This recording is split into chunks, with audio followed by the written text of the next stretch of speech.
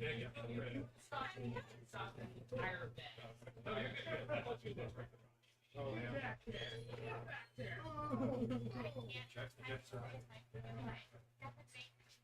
Brad, I'm gonna grab a Red Bull. Yeah, have at it. Oh, last one. Yeah, let Chaz know. I took the last one. Those are the trick. I'm gonna seal. Should I seal that one? You can probably seal that one. That's the one we usually have, right? Yeah.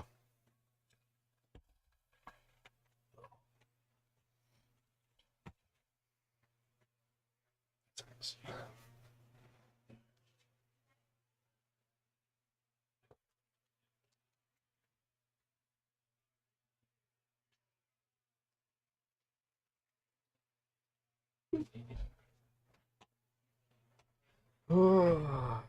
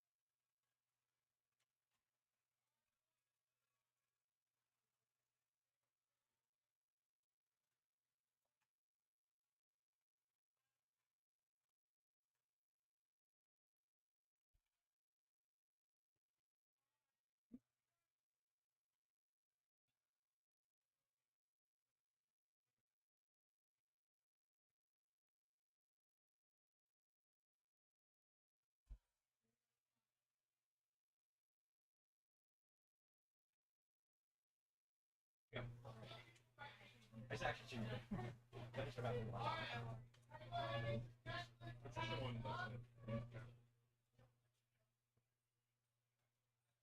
Alright.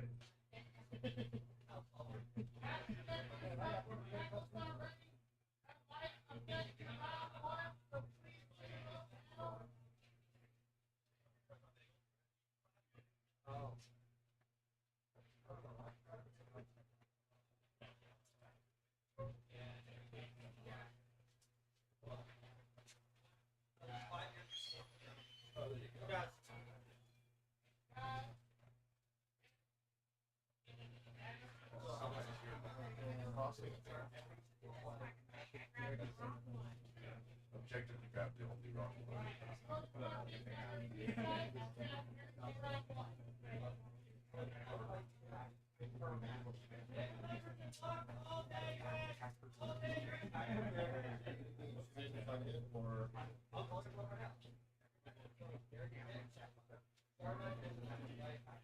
You didn't check in yet? Yeah. I came here, I signed in, I saw it, she gave me a bill. Yeah, you'll be sleeping. You're not scared. It's gonna be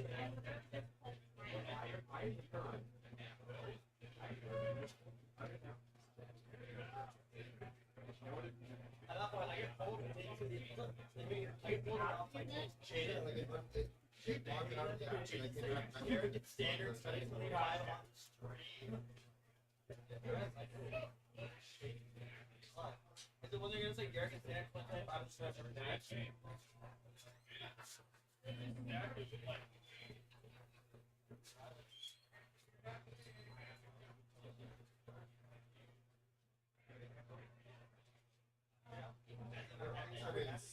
Oh, was there a different code of that?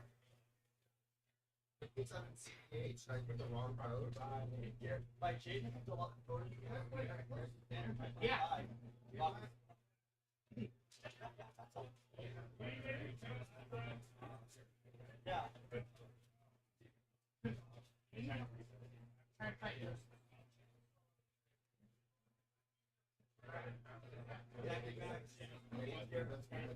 Did you put in the code over there?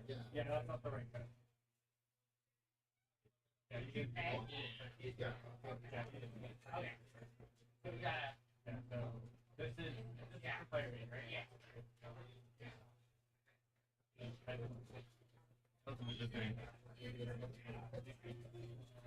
No signal. Hey guys, we gotta repair.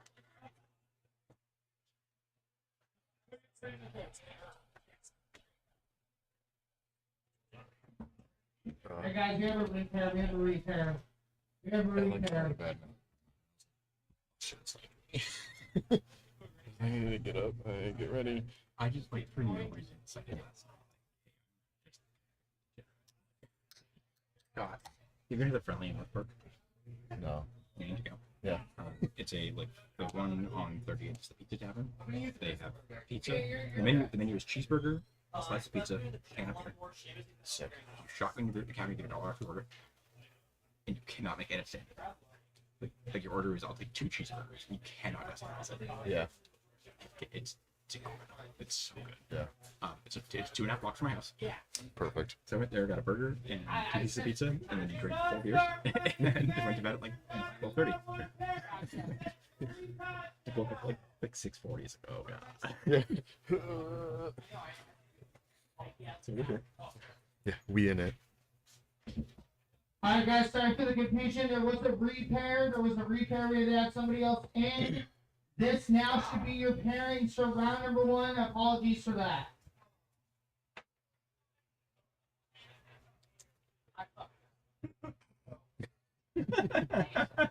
It takes a big man to admit when he's wrong. Strong start for Jedrick. Yeah. Typical Magic. I know. Like, I was like, no, it's me a 5 it's 6 rounds. It was some small chance. Yeah. I have the pairings up. You guys figure out who you're gonna get. We don't have to post. So it's Jazz. Probably Jazz. Yeah. Just say Jazz. Chaz is always first round. Someone needs to beat him so that stuff's happening. What? Someone needs to beat him so that stuff's happening. That's what John keeps saying. Most people. Something needs to stop. Most people say that.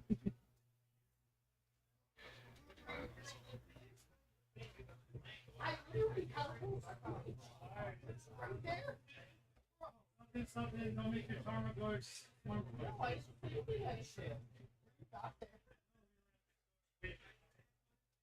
But I popped up the second time for slot.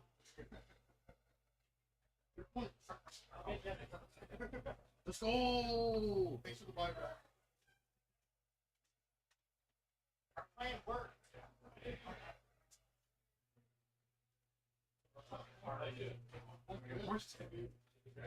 I'm sorry. Where's the players meeting? Charge. Fuck. I was at the bar. Of course you were. You guys are so fucked today.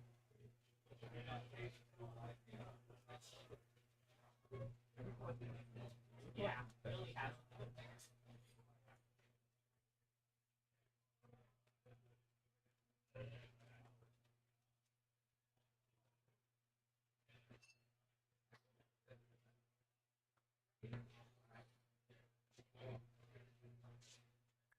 Hey, hey.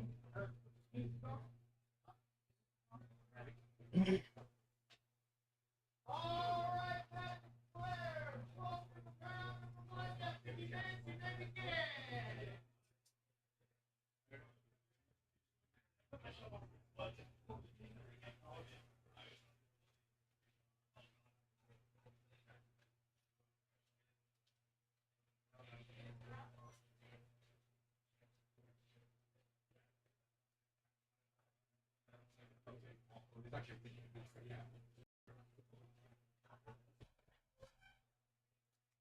Can I stop that? I'll get that.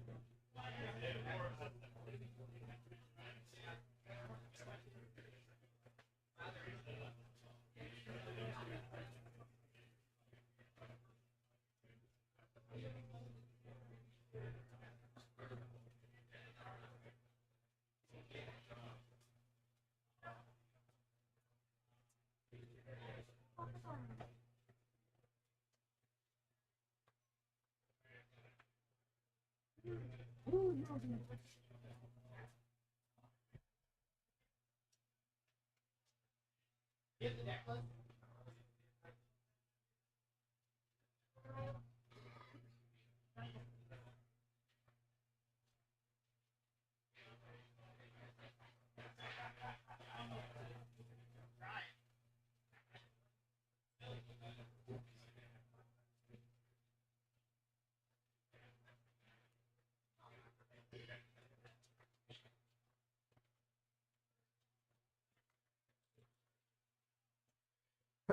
Hello,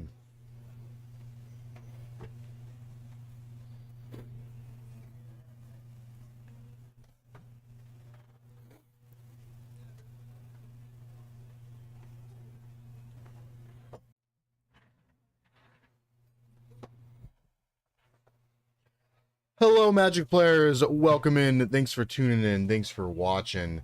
We have our round one here of our TCS Rocket Series Standard Tournament, sponsored by Voltex. Some sweet supplies for you guys to check out, and then dual spec sleeves for all the Magic protection needs.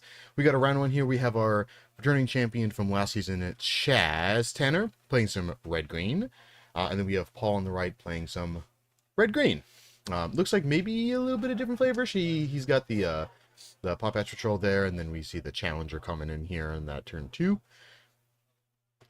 Paul's going to his turn 2. Maybe you'll see another Challenger. Or just Torch.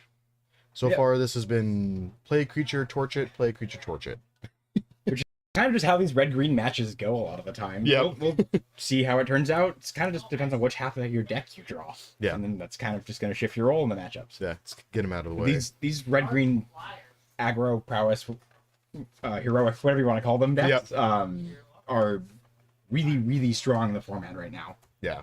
Really popular, and hopefully we'll be able to see why. Yeah. Yeah, so Paul's in here with the Boosted Forests. Ouch. He drew the torch to be able to deal with this Hearthfire hero, but he also doesn't have a whole lot of action. Neither player does, except for Chaz here. But he's just going to ship it.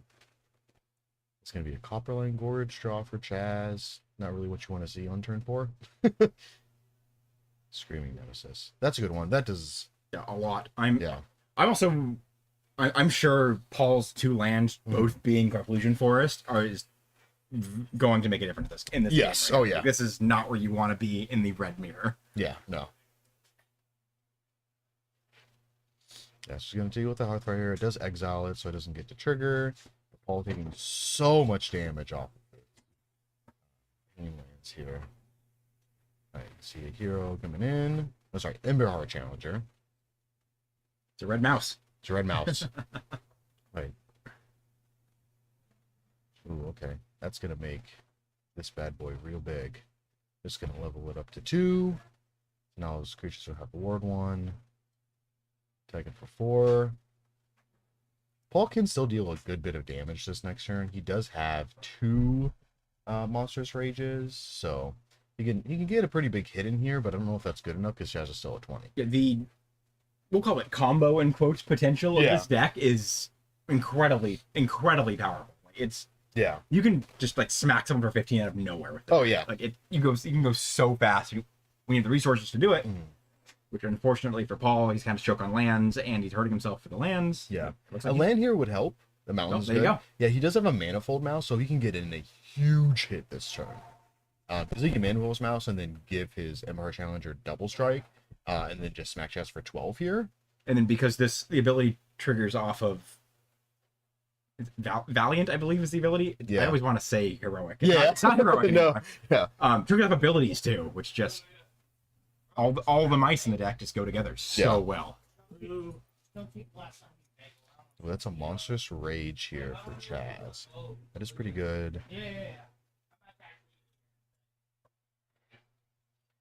I mean, this is lethal, right? He's got this guy with 4, so it's 4, 5, 6, 7, 8. He blocks 2 and then just rages it. And then that tramples over for exactly 6. Swinging for 8. Yep, there we go. All right. That was only a lightning fast game 1. 5-minute game 1. Alrighty. Sideboards. So looking at Chaz, so he's got 3 Pop Patch Recruit that we saw in the main for Paul that game 1. 2 Questing Druids, 3 Scorching Shots, 2 Pyroclasms, 4 Obstinate Balos, and then a Lithomanthic Barrage. I don't really see much. Unless he really wants to bring in Scorching Shots to deal with those creatures. Yeah, you maybe go up to some removal, like maybe if Chaz wants that Pop Patch Recruit, but I don't no, because the matchup for it. Yeah. I don't hate the Questing Druid. Maybe card advantage, become a body late game, but like again, and the matchup's kind of just going to come down to who sees the better half of their deck first. Going to Paul's side, he's got 2 Innkeeper's Talent, 2 Obliterating Bolt, 1 Torch the Witness. Is that a card, or is that a Torch the Tower? No, it is. Torch the Tower's in the main, so Torch the Witness is the Deskmore one. Oh, it is. You're right. Yeah. Okay. I'm unfamiliar with that one. Yeah. 2 Pop Patch Formation, 4 Screaming Nemesis, 2 Burst Lightning, and 2 Lymphomantic Barrage. Yeah. His is a little bit better for this matchup. I like Obliterating Bolt and Burst Lightning, just for some more like early game removal, and then Definitely. Obliterating Bolt being able to exile. Also, it deals 4. It's sorcery speed, which feels a little bit bad, but it's still 4 is a lot. Exile removal is also nice. You're not getting smacked by the mouse when you're trying to kill it. But looking at main decks for this, it looks like Paul's tech to be a little bit more, I don't want to say slow, push towards, slightly towards mid-range a bit more. And Chaz is much more on the just typical, like, red aggro, you're splashing green for, he's got the Talent and Sentinels and Questing Druid. Yeah. Chaz is much more red aggro, go fast, play your things with haste. Yeah, gotta go fast.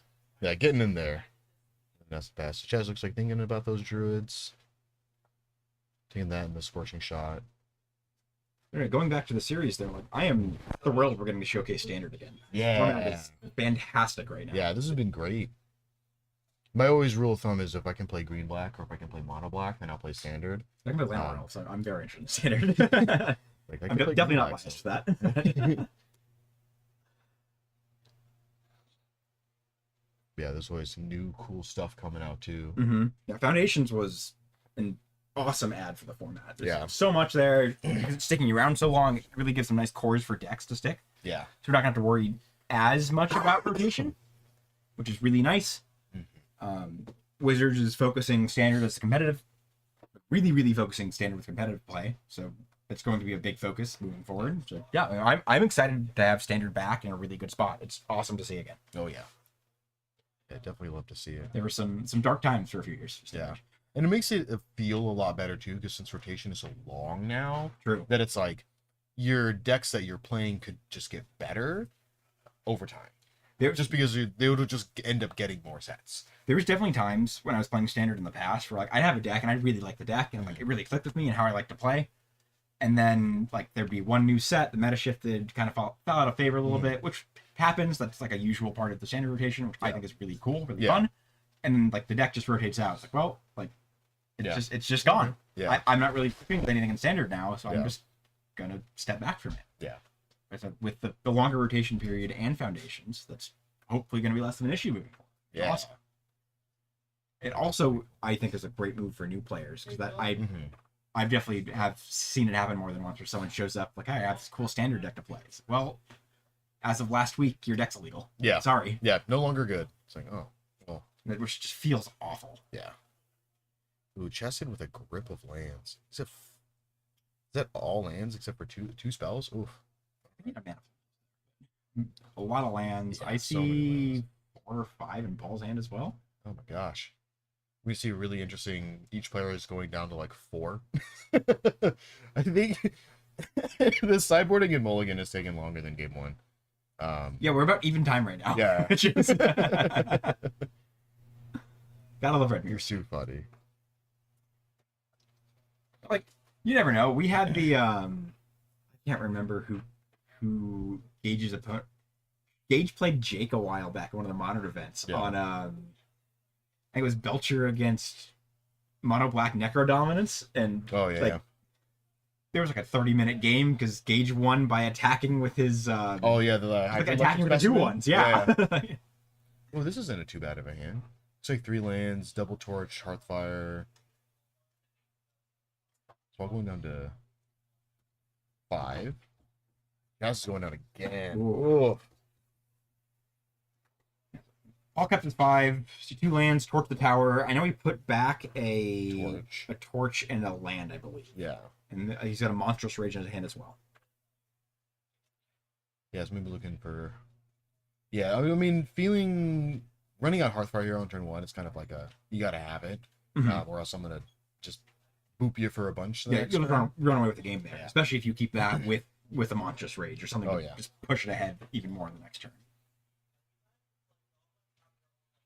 There's always, especially in this format with these decks, with like all the like the prowessy type effects where you're pumping your creatures, there's always a weird back and forth with like how much do you try to push damage versus how much do you hold your Monstrous Rage to protect your creatures.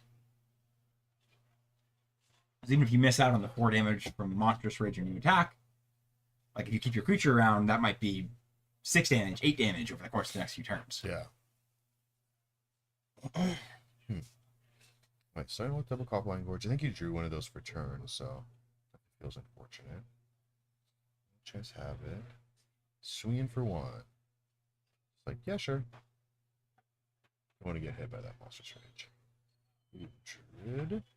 Land and Sentinel. Sentinel's pretty good in this matchup. Yeah. It's a big body. There we go. Full use of the Seek the Beast off the Questing Druid as well. Oh, yeah. Love to see that. Yeah. It always feels good. Hey, those sweet map tokens. That's a very cool map token. Yeah. Sent by Nemo. It's got Burst Lightning, Torch, and Monstrous Rage.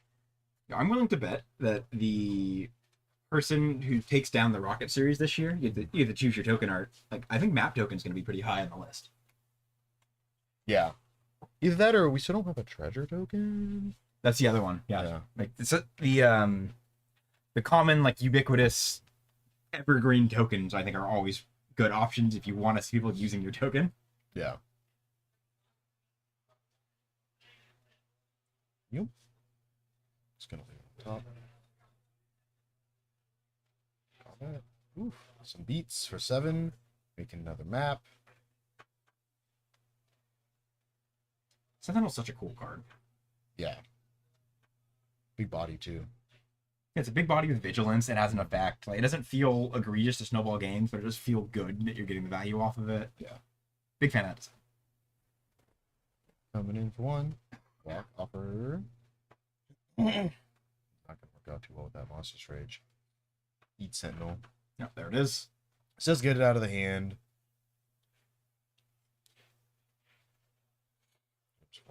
Yeah. So big.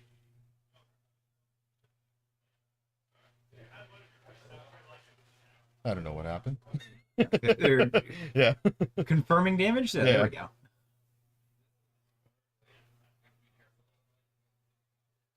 And Paul's sitting on a Torch the Tower, a Burst Lightning, and another Monstrous Rage. Challenge. Challenger's a good play for Chaz here. Yeah, Using turn that on map Challenger. token. You know, Chaz has that Questing Druid he left on top of the map. Yeah. Second, the other map for the Challenger.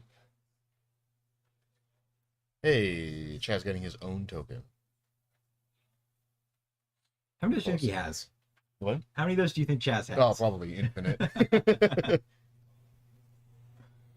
And Paul's thinking here, do I want to Burst Lightning or Torch this Challenger before we get to see the card, or do I want to wait? Make him miss out on the... lose the that map. value from the map token. Yeah.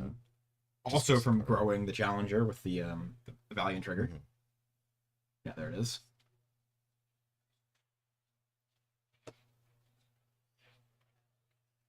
Put that in exile.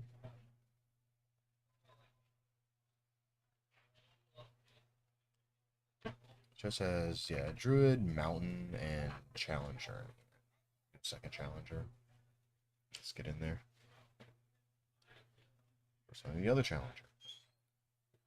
This is good. This leaves up the, clears the way for this Druid next turn.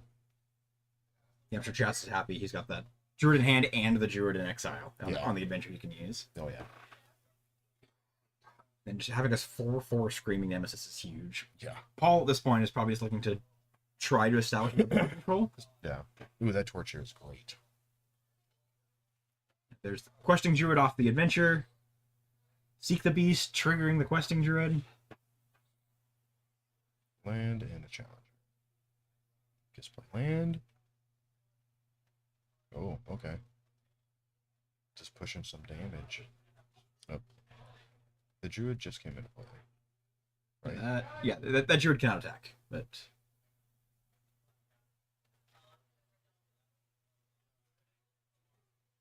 That card does not have haste. It's like one of the only ones in the deck that doesn't. Wait, this is important.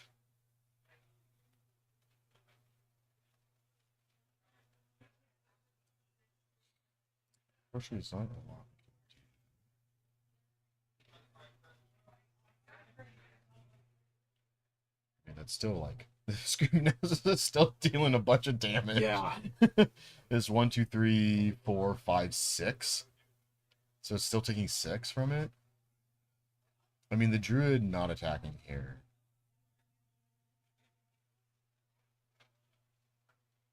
Would have definitely changed a lot. Yes. That's unfortunate there. These things happen in games, especially with lots of triggers going on. Yeah. Yeah, this whole deck having damage base removal too. So 13. A Manifold Mouse would have been actually pretty good. Would have been a pretty decent amount of damage. Playing talent, leveling it up. Not gonna do much though. Screaming Nemesis is just lethal no matter what.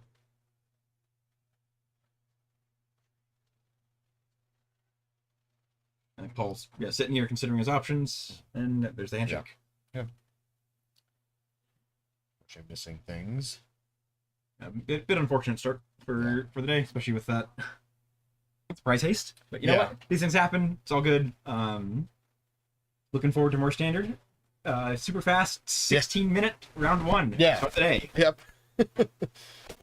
Yeah, that is how it goes with these red-green matchups. I mean, both they just typically win pretty quick, or they lose pretty quick. Yeah, so it's going to be kind of posturing a little bit, and then one person's going to take over, and that'll end the game. yeah, and that'll be it. All right, folks, stay tuned. We'll be back with some more standard action for you. Sit here, stay tight throughout the day. We're hopefully going to be coming back in with a meta breakdown for the day for you as well. Yeah. And we do have 6 rounds today with the cut to top 8. So we got a nice, good, long day of Magic. So we will see you guys in just a little bit. Don't go anywhere.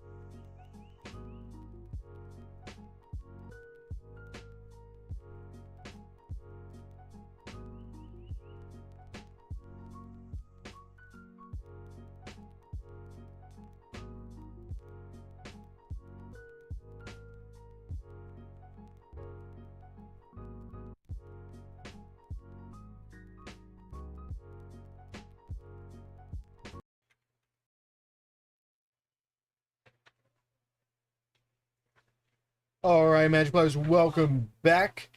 We are now returning from our very quick round one. We got a round 2 of our standard tournament here. We have Michelle playing some blue black.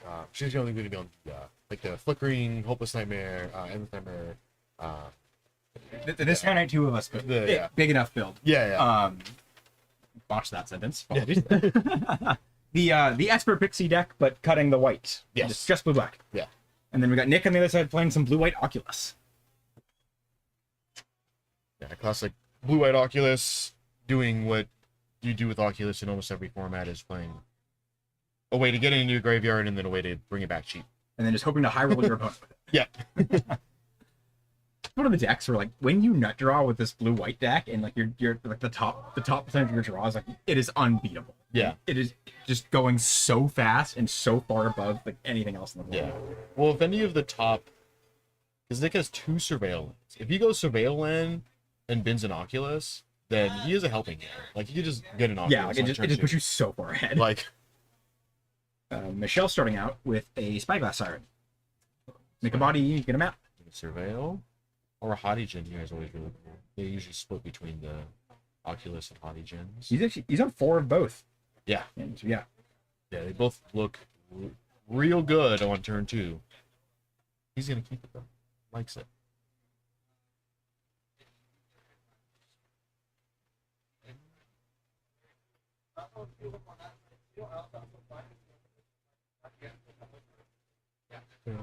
Map, Storm Chasers Talent. You haven't really went up. Yeah. She does have one in hand, but I mean, those are totally fine. It's a 1-drop and makes a 1 with prowess. Like, Yeah. that's all. That's great. Solid.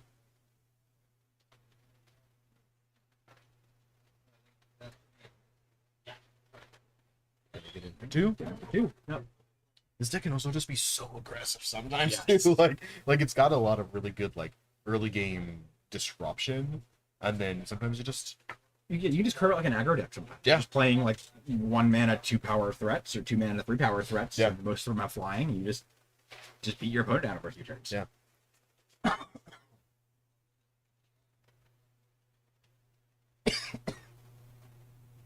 And just also just the ability to grind out a game while you have that 2 power creature in play by just looping hopeless nightmares or nowhere to runs or anything. It just you can do so much with the deck. yeah controlling the board while just getting the chip damage. And then Nick playing founding the 3rd path, casting a chart of course, discarding an Oculus into his graveyard with that. Michelle playing a 2nd Storm Chaser's Talents and another Otter.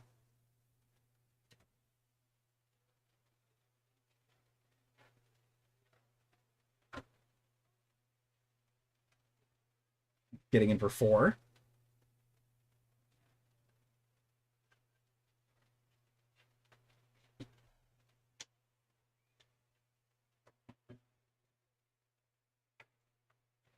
Nick draws for turn, got a Saga up to 2nd chapter. He's going to mill 4 cards there. Looks like double land, a recommission, and a negate into the graveyard there. Filling it up with that Hottie gen.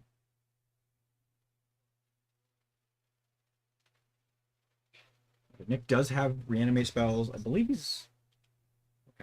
He has some form of counter magic in hand as well. Gonna try to help him hand back that Oculus. Michelle has a get out.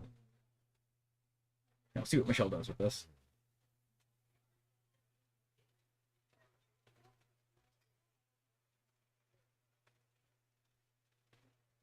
And that resolves. Makes that Oculus into play tapped, and he's going to surveil again.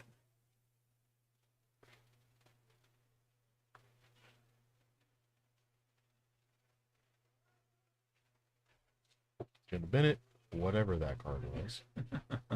Oh, he's got an unsummon in hand. He's gonna get out both of the talents. Yeah, that works. Yeah. 2 mana, make 2 more bodies for Yeah. Michelle. Yeah, sure. Like, I'm just gonna pick these right back up. Don't mind if I do. And then Manifest Dread, Soul Partition.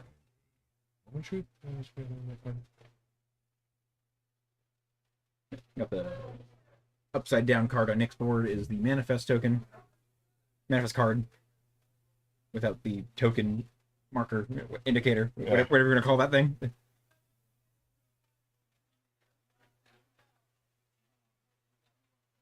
Hey, let me take a gander at these real quick. Oh. Oh, wait. Oh, hold on. Wait, Michelle. That is the face down card.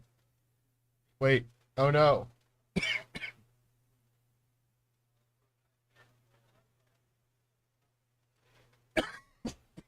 Got some. Yeah, it's not great there. See if players will catch that.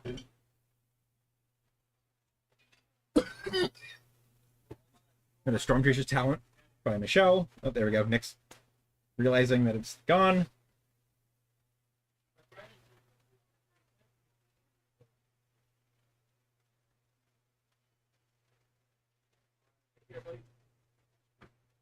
It's like, assuming players are going for a judge call here, just to sort of make sure things are checking out and working as they're supposed to. We lost that Manifest Dread card. We got picked up with the graveyard when Michelle took a look there.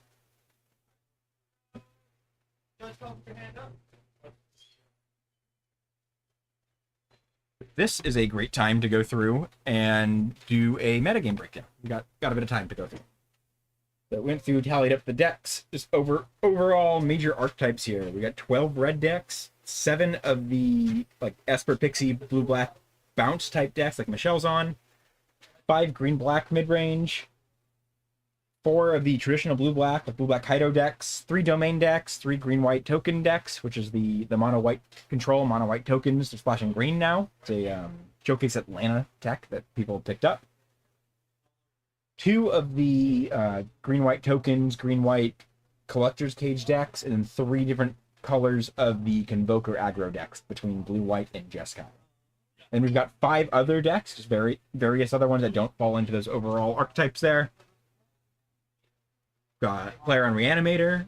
We've got a Bug or Sultai Tolarian Tear deck, a white black control deck, someone on person on mono black aggro, and a person on blue black control. And going back through this a bit more, out of those 12 red decks, we've got 8 that are Gruul or red green, like we saw in the mirror in that last match with Chaz and Paul.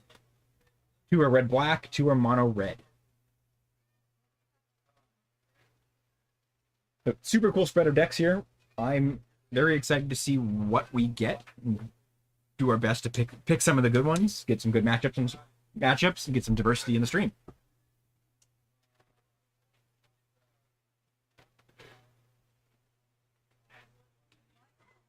All right, and we are back underway here. Michelle playing that Storm Chaser's Talent.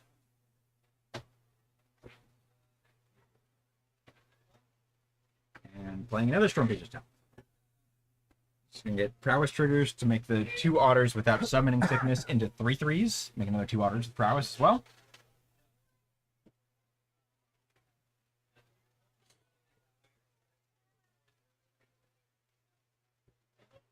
Moving into combat, getting there for 8. Jump block one of them. Yep, next, just throwing the manifest creature as a chump block there into one of the otters. Unsummon the other.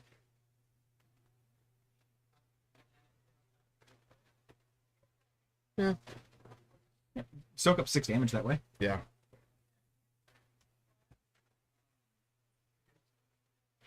Pick 2 down to 14.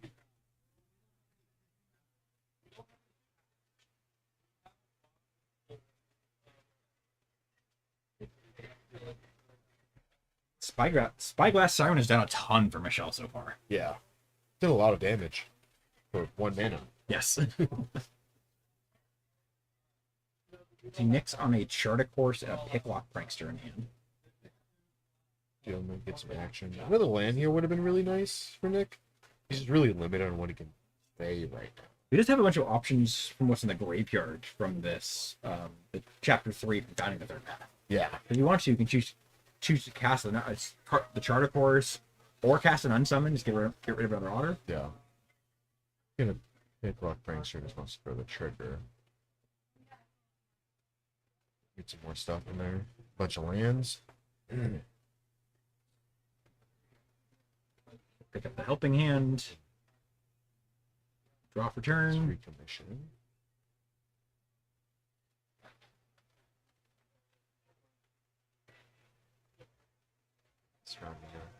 Yeah, just gonna get back to unsummon. I like that. Yeah. Yeah. Clear a token. Slow Michelle's the damage potential from Michelle's board. Yeah.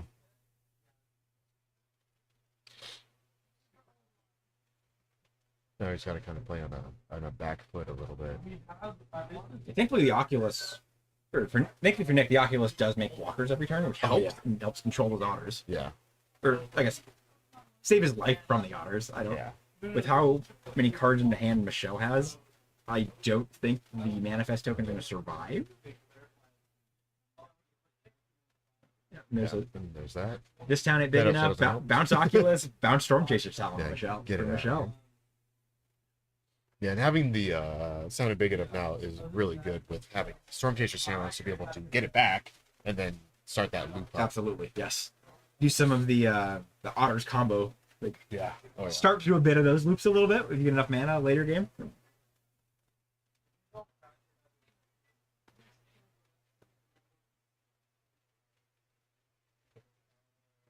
There's some good damage options here. Because you can attack, pick up the Siren, Kaito. It's just the other Kaito. Oh no, that's the main ones. Okay. Just doing it. Interesting. I would have thought she would have wanted to ninjutsu that off the Siren or something like that. Yeah. Get a little bit more value.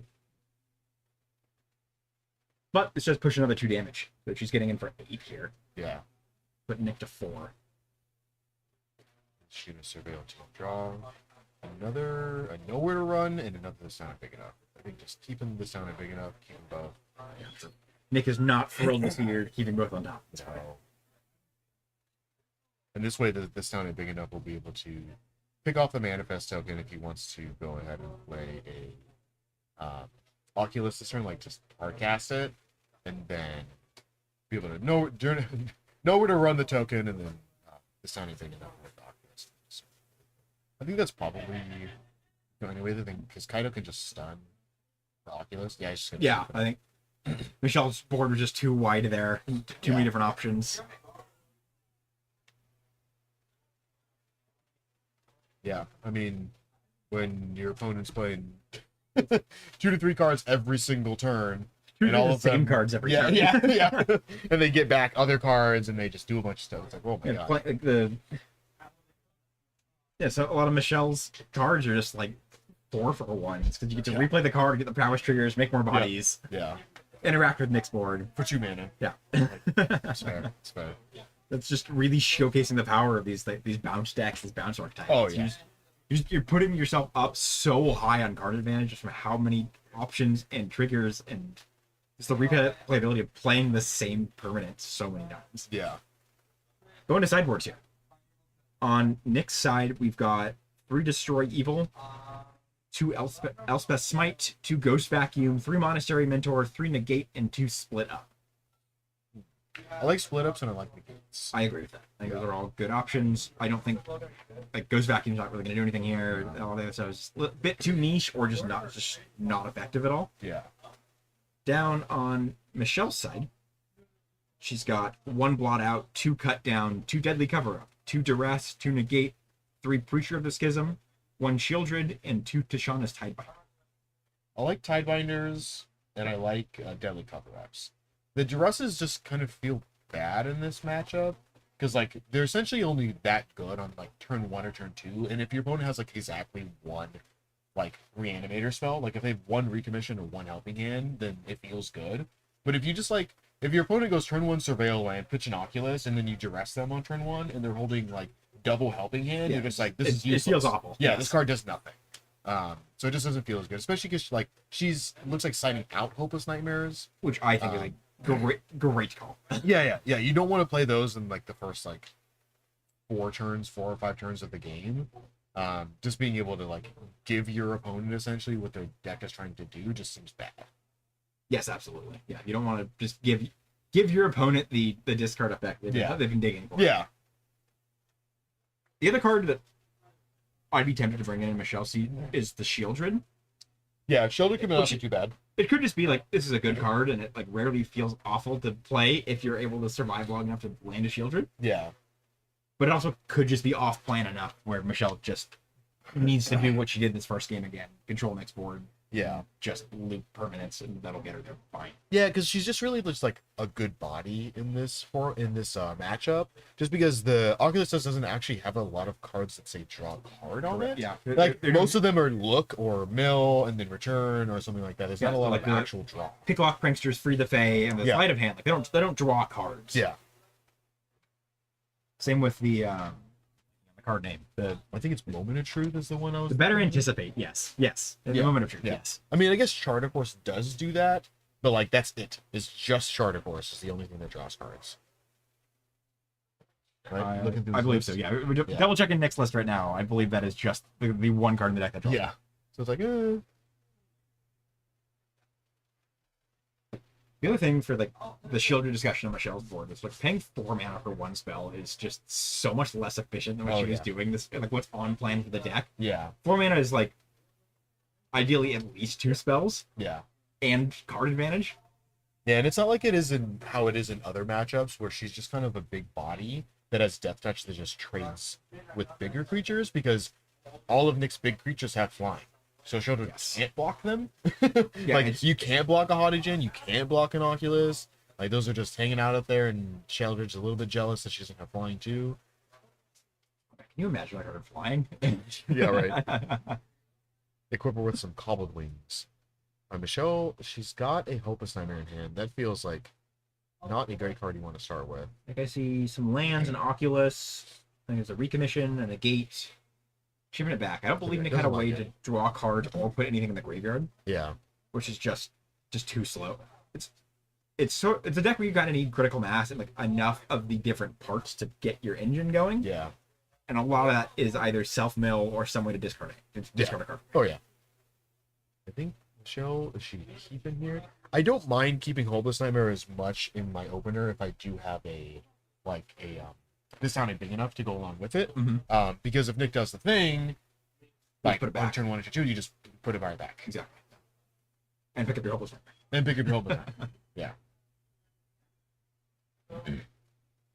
Looks like you brought in Monastery Mentors. I think that's what that other white card is. Yes. Chart of Course, Helping Hand, Monastery Mentor, Helping Hand, Oculus, Land, Chart of Course.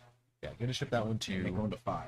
Also not great. I don't know how much I love the Monastery Mentor in Nick's set.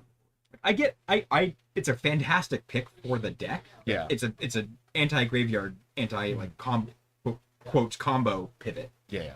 I don't think Michelle's deck's she's not gonna be attacking the graveyard that much. Well, I think it's less so the graveyard and more so because right now both these decks have kind of similar game plans, except that Michelle is doing the Storm Chasers challenge and like bouncing it back and forth over and over again to like have a wider board. When Nick can just do that with Monastery Mentors, so because they essentially have the same amount of like creatures versus spells. Maybe Nick actually probably has more, so he can get a Monastery Mentor and then just make a bunch of tokens and then be able to go 1-for-1 with those otter tokens. Oh no. Going down Going again. down. It's no good. We've seen a lot of mulliganing into oblivions in these two rounds. we've seen. Unfortunate. It's like, oh Not, my not a gosh. great start to a tournament here, but That's fine. He's gonna start with, it's gonna be Helping Hand, Surveil Land, Chart of Course, and then trying to think. second land, sure. And Second land, the card on sure. top's gonna be an Oculus. And the card's going to top is going to be an Oculus. He's going to Surveil Land, put the Oculus in, next turn Helping Hand it. It's going to be perfect, easy peasy. Well, it's going to be another Surveil Land, and then his next draw he's going to bin a Hautigen, and then his next card will be a Recommission. Just get him Or both. just another Oculus, sure. Just why hit them not? both? There. Yeah. Sure. All right, so There's some oh, Surveil okay. lands. This is Short Evil split up. Okay. This hand actually looks not bad. He's got some options. He's got Yeah. land and spells, so which is good. Yeah. I mean, also, like, keeping your hand when you're mulliganing down really hard and you get to keep a Surveil Land, especially when it's not relevant. Like, there's no one drop that he would want to play. So being able to keep a Surveil Land helps you smooth out this mulligan a little bit more and doesn't feel as bad. Yeah, absolutely.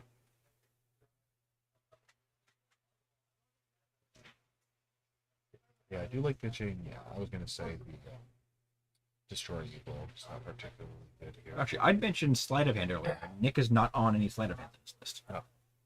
It's very So that would have been the one thing I said, like, oh, you can keep a sleight of hand, go for some smoothing, but without them, then absolutely, yeah, you want to find those silver lands, help fix your hand. Well, and he's got the merge too, so they'll have 2 white lands, which is Yeah, nice. great. Be fixed on colors, not locked behind 2 pain lands. Get the Atacor waste, dealing damage. Michelle with her own verge, starting with Siren again. Sorry. Ooh, Charter Horse. Great draw for Nick. That is a good turn 2 for Nick. Obviously, you would have preferred Surveil into Oculus, into Yeah, you just can't have it all. but yeah, you can't do everything, unfortunately.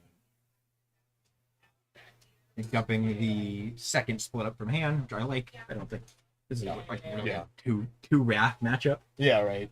Especially not with his hand. He needs to find action. Yeah. To do something.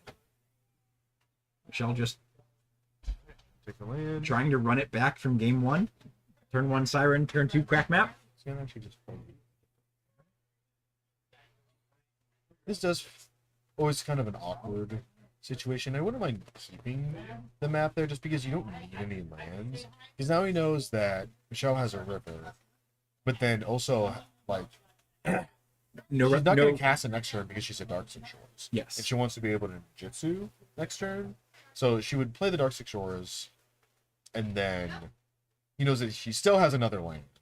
And then she would play the land. So it's like... And then Nick essentially also knows she 12. has no relevant 1-drops or anything that she's looking to cast right now too, because he knows she has an untapped land. And Yeah. she chose to play the tap. Yeah. Minor stuff. Also Easy, simple things. Easy, simple things. He's gonna ditch that extra founding. Play the other one. Yep. This is no value though, right?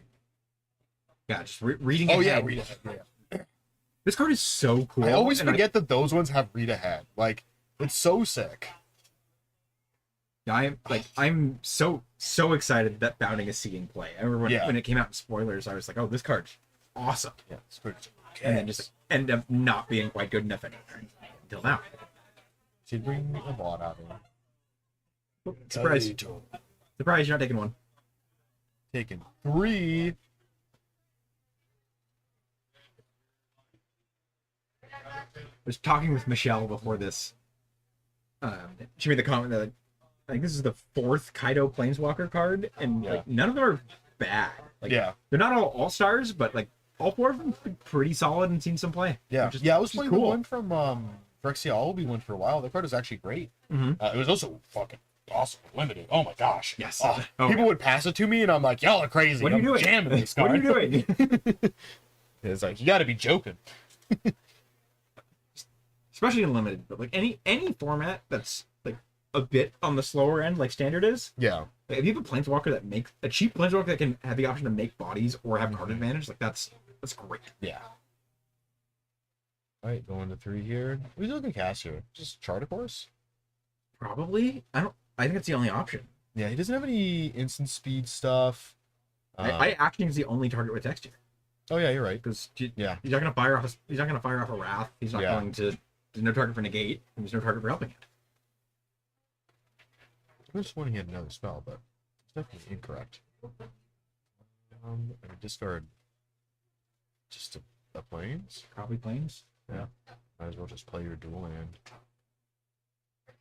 It's still no creature to bring back with recognition. This is definitely one of the big problems for the Oculus deck, and I think why it's kind of fallen out of favor a bit is that your top end is wildly strong. Yeah. But like you also just have the issue of like it's a problem for graveyard decks in basically every format. It's you draw the wrong half of your deck. You either don't find your engine, your payoff card to pull a creature out, or you don't find your creature. Yeah. Because I mean your spells just kind of do nothing. Your deck is it's just air. Yeah. And then if you don't have your target, you're just turning your wheels. You're not really getting anywhere. Okay, just see that same. Oh, I missed Come back. We had a Kaido Plus there. Missed that. Oh, getting some more damage. Getting in for 4. Let's see what this Siren's gonna hear this. Hopeless Nightmare. I don't mind Hopeless Nightmare here. She has a second one in hand. and you can start picking away because we know, like, she would know at this point that Nick doesn't have an Oculus or a Jin or Exactly what I was anything, gonna say. because Like, he's gone through 2 charter courses now, and it would have none been of them- been been discarded for yeah. sure, especially over the basic planes that he just Yeah. pitched. that is a destroy evil. Doesn't do a whole lot here, and unfortunately can't kill Kaito.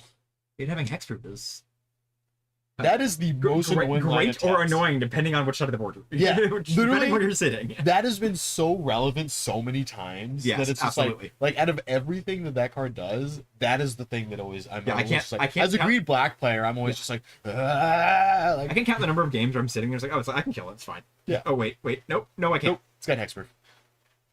It's like, His go over the throat does not do anything. like shoo, that stinks.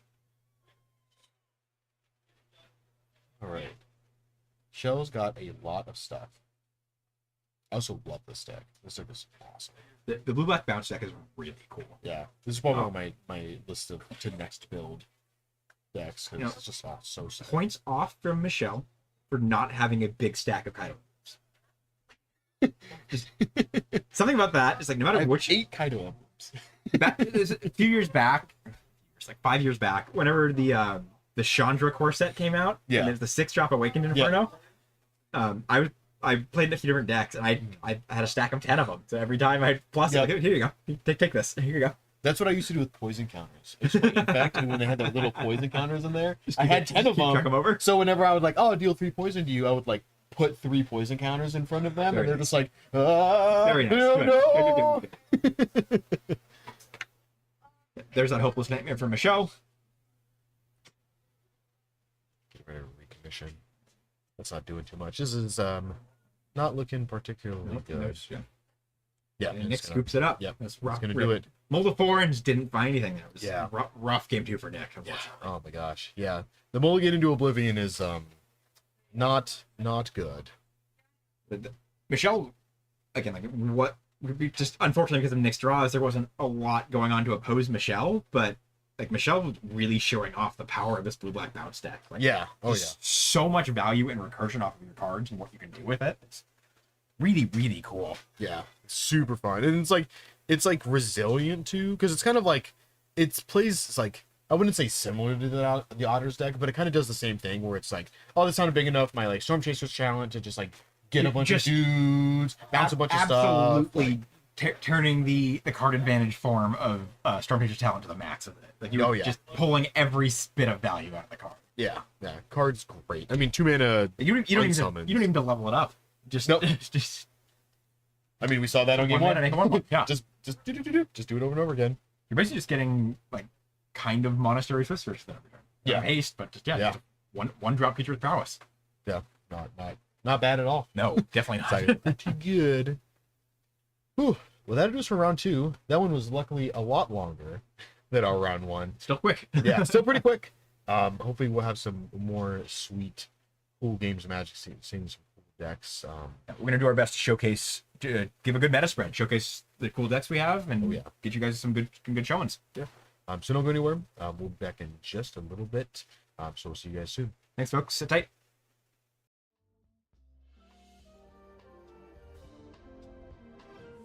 Hey, I want to take a quick second to say thank you for tuning into the TC's Rockets channel. Here on Twitch, we mainly stream live, paper Magic the Gathering tournaments, as well as the occasional Pokemon or Lorcana tournament. One of our favorite tournaments of the year is actually 9 tournaments long, and it's called the Rocket Series. And you could be watching it right now.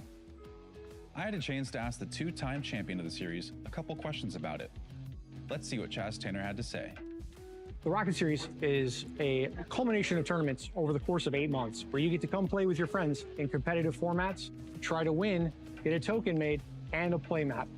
Come play with your friends and me and all the other competitive players that you've been watching over the last 3 years. To me, the Rocket Series is a great chance to come to the TC's Rockets, hang out with friends, get great food from next door, and play competitive Magic that I wouldn't have otherwise gotten to play. There's a lot of circuits on the East Coast that I don't get to play in because I work, can't travel, but fortunately, right in my own back door, $1,000 tournaments all the time. You know, I couldn't have said it any better myself. We are in the 4th season of the Rocket Series, and it's already becoming one of the best ones yet. Part of this is thanks to Vaultex. Vaultex has become our store's favorite brand of binders and deck boxes. Their card binders are the best way to organize, store, and trade your cards. Put your freshly sleeved cards into their safe side-loading pockets to keep them safe while showing them off in a beautiful way. With well over 10 colors to choose from, 4, 9, and 12 pocket options, there's something for everyone. Vaultex, with their new deck boxes, has also become the perfect choice to transport, store, and play your decks. Put your sleeved deck inside and you can be confident that is where it will stay until you're ready to play. Vaultex's side-loading deck box is a great way to keep 100 sleeved cards easily accessible. Being able to mix and match with their game box makes things easy and effortless. We also want to thank DualSpec for supporting the series. To be a champion, you gotta play like one with DualSpec sleeves. With top-tier protection and top-tier performance, you can stay in the game longer with unmatched durability. With 100 sleeves per pack, smooth shuffling, and a textured back, what's not to love? Check out DualSpec's X account at DualSpec_PG for all the details. Winning any of our preliminary tournaments not only gets you some cash, but also some great prizes from Vaultex and DualSpec as well. So when do you get to join on the fun, or watch it online? We'll have 8 events over the course of 8 months, ranging in different formats throughout. Every event will be streamed live on Twitch and uploaded to watch online shortly after. After the 8 events, the players who have scored the most points will cut to a top 16 on April 26th. From there, a champion will be crowned the winner of the 4th Rocket Series. If you want to keep track of the players' points, head to tcsrockets.com to see the standings after every tournament. And if you'd like to see the deck list of the top 8 after every event, tcsrockets.com. Thank you for watching, and I hope you enjoy our stream. I'm Chase, and I'll see you next time.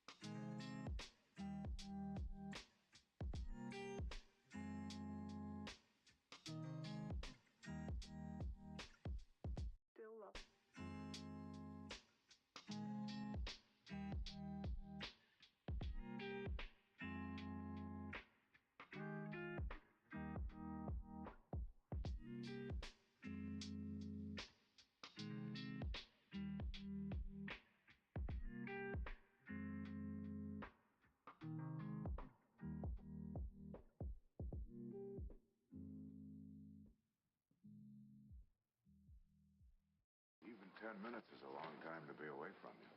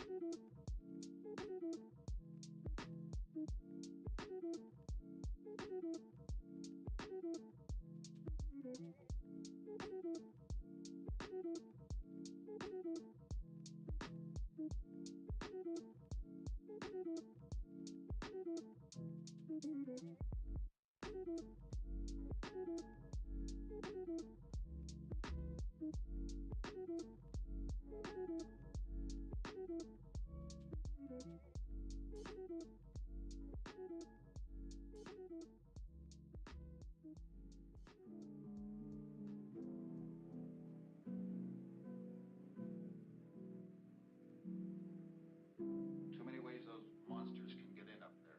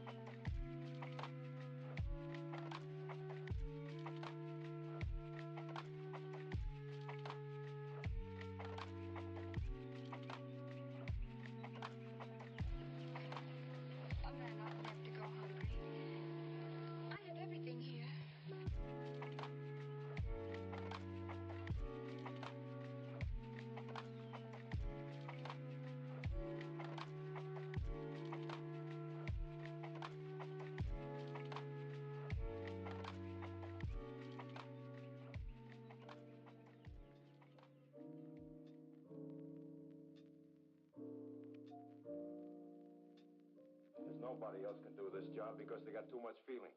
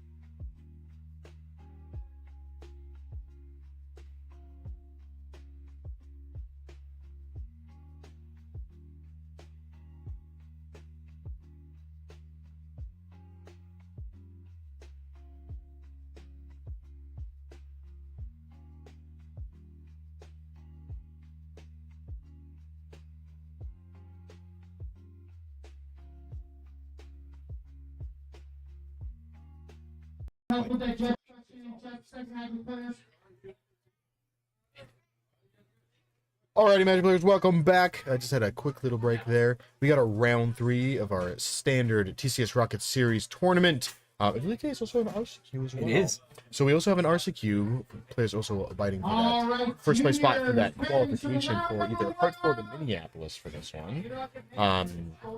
Once again, this stream is sponsored by Dual Spec. So sweet supplies for you guys to check out, as well as Voltex. Also some awesome stuff for you guys to take a gander. The first and second place do get a Voltex deck box. And then first place as well gets back to sleeves from Dual Spec. So some sweet free stuff. Players today playing for the 1K cash prize pool, which is probably the least important, honestly. Oh yeah. RCQ invite for first place. Rocket Series points, biggest thing for the store. Yeah. And then the Voltex deck boxes and the Dual Spec sleeves. Like, lots on the line today for people here at Standard. And then here for the match, we've got Vinny on the left playing Esper Pixie. Basically the blue-black bounce deck we had Michelle on, but you're on white for Nurturing Pixie. Yeah. And then Nemo over on the right playing the sort of green-white control. This is the mono-white tokens, mono-white control deck that's sort of splashing green recently for more flexibility with your sideboard slots and a few other just flexing deck cards that kind of help round out your matchups. Yeah. So both some like super cool like showcase breakout decks from the Atlanta Spotlight that happened recently. Oh yeah. So, big fan of this green-white deck too, because you get to play a bunch of Overlords, which playing a bunch of Overlords in up the beanstalk always feels real good. Especially when you're just trying to like grind the game out and just have cards in hand. Like it's hard to do better than up the beanstalk, honestly. Yeah. Oh yeah. 2-mana enchantment's gonna draw you like 6 cards across the game. It's nice. Ooh, double Storm Chaser's talent. That is pretty solid. Especially with that Survivor on there, getting counters each time too. It's like, woof. Jamming for 4 now. 5 actually. You got a prowess trigger. Oh yeah. Oh, he's got a Fear of Isolation in hand, as well as a This Town Ain't Big Enough. Lush Portico for Nemo to get a Surveil in there. Alright, last but not least, Another Lush Portico in hand. The Green Overlord, the White Overlord. There's probably Sunfall as well. Oh my gosh. Sunfall is just a brutal card to play against. You're trying to play into the board with Lucius. Oh man. The fact that it leaves a body behind too is wild. Yeah, and sometimes that body is just absolutely ginormous. It's like a 7/7 because you're trying to kill your opponent. They fire off a Sunfall before you can get to them. Carrot Cake for Nemo, 1/1 rabbit token.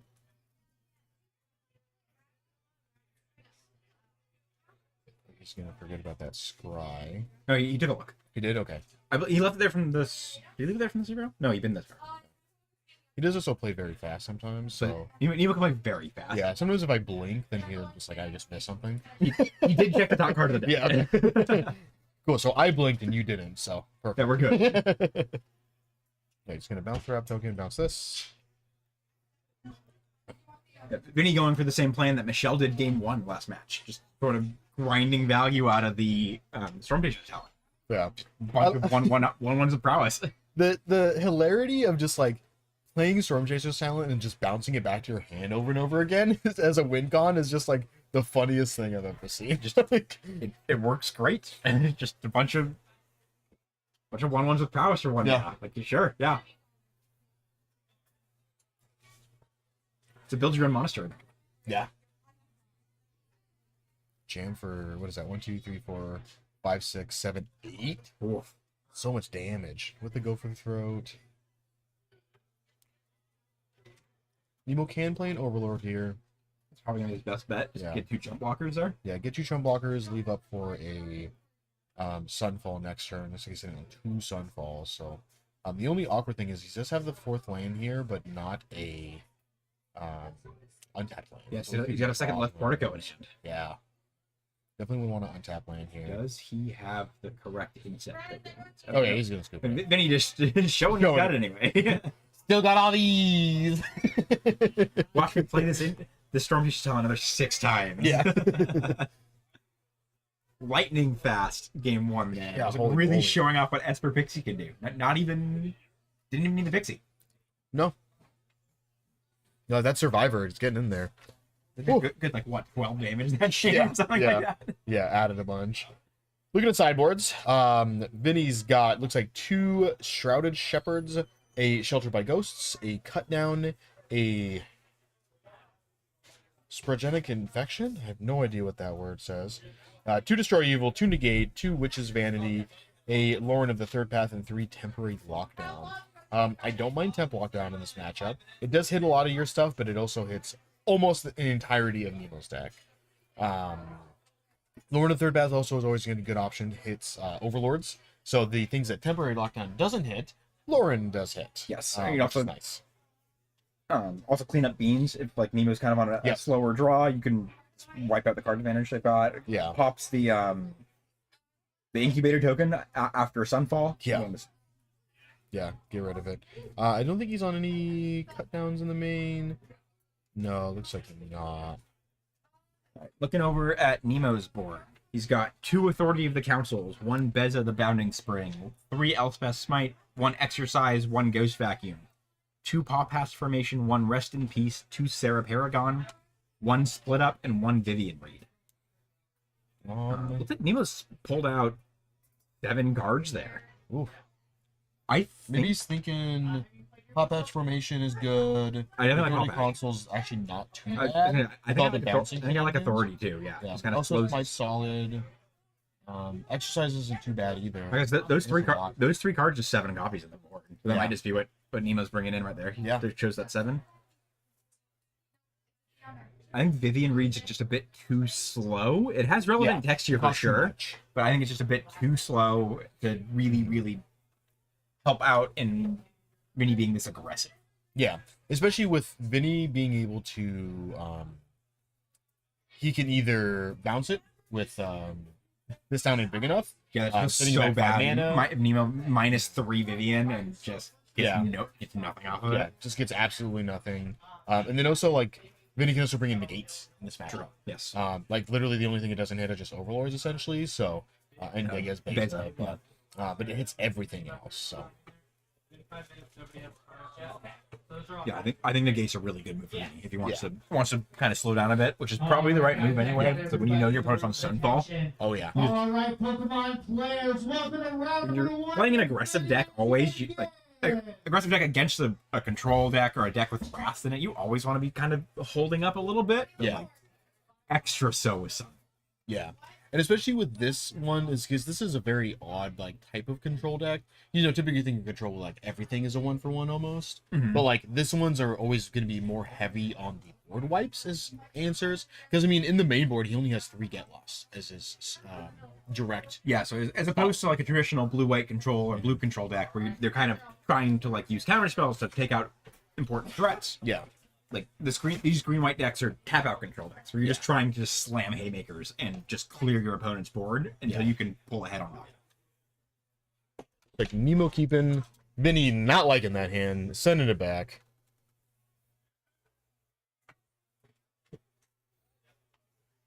So Nemo's in on 3 lands, a Beza, an Overlord.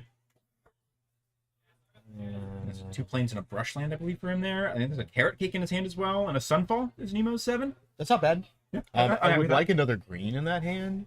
I think Yes. that's, I guess, if it's a carrot cake, then perfect. Oh, no, that's the Oh, it's base. That's the base. Eh, Apologies. definitely rough because I mean, this hand is good, but he needs to draw green to be able to do anything before turn 4.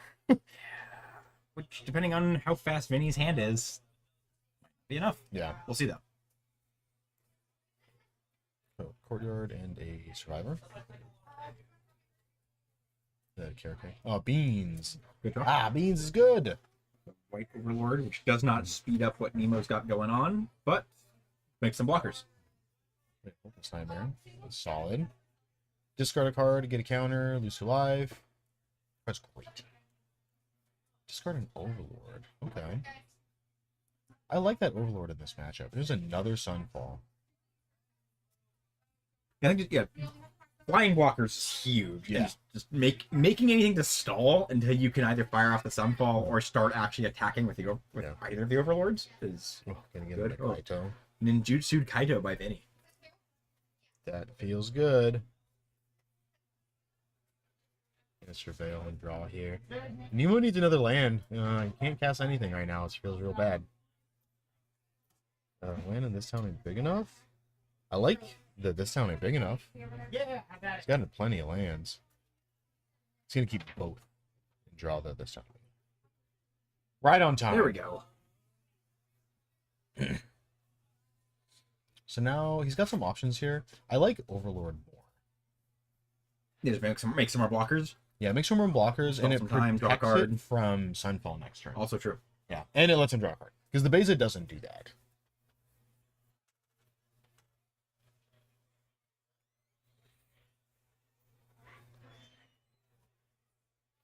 Let's see, let me see land here.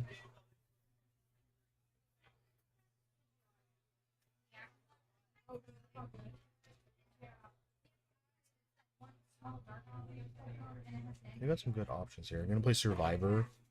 I kind of like playing Survivor and then playing the Stormchaser. Scavenger, not Survivor. Scavenger. We were Yeah. going through It is. You've been putting a counter on. I was like, that's not what that card does. Isn't it a Survivor creature type? I think. The human. Hold on. It's a human scout. Scout. The Survivor is a Survivor creature. Yeah. This one with their tricky. Yeah, I like this here because then he can still get in with Kaido, and not die to two of those things. Yes. And then if Nemo wants to Sunfall this turn, then he just can. I don't know if this is like the best Sunfall time to Sunfall. Yeah, he's only got two creatures that'll hit, and he'll hit both of his creatures. And then Vinny's still left with like Kaido as well. yeah. The planes for Nemo. No, he's just gonna ship it. He's gonna ship it? No, I think in here. You know, we know he's got the Beza. We know he's got the Green Overlord. And the Sunfall.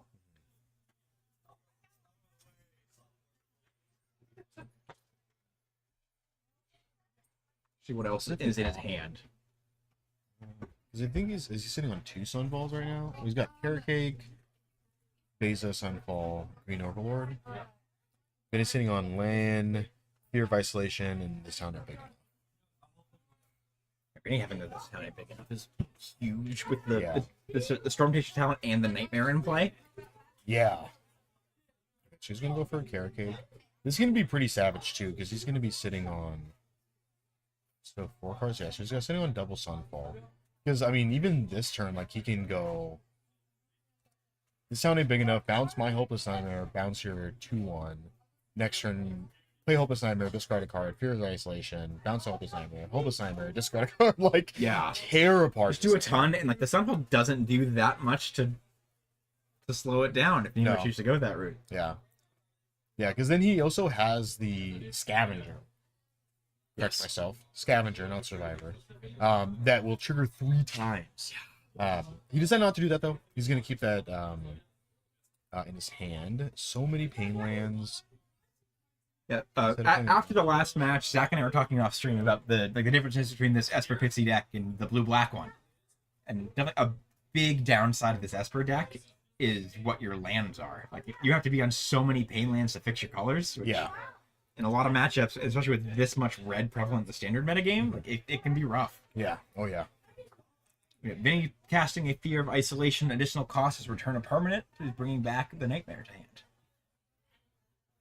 Yeah, so it looks like he's playing a little safer here, which I don't mind. I think that's fine. Yeah, I don't know if he needs to further extend. Like I think Yeah, I think it's totally fine. He's just gonna put a counter. Otter has 1 prowess trigger now. So it's a 4/4. Ooh. Also, look how cute that art is. Look at it. So cute. He's just like, oh, I'm just here to mess your day up. Come on. Look at that otter. Take 5. Take 6. Yeah. Your otter, be careful. We have a Discord for the local San Diego community, and a lot of people that are more focused on tournaments. And we have some deck archetype channels in there, and one of them, someone made a comment like, "Oh, like why isn't there a deck for the otters deck list?" So there's their otter B. Yeah, their otter B. Deck shit. Just gonna discard a green overlord here. The Helpless Nightmare discarded 2 overlords. That ain't bad. Ain't bad at all. Yeah, those overlords just they get a lot of value throughout the game as they go on. Right, we're just gonna see a jam. Well, I do think from Nemo's side, he's probably not unhappy to have that green overlord to pitch. I don't think that's where he wants to be at this point in the game. It's just too slow. Doesn't do much. This Kaido's 4 damage, 5 damage, and the auto's 4 also. So 9 damage. Gee. I think he's gonna block, and then maybe we're looking for the Sunfall this next turn. I think he has to. Yeah. I only get 3. There's another Kaido and a land. We just pitch them both, right? Oh. No. Isn't that Surveil? I think it is.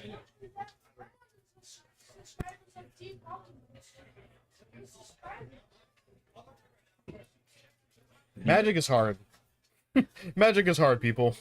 We also have a lot of people playing Standard versus Series. This is their big push to like get their deck together and start coming out to play Standard. So Yeah. I know It for is personally Surveil. know for a fact a lot of people here today, like who are fantastic players, just don't have the reps with the Standard cards and little things like that. Get missed sometimes, which is not ideal, especially when you're on stream. Yeah. But it happens. We've all been there. We've all done Does it. happen. And Nemo opting to not Sunfall and go for the Beza instead. Okay. Maybe he's just kind of hoping that when he commits to the board more, maybe? I mean, I don't think there's going to be much more committing than... I don't know how much. Yeah, I don't know how much more Vinny needs to do to keep, just to pull ahead more. Oh, so he's going to return one of his creatures so that Vinny doesn't get it. Nemo doesn't get a token. So then they have the same number of creatures. Smart. Yeah, I like that play. I like that play a lot. Still gets to gain some life. It's not too bad, but not quite as good as I think he was. No, doing. definitely not. Definitely not as good as making some other blockers. Yeah. And there's a Lauren. Oh, right on time for that Overlord.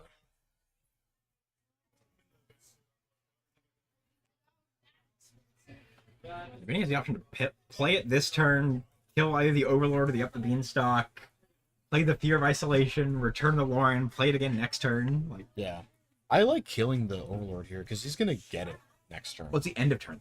Yeah, but I mean, it's still a blocker. It's a very big blocker. My thought was you can kill the Beanstalk, or at least what I'm thinking is you kill the Beanstalk first to stop Neo from having the ability to draw another card, and then and then you could play the Fear of Isolation immediately, return Lauren to your hand, and then next turn play Lauren, clear the blocker. Yeah, and have the option to swing in. Granted, I think Vinny just has infinite choices. And most of them are good options. Yeah, and he can also level up Storm Chaser's talent. Yeah, you can do that too. Why not? So we had a Kaido minus there to tap Beza and put 2 stun counters. Keep it tapped. Playing another Restless Anchorage. Getting in for... Yeah, it's gonna block Kaido. 3, 4, 5, 6. Because he's blocking Kaido. Because the Otter has 1 per attacking for 10, I believe, total there. Then, Kaido was blocked. Stun counters are another new mechanic that I'm a fan of. I think it's a really good way to, like, sort of pull the Frost Titan ability into an actual mechanic. Yeah. There's the Sunfall by Nemo. Yeah. Yeah, popping the first one off. I think he discarded the second one. So I don't know what he's got in hand. Drawing a card off that. Oh, he did have a third one, so perfect. It looks like another Beza, too. And then a green card. Oh, no, it's a Lush Particle. Never mind. It produces green mana. You can just play it, right, man? I don't know if you hold it just to have an easy pitch to the Nightmare, if then he goes for that route again. Yeah, but then, like, if you're surveilling, then the top of your deck is protected. That's true. Yeah. That is true. So it's like exchanging one of the cards that you know that you have in your hand for something that on top that may be fine. I guess not. I do like bidding the authority of the councils here. We're too far past that point. Yeah, not gonna do it. Way too late. So I can. Oh yeah, there you go. It's live. Was that a Destroy Evil that you just drew too? Oh, I guess that helps too. If it was, I wish we had some Ottas.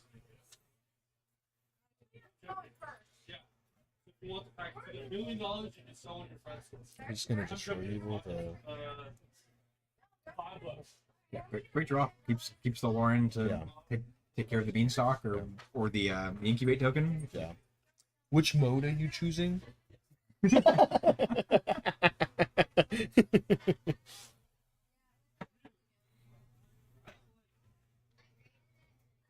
for 5.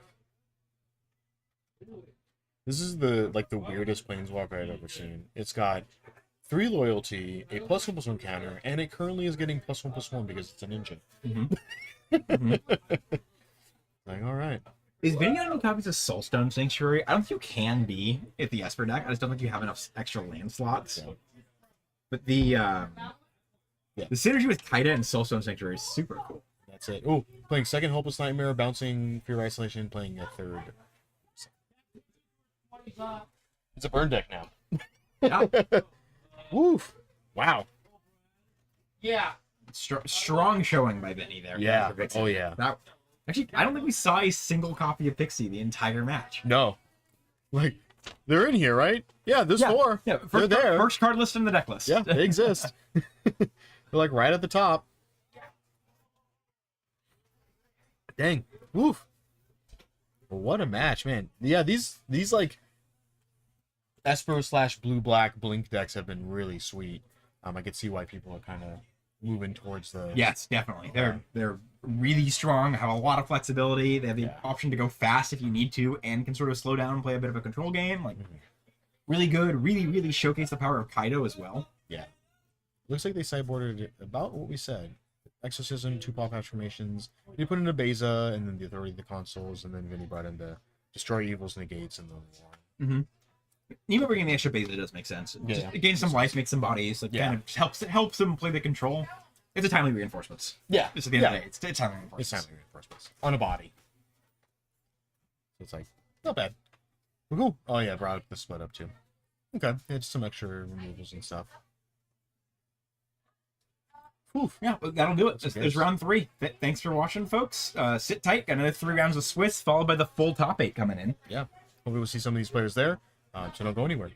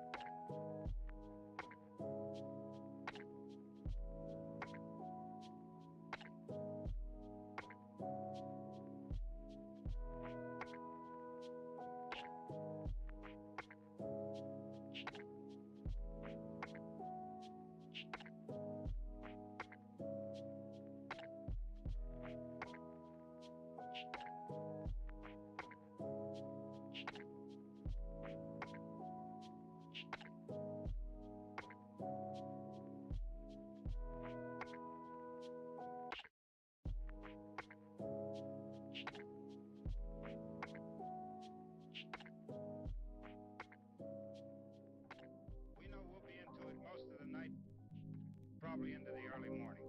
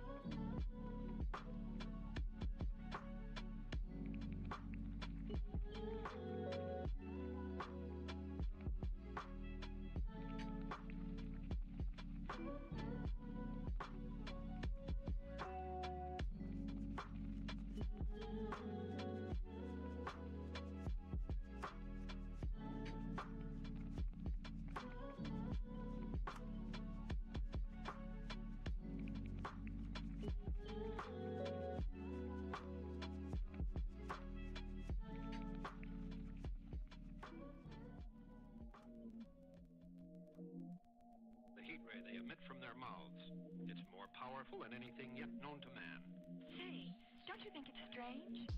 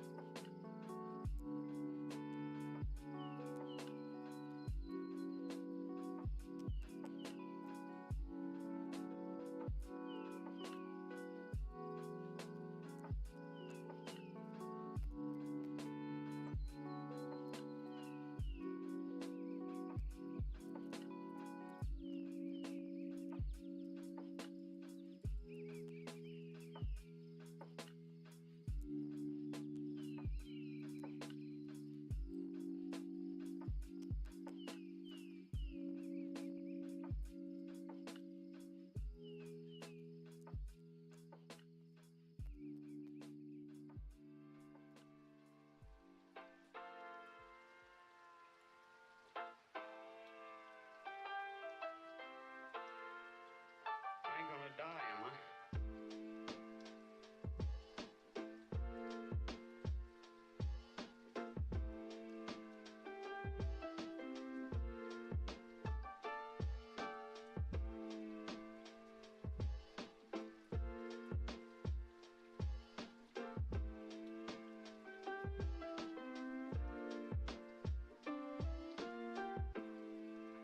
I'm not afraid.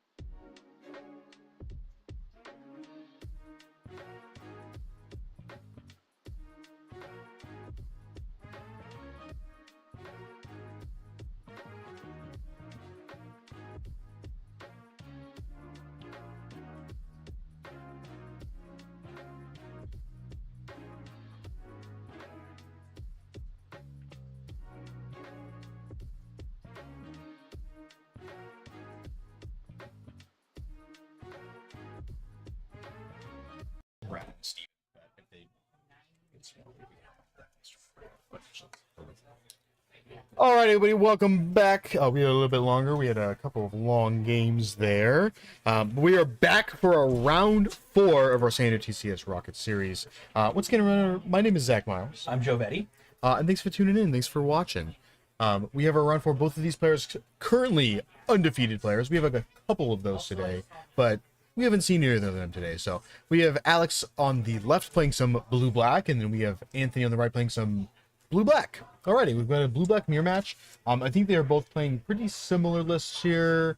Yeah, they should be pretty close in lists. These are both the more loosely used traditional blue-black decks, like from Post Foundations blue-black, blue-black Kaido, blue-black Curiosity. I don't know how you want to define them, but this is not the newer bounce deck like we saw Michelle on and Vinny on the Esper version. Yes, this is this is the classic Kaido, cheap evasive creatures to let you draw cards and to sort of pull ahead that way. Yeah. Oh yeah.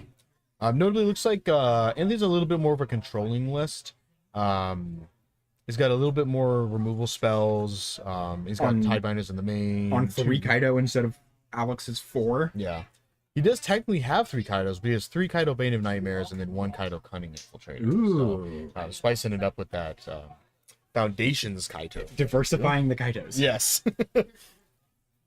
I want to try a different flavor.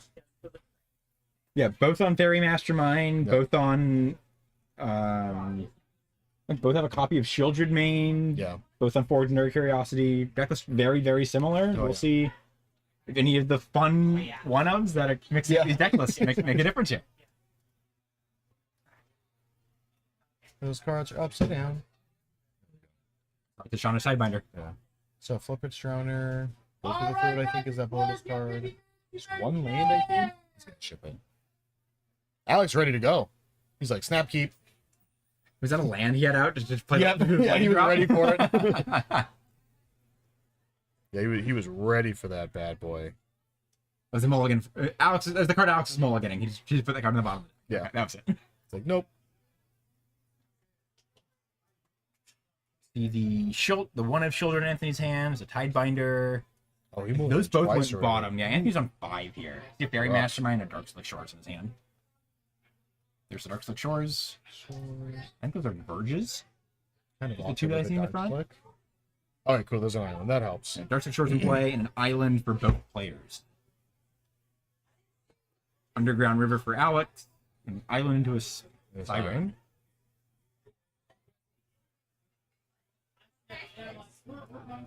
Anthony flashing in a Fairy Master. Oh. Let's see what he's got here. So many borderless cards. I don't know if it's a land or if it's a go for the throat or from that angle in the hand where cards are all foil and borderless, it makes it rough. Yeah. Pick out specific printings with that. Yeah. Especially with the because I know that he has the Cowboy Bebop collab go for the throats. Yes. Those look very dark. I believe in the hand. I believe Alex does too in his deck. So, there's a Ninjutsu Kaido for Alex. It's like, yeah, I can't do much about the that. Back of the Rockets series token, which I believe is probably the Chaz Insect, acting as a map token for Alex on that side.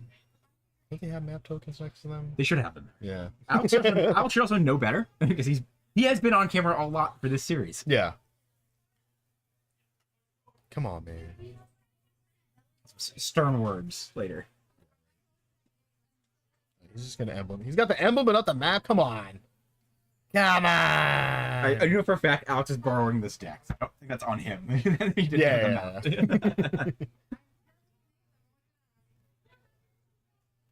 Ooh, that's a 3 steps ahead for Anthony here. That definitely is good. Anthony, stun counter on the Spyglass Siren, attack the Kaido down to 1.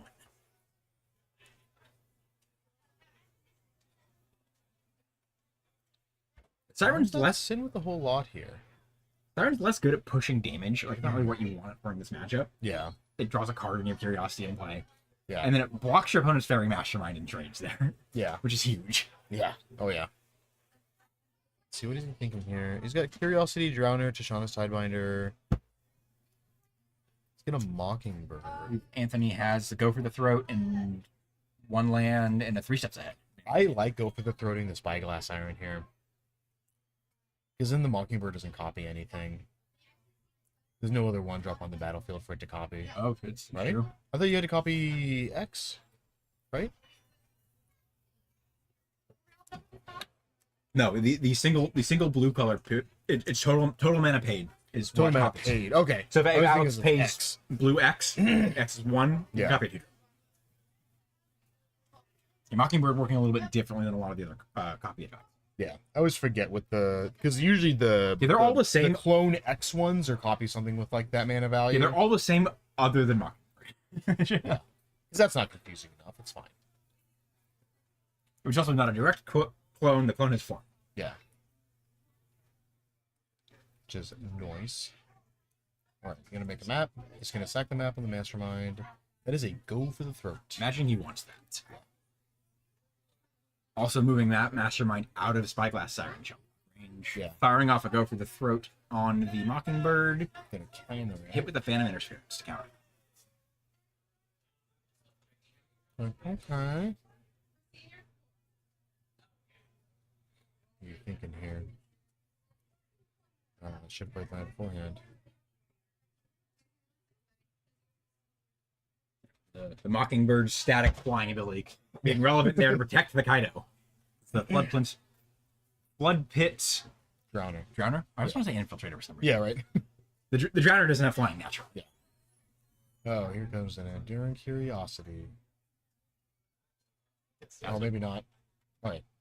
Doing this first before blocks. I was gonna if the curiosity was coming in, that would have been something Anthony would be thrilled to hit with the 3 steps ahead. Oh yeah. Or, sorry, the Phantom Interference. No, he does have 3 steps. He's 3 steps. Yeah. Is he? Wait, no, is he on Phantom Interference? Getting my spree counter spells mixed up. The 3 steps ahead is as an actual cancel. I believe Plus it's a draw 2, discard 1. 3 mana for that. Yeah, so it's yeah. blue and 1, or it's like make a copy of something for 1 in the blue. Single blue is the base cost. Yeah. Spree is +1 blue for counter target spell, just straight up cancel. +3 generic is make a token that's a copy of a target artifact or creature you control. +2 is draw 2, discard. So you can 5 mana cancel plus draw 2, discard, whatever you want. All right, controlling the board. Look at these controls. Control. That's a lot of resources out of Anthony. So much. Both players are just fighting over the Kaido there. Yeah. A lot from both sides. Ooh. Flash and enduring curiosity. It's like that's fine, I guess. I think Anthony's hand is land during curiosity.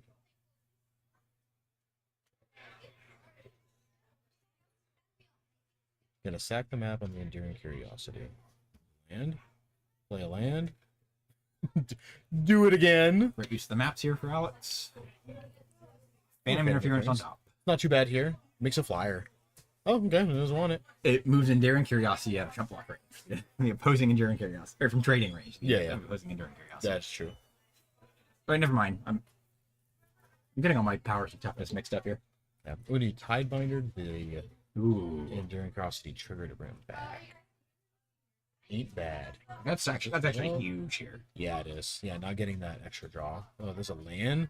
Not great. What is Anthony's other card? I believe it's a land. 2 lands in hand. Not looking particularly good. Actually, on a bunch of gas. Yeah, we're on Spyglass Siren, Enduring Curiosity, Tidebinder, I think. Yeah. That's what I saw. Ooh. Yeah, I think it's got Dark Slick Shorts in hand. Yeah. We need something here. That was something. That was something. That was a spell. There was a spell. I saw mana cost on it. All right, he's gonna. Anthony scoops it up. Yeah, he's like, okay. I've seen enough. That kind of went as expected here. Yeah. So someone resolves a Kaido, a lot of fighting over the Kaido, and then whoever drew something after that is gonna win. Yeah. Kind of as expected. Like sure. Looking at sideboards, and then he's sitting on 2 deadly cover-ups, a 1 of the end, a blot out, a nowhere to run, 2 duress, 2 disdainful stroke, 2 negates, 1 into the flood maw, 1 Phyrexian flesh gorger, and 2 ghost vacuum. I like blot out, the end, deadly cover-ups in this matchup. Disdainful is so useless. Duress, I feel like there's not enough non-creature spells for you to care. I mean, sure, it hits Kaido, but so does the end, and Blot Out actually does it too, which is nice because you don't typically have a lot of cards that are over that. Yeah. It's like really just Enduring Curiosity. And then Into the Flood Maw is just like a fancier unsummon, which is not great. And then Phyrexian Flesh Gorger is a pretty spicy one. Don't like that a whole lot, but I mean, it's good. It's a decent blocker. And looking at Alex's board, there's actually very little overlap. They're almost entirely different. Yeah. Alex is on 3 Duress, 1 Cut Down, 1 Ghost Vacuum, 2 Negate, 1 Anoint with Affliction, 4 Preacher of the Schism, 1 Tishana's Tidebinder, and 2 Kix's Command. The cards we talked about, agreed, but we're not going to want to bring them in here. Like, this is not a Ghost Vacuum matchup. No. Duress is great. Yeah. I think I'm a fan of the Anoint with Affliction. Being able to exile a lot of the creatures there. Yeah, it exiles a lot. It exiles nice. mostly everything besides the Kaido and Enduring Curiosity, which are 2 cards that really matter, which is a definite downside there. I think I like the Preacher of the Schism a lot too. You just kind of want a grindy card that can either give more bodies or more card advantage. Yeah, like that seems it's really good. Definitely solid. And I like it a lot. And his Death Touch. And Death Touch, yes. And then another Tidebinder. Watch Kaido for days. If you can Tidebinder a Ninjutsu trigger off your opponent, that is huge. Yeah. It's actually backbreaking. Pay 3 mana, return a card. Return a creature to your hand is rough. Pay 3 mana, return a creature to your hand, and show your opponent you have Kaido. Yeah. it's rough. Alex is bringing in Duresses and Negates. I don't know if I like that much. Not sure I agree, but he can do whatever he likes. Same, but it's also not like they're dead cards.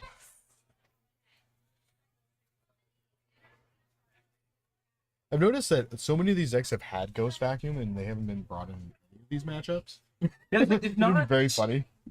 Huge amount of relevant graveyard stuff. Yeah. I don't know. Like there is someone in the room on Reanimate. Yeah. 4 Zombify Reanimate. Yeah. That's a matchup where you really want your Ghost Vacuum. Alright, starting off with a Reef. And a Reef. What are we thinking here? What? Oh, Anthony also. Duress. Okay. Alright. Alex skillfully having 2 Kaidos in hand. I think you take Anoint. I think it depends on Anthony's hand, but very likely yes. Yeah. Like, 2 Kaidos doesn't do anything. He doesn't have any creatures. This leaves a way so that, like, he will have an easier time blocking anything. I agree. The exception is that Anthony's hand is all just interaction and removal. Yeah, that's true. Like, I think I'm totally fine with the opponent just like having an Anoint in their hand at that point. Yeah, that's true. Like, normally, if you have your creatures, like, yeah, I absolutely agree. Also, another good reason to pull the kite. Remember, a black Android phone. Now the players just like switch to straight control. Yeah, this is a whole lot of draw go. He's just gonna jam a Kaido. We're just gonna get very spell starter very quick. It is a quench currently. Enough. There's a Void. Oh, not another land for Anthony here. And Alex drawing nothing but lands. You draw a 4th Kaito? Holy moly. Man. Jeez. I think it was the 3rd, but still. Oh, yeah, you're right. 3rd. But still. Yeah. That was just natty drawing. There we go.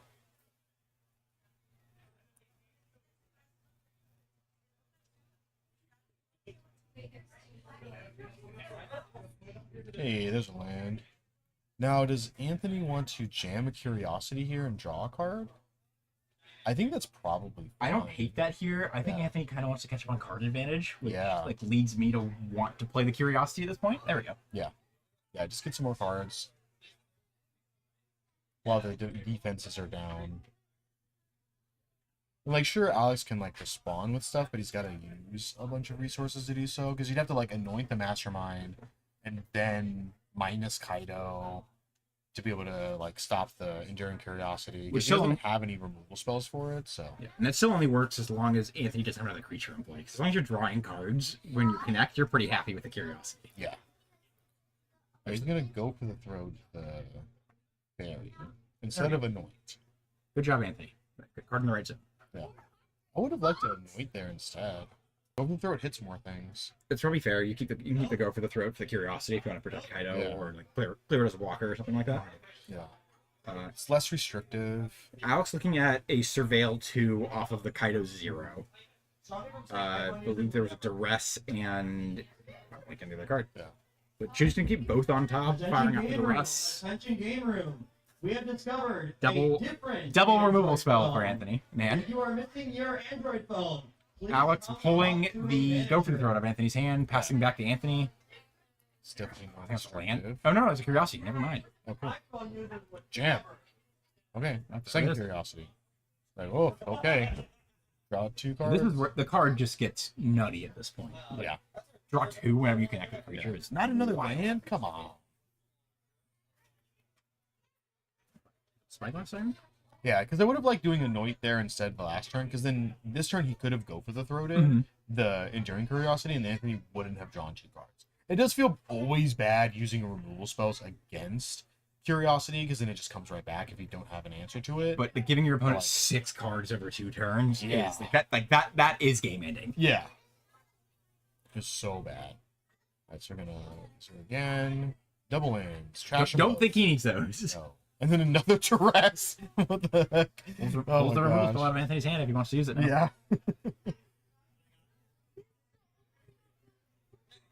Set all 3 Duresses also. Double Anoint. And what was that last card? A Kaito. Kaito. Okay. Yeah, that would have been good. Actually, is that a ghost stack in Alex's hand? Yes. Okay. Brought in the other card that we were mentioning. Oh, you probably don't want that there. You know what? This game is going long enough and grindy enough where Alex has enough mana for he can just win the game. Yeah, but what is he getting back? If there's just putting 1/1s into play, this might just be good enough at this point. Yeah, but the ones that don't have relevant is the problem. That is true. Yeah. Like If it was putting in 2 1 or 2 Enduring Curiosities plus a Floodpits Drowner plus something else, you're that's huge and will that's change the great. game, but neither player really has anything going on too much. Just never mind. Phyrexian Flesh. Never mind. Yeah. What does this card do? It's lifelink menace ward equal to its power. Yeah. Or pay life equal to I think it's Death Touch too. I think it's Lifelink Menace Death Touch. Well, it's getting It's a Lightning Bolt. getting Pay the anointed. ward first. Imagine paying the ward on that and then you just counter it Any of those ward pay life, it feels so bad. Exile, very mastermind. Juniors division. Same thing with and you have the ward discard a couple ones where it's pitch your card and then you're not gonna kill my Yeah. thing. No. Thank you for discarding your card. Yeah.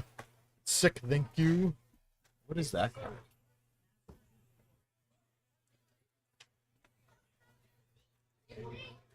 Cyber Cryptomancer. Juniors, this is your third and final round. The Spyglass Siren. It is a spyglass siren. Not particularly good. It jump blocks. I think It it's. does I think jump block. Alex's game plan is keep this Kaido alive. Yeah.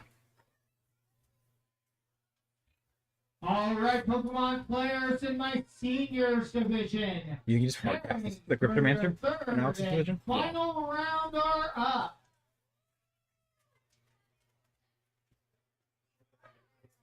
Anoint with Affliction from Anthony on the Spyglass Siren. Alex playing the Cyber Wait, Cryptomancer, sorry, seniors, you guys are 4 rounds.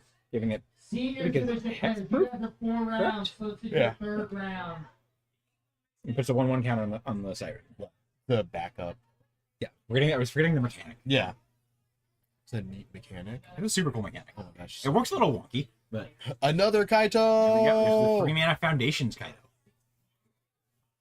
Let me read this one real quick. I don't remember what this one does. I don't know. It does. It gets loyalty when you either deal combat damage to your opponent or draw a card. It's one of the two.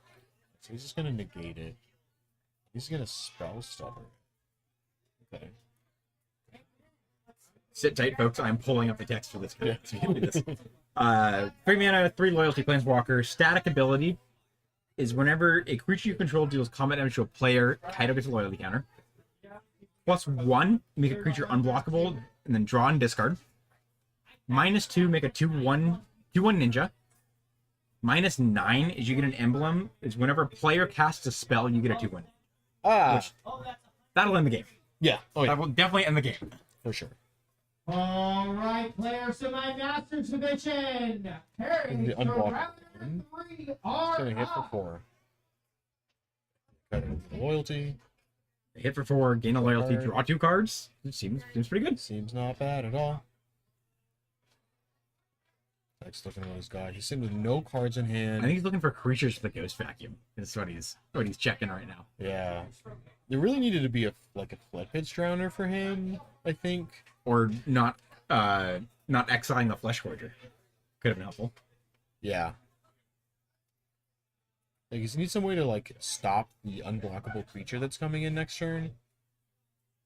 Is he holding 2 flip pitch drowners? I don't think that duress is gonna do it for him, unfortunately. No. I think this game is probably gonna go to him. It looks like it. Having an unblockable creature is an unblockable 4-power creature will probably do it. Yeah. It's gonna try to map first. Thing is, I guess Alex can use the Kaido to draw the card if he wants it.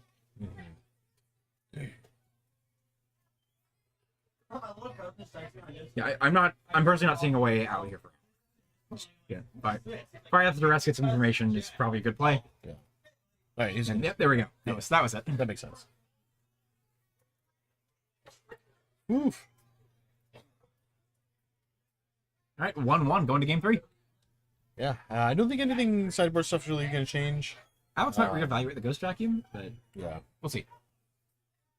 Was this the first game 3 we've had on stream today? Possibly. I believe the first 3 matches were all 2-0'd and done under 25 minutes.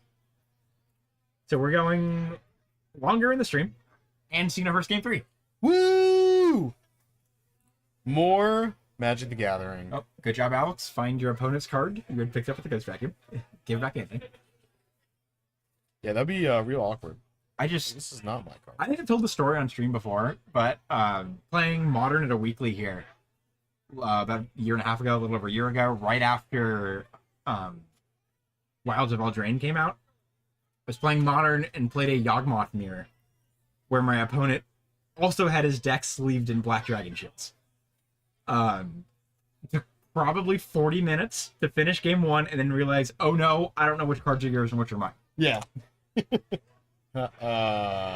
Finished, like 20 minutes to the game, 20 minutes to sort our cards back out, and then continued on. Hooray. And we're very careful to have separate piles from that on. Yeah. Oh, yeah. Look, Alex switches something out. Yeah, I can just single card. See if we can get a glance at that when he picks it up. Which, again, if you're a returning viewer for the stream, you know is always difficult with Alex because he is so tall. Yeah, keeping cards like chest level is a good 2 feet off the table. Yeah.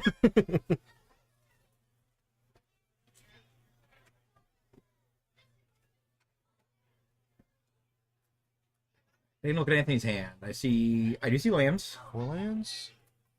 2 Verge, a Swamp, and a Darkslick? Is it the rest in hand as well? Rest, okay. Unsure what the 2 spells in the front. There's a Drowner. A Kaito in this hand would have been great. Turn 1 Dress, turn 2 Drowner, tap your blocker, next turn get in that. Yeah, that'd be huge. Woof! Woof!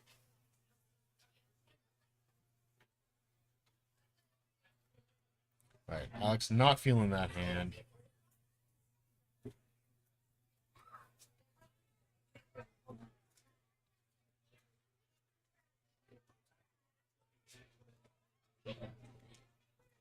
It looks like Anthony was happy with that. I'm gonna keep that set. Seems not bad. A little bit more action probably would be good. We also don't know what that other spell is. So, I mean, it's also possible that it's either another basic or it's a go for the throat because it's so dark. Everything's borderless and 4 element. Yeah. I think, is that a 1-lander for Alex? No, it's a 2-lander. He's got an underground river at the end and then an island. Okay, good. Yeah, I'm happy with this hand. Yeah. So that's for Anthony. No targets. So all whiff. creatures. There we go. Look at that. That's kind of why I don't like dress into this matchup. There's enough creatures in the deck where like it is. Yeah. It's a blue deck, but it is a creature deck. Yeah. It's like sometimes dress just hits stone cold nothing. Yeah. I like it. I don't like it on turn 1. I like it later in the game as a supplement just to see if your opponent has anything for you. That's true. I like that. Yeah, you can kind of hold off and like pick a removal spell out of their hand to choose when you want to flash in a creature or something like that. Like, yeah, that makes sense. Yeah, I like that a lot better. I believe Alex drew a land there. Oh, that's good. He's very happy about. Yeah. You can flash it. Oh, no, that was a go for the throat. Never mind. Flood Pitch Drowner for Anthony. Was he just looking to try to trade? Okay. So instead of tapping it, he was looking to try to trade. I think. Oh, no, he did something. Okay. This is another one of those, both these players play very fast. So. Yes. Still no land for Alex here. Just shipping it. 3 steps ahead for Anthony's draw for turn. Got Children in hand as well.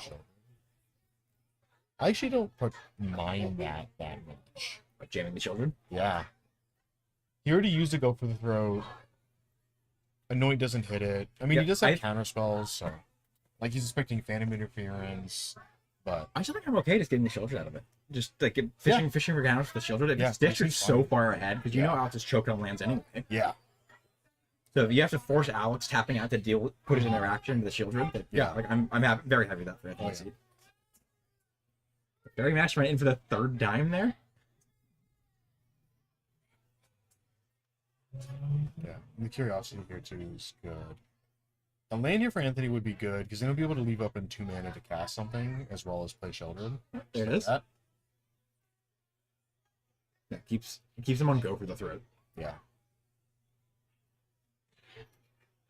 I think the Flesh Gorger is Anthony's other card. Yeah. He can cast that next turn for its actual mana cost and have a 7 mana 7/7 with Menace, Lifelink, Death Touch, and they have to pay 7 life to target it. Pretty good. It's pretty savage. Pretty good.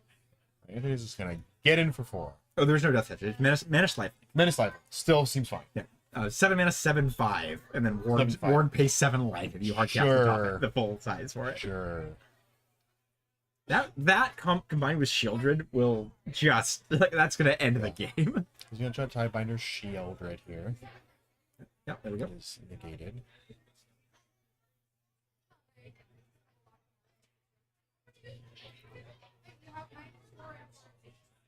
Okay, so he's counting Shieldred. Just gonna go for the throat bat now. Now he gets active Children. Apps is drawing on Anthony's turn off the Fairy Mastermind. So Anthony, your 2nd card for turn. Yes. Off the Enduring Curiosity. Yeah. Alright, Soulstone Sanctuary. He's got Enduring Curiosity as well. Enduring Curiosity feels real bad here. Yeah, in the Children's.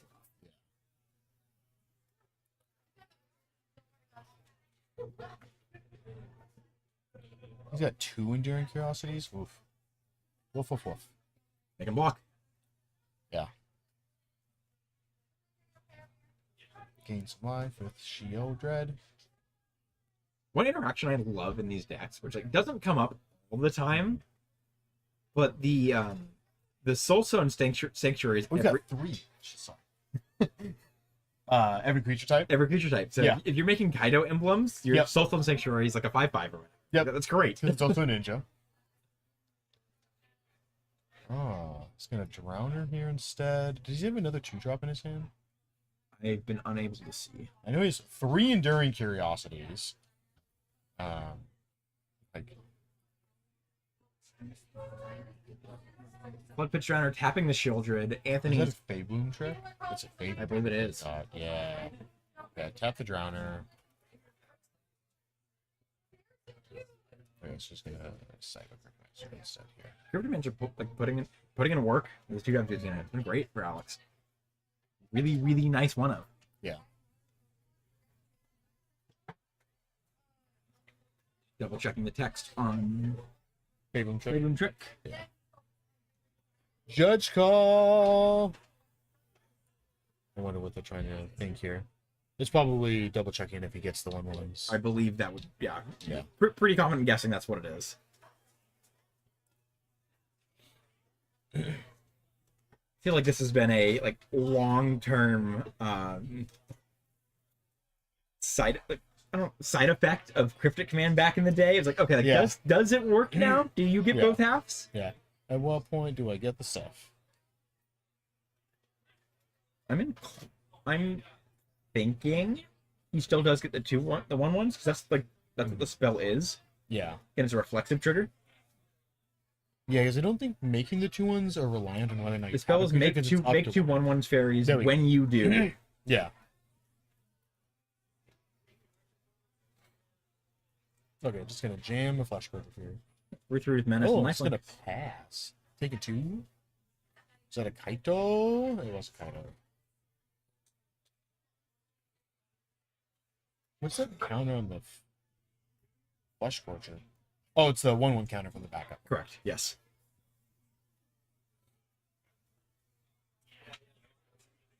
Interesting. He's got some options here. Maybe he just wants a jam Kaito here. You just lean into the card draw and use the surveil to try and find a way to get rid of the children. Yeah. Because Alex's enduring curiosity is just kind of trapped in hand right now. Yeah. He will burn himself out with this. Yeah, because they feel dead. Yeah, because I was like, he has to shuffle the Children back. Yeah, like, there he we needs to get rid of the Children. And that requires him using 2 mana, which allows him to not cast any other spells this turn. Correct. So, Yeah, also feels bad when his hand's all 3 drops for the ninjutsu or 4 drop. It locks you out of double ability and spell. yeah. And Anthony is going to draw 2 to 3 cards next turn. At least. At least.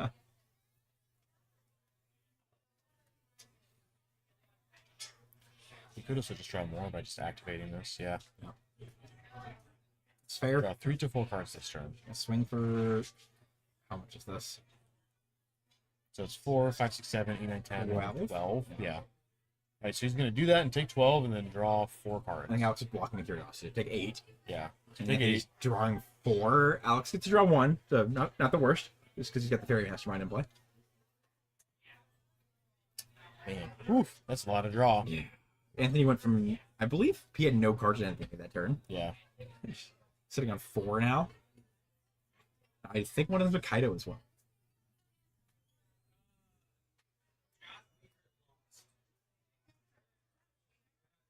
Draw another fairy. He does still have an enduring curiosity to block and survive, I guess. No, he's gonna still. I don't know. So 3, 4, 5, 6, 7, 8, 9, 10. Oh yeah, he was just dead. Yeah, drawing the 3 curiosities there and not being able to play them because of Sheldred. Yeah, getting blocked by Sheldred was rough. Yeah, it's like I can't do anything yet until this is gone. Like, whew, man. But very fun game to watch. Yeah, lots and lots of back and forth. Great to see game 3 today. Yeah, right. Yeah, especially like such interactive games. Just like both players just doing everything that their deck wants to do. Yeah, just and, like, fully showcased what this blue-black deck does. yeah. Oh yeah. And showing the power of Kaido and the power of Enduring Curiosity. Yeah. This ability to just, Cool. get in, attack your opponent, and draw 4 or 5 cards. It's huge. Yeah, gigantic. It's great. Oof. Well, that'll do us for round 4. We got 2 more rounds, and then a top of 8. So we still got a couple more hours here of sweet Magic gameplay. So don't go anywhere. We'll see you guys in just a little bit. Yeah, sit tight, folks. We'll be right back.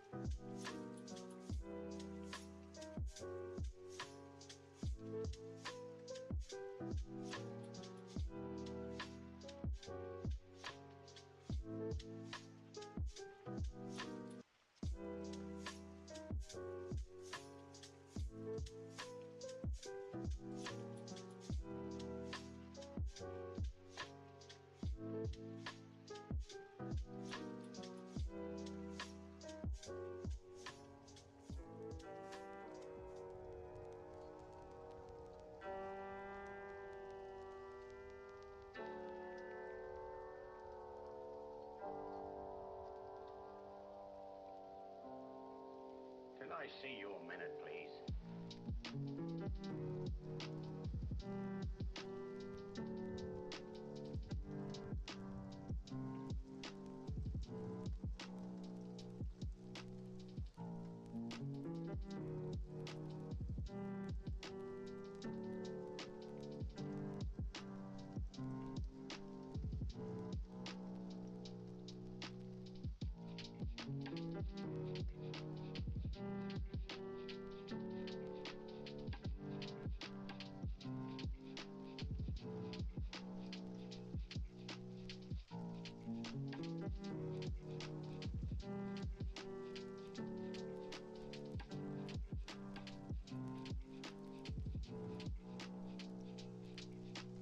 Leave the car here. Only the beginning.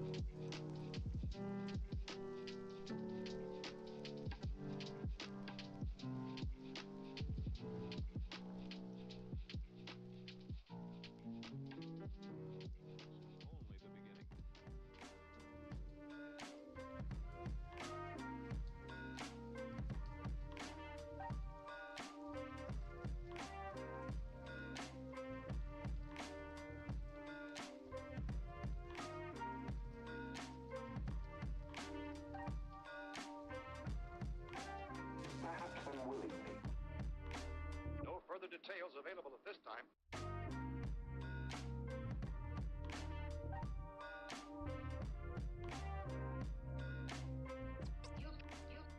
You can't.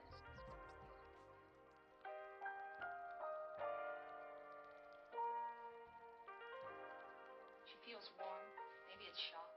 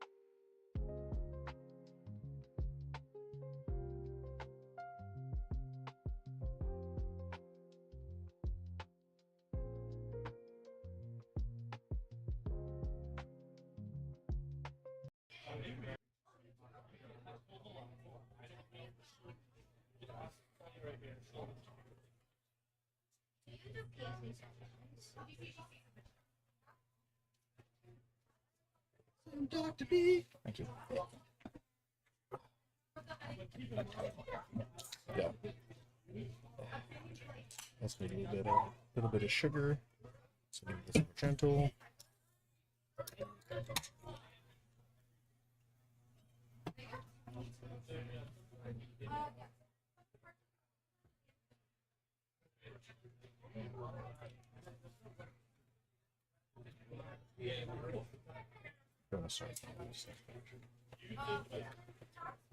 All right, everyone, welcome back. Here we go. Coming into round 5. Here we got Gerardo on our left, playing some green-black. And then on the right, we've got Lucas, playing some blue-white, we'll call it aggro, sort of like the Convoke shell. We've got some Warden of the Inner Sky, Novice Inspector, Spyglass Siren, and Mockingbird. Gerardo starting off with a tapped Restless Cottage, Lucas with a Warden off of a Seachrome Coast. Kind of surprising. It's the first time we've got green-black on stream today. Deck was everywhere in the format for a while, fallen off a little bit, but still a really popular, really solid deck. Lucas going with a Regal Bunnicorn. Ooh, green-black. My jam. Hey, just missed me saying, it's the first time we have green-black today. Yeah, love it. Love it, love it, love it. Love me some green-black. He's on Scavenging Ooze in the main. What else he's got? Love to see. Okay, Sentinel version. Llanowar Elves. Zach is a green-black Llanowar Elves hater in the standard green-black deck. Yeah. I hate that card in this dog type. Yeah. Cutting down that. He's going to just eat it, make it big. Getting it for 3. Scavenging Ooze in turn 2 is going to be real good into this. Yes. Like the incidental life gain you can make whenever he chumps a creature or like gets it, like, kills something is going to be huge. Yeah. And he's on 4 Growth Throat and 2 Maelstrom Pulse, so he has more of the hover ship away. Have more removal spells for it, but I guess that doesn't matter anymore. It's just exiled. Yeah, that's kind of a neat card with hover ship, because you'd think like it's like an O-ring, where it's like when hover ship goes away, the creature comes back, but it doesn't. Like it just exiles it, and when it leaves, then they manifest dread. So it's a little different. And depending on your opponent's deck, like sure, you can manifest dread your 1/1. Like, Yeah, great. sure. You Great, got it. go for it.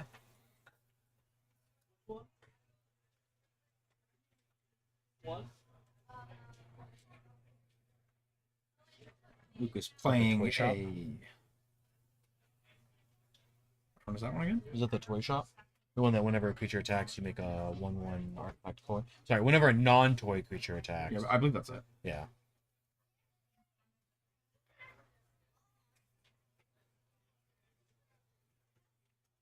The names for these rooms are so hard for me to remember. Yeah.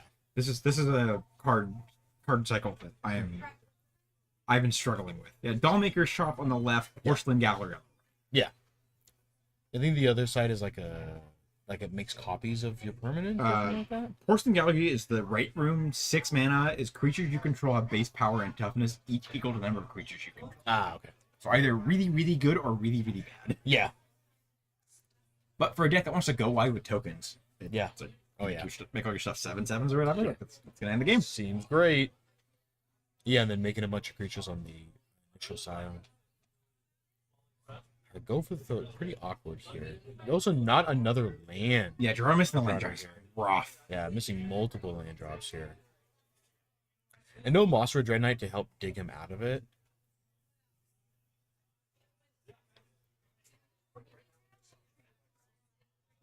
Lucas playing Enduring Curiosity. Crew the hover ship.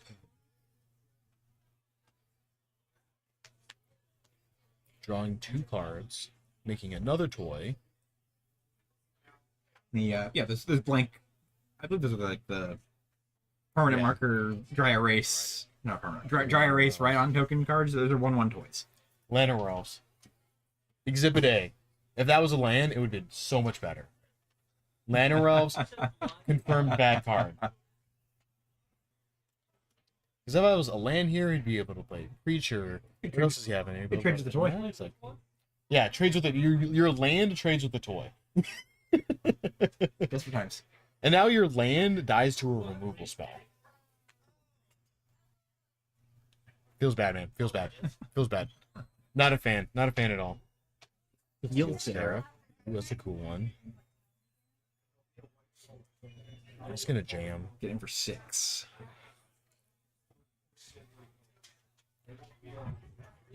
Steel Seraph is a, when you prototype it, it's a 3/3 flyer, and you choose Flying, Vigilance, or Lifelink, one of the 3 to give to another creature? At the beginning of Or a combat? creature? Yeah. Yeah. Just gonna. Oh, okay. Yeah. Shelter by Ghost. Shelter by Ghost is your land drop for turn, essentially. Your land drop that has summoning sickness. Warden Gainer Sai, activate, tap 3 creatures art ability. I'm a hater. Doing a scry. That one is a scry. Hey, a blooming marsh. And hey, look at that. Might be too little too late. I mean, a preacher, I mean, he's a 10. So, I mean, Angel hits for what? 3? Because I think it's a 3/2 or 3/3. It's a 3/3, and you Yeah. just make the Curiosity flying and get for 7. Yeah. Androider's a 10. He attacks with the toys. And, yeah, he's dead. Jordan needs to be able to remove 2 permanents. Yeah. You would be really good here as like a psychic miasma. I don't think that would quite do it, but yeah, he's gonna scoop it up. A little too late on the lands. Maelstrom Pulse could have been nice. Maelstrom Pulse could have been nice. Not great enough, just by a turn. I think he was still dead regardless, though. Right? Or you can remove the toys, then I believe you're just getting hit for 9 there. We could just anything helps there, so we can like play a creature and then clear the hover ship, and then it's You're and then it's lethal. yeah. Probably that for sure. We're looking at sideboards. The Gerardo's got 2 Terra Sunder, 3 Duress, a Tranquil Fillback, 1 Ghost Vacuum, 2 Obstinate Bailoffs, 1 Maelstrom Pulse, 2 Harvester of Miseries, 2 Nissus and an Animist, and a Choking Miasma. I like the Choking Miasma, Harvesters, Pulse is good, and then in Terra Sunders there's solid too. Fillback's also good. There's a lot of good options for these types of decks, because there's so many of these decks just run a bunch of Pulse, Throwback, Terra Sunders, so it's like, how much do you want of that? And which versions do you want of that? I usually prefer Terra Thunder just because it's a little bit more flexible, because it also will just hit creatures. Especially with so much of Lucas's deck is an artifact or enchantment. Yeah. So like, even the 2 mana mode. Yeah. And like it'll get it off earlier, because like Throwback is good, but it does cost 4 to be able to do that. So 5 to do that in game 4 life. Like, yeah. It might just be like a bit. It's versatile for sure, but it might just like be a little bit behind curve for power level. Yeah. Oh, look at that. Gerardo's siding out Lana Worlds. Sign out those Lana Worlds! Going to Lucas's side. Signing out Lana Worlds. Wow, you know what? You wouldn't have to bother signing them out if they weren't in your deck in the first place. Lucas's side. Look at his board. You got 2 Glass Casket, 2 Elspeth Smite, 2 Destroy Evil, 2 Negate,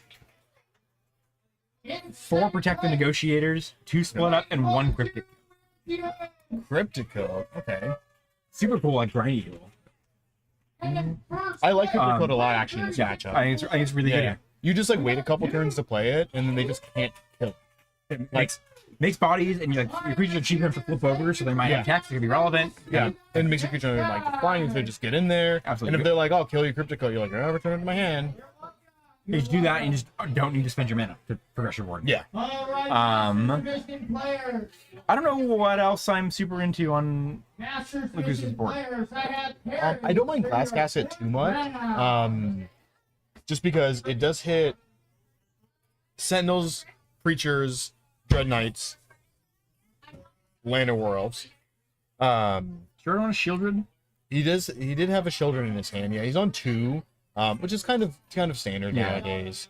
And also it's scavenging those too. True. But the only thing is like a more permanent removal spell feels better. Just because the green blackjack just has so many answers to non-creature permanents still. Yeah. Like still with like most decks running 1 to 2 Terra Sunders in the main.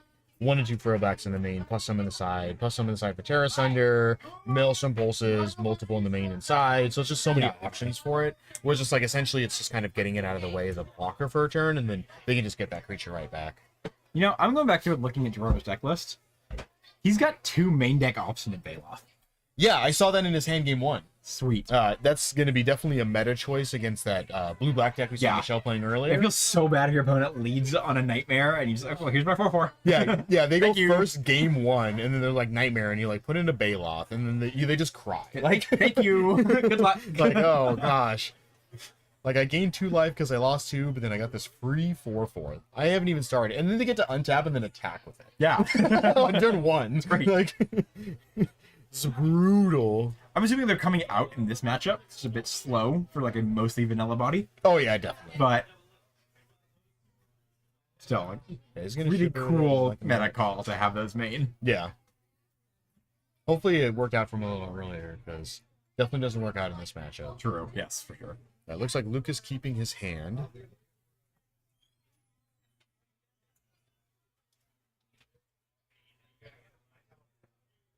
Gerardo going down. Maybe he can get a sweet hand that has more lands.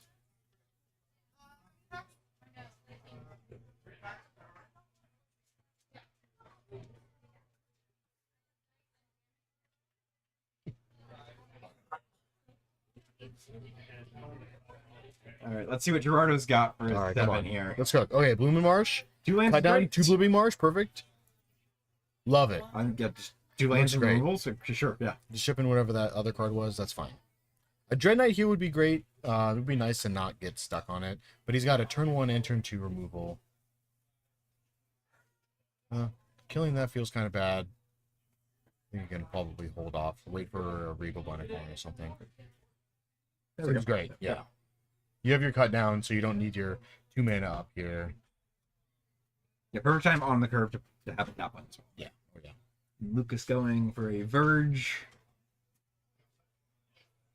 I think it's jam here. And Yeah, I think you try to bait a removal spell. Attack first and Yeah. just play out whatever you're feeling like. Yeah. Got a Destroy Evil, a Mockingbird, the Bunnicorn.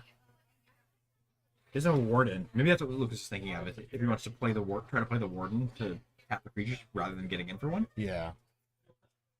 But you could also He's just got a toy shop do too. Toy Shop for the other thing he's debating. I know it's Dollmaker shop, but toy shop sounds better.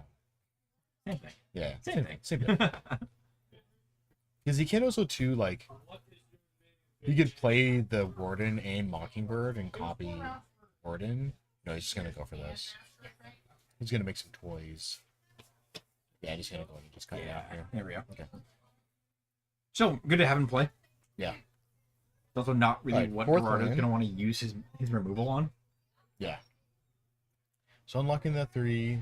Just leave it open. What is that other card? Go for the throat. Go for the throat. Sitting on 3 removal spells. Yeah. Which is kind of awkward with only 3 mana.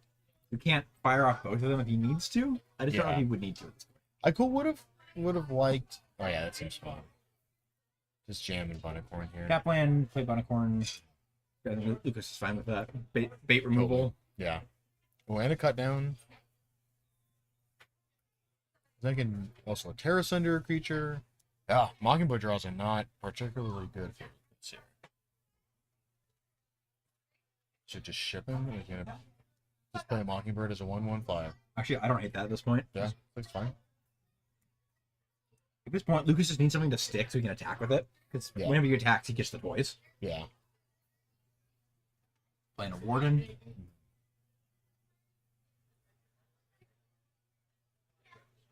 Activate Warden's ability. You're gonna scry 1, make it bigger.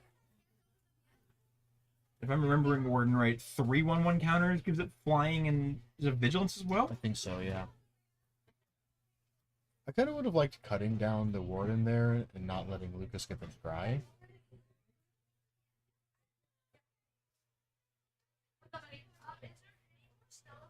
There it goes. Infinity removal spells.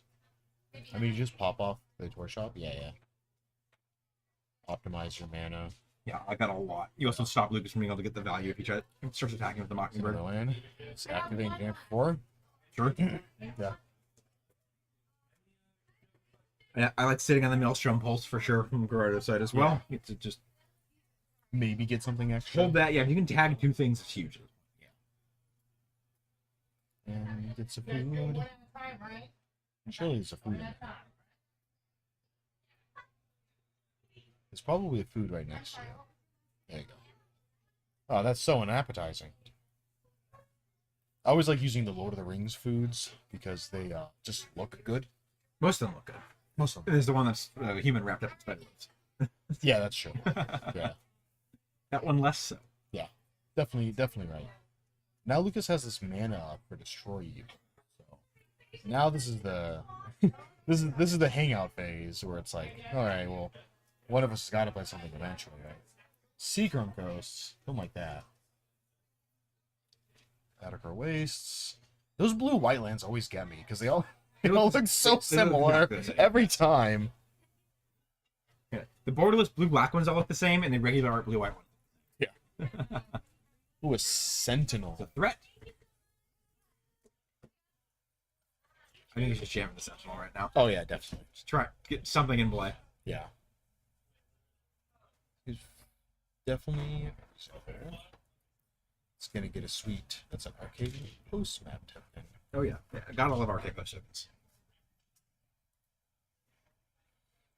Bloodpitch Drowner here. And keep that Just tap tap. that Sentinel down. You think Lucas is going to try to use the Mockingbird in hand to copy the Sentinel? That'd be pretty sweet. For Vigilance Flyings, it makes map tokens seem pretty good.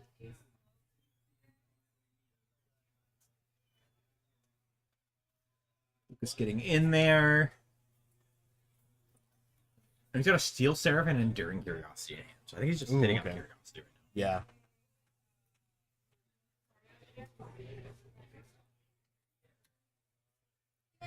In turn, eat the food, gain 3 life.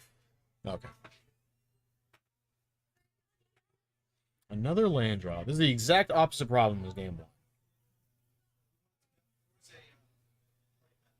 Sack a map. I think that's okay. Everyone wants to kill it. This version of the deck too has a lot less targets for Destroy Evil. So Mhm. Yeah, us knowing Gerardo's hand, like, fantastic time for Lucas to use that. yeah, In like from Lucas's side, when he's got 3 cards, sitting on 3 cards in hand. yeah, Bit riskier, but still I think it's reasonable. Your plan is just to keep Gerardo's board clear. yeah. Definitely does a trick. Using cut down or removal spell on a 1/1 Mockingbird does not feel good. No. And it'll just Yep. it'll get in. Yeah, it'll get the game It'll done. keep going. It's a fountain That's port. a big draw if the game continues slow like this. Fountain port is great for stalled board states. Steel Seraph. Pre-release promo still set. Ooh, so fancy. Doesn't get go for the third either. It does get Terra Sundered, which feels wrong. Sure, but, yeah. but it does not get go for the third. I don't think this is at all a hot take. I miss the specific date pre-release promos. They replaced Oh, it like with the the year exact now? day. Yeah, Yeah. the exact date. That was fun. I agree with you. I'm a little bit biased purely because a lot of pre-releases were in April. And my birthday's in April, so I get a bunch of pre-release promos that I'll say Mhm. April on it, and Yeah. every once in a while it's actually on my birthday. Yeah, that's so, great. Yeah. So like I'm partial, so I agree. I stand by that. Ooh, a yield shield grid. I don't think this is too bad here. I mean, all the creatures are flying, but it'll start buffering his life total a lot. Like, which is huge. It's like Lucas Yeah. doesn't have that much power in play. Yeah, Gaining 2 life of Terran is very nice. yeah. And he does have the Terra Sunder for the Steel Seraph. He doesn't know that Lucas has a Enduring Curiosity, but This was a Mockingbird. yes, he also has a Mockingbird in that. He also does not know that. Shieldred. Yes. It's like, wow, Shieldred's real good. I think I'm gonna have one too. What was that? Oh, what was I think it was it? a white card. Unsure Yeah. exactly what it was though. It's It might not have been a white card. Cryptomancer?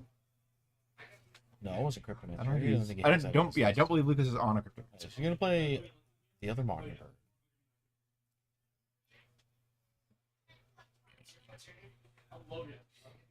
Unsure what he copied with that one. It's gonna be Yeah. either this. I think it has to be the Steel Seraph. Lucas wouldn't overpay to do the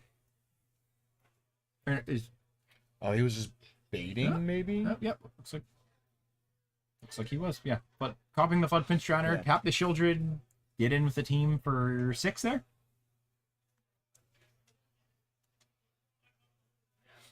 Okay. My guess is he gave something lifelink with the Steel Seraph as well. Not much point for flying. Yeah. And clearly wasn't giving anything vigilance. Gerardo, draw for turn is... I mean, this is kind of awkward, though, because you could have shuffled it back with the other Flood Pits Drowner. But didn't do that? It's a land. I'm unfamiliar with that art. That is the Mishra's Mishra's Foundry. Yeah. Very definitely worse Mishra's Workshop. They all are. Yeah. They keep that's another design they keep trying to go back to, and they either overdid it or got it perfect the first time. Yeah. It's hard to match up with that again. Oh, this is the Protect the Negotiators. Yeah. It's a counter spell and make a 1/1. So stopping Gerardo from getting a 2-for-1 with the Maelstrom Posts. Make a 1/1 soldier. Is this lethal? 1, 2, 3, 4, I think he's got 9 5, power right now. 6, 79. Yeah, 9 total. Here's the Terror Sunder for the Steel Seraph. But he does also have a Restless Anchorage. Still 9.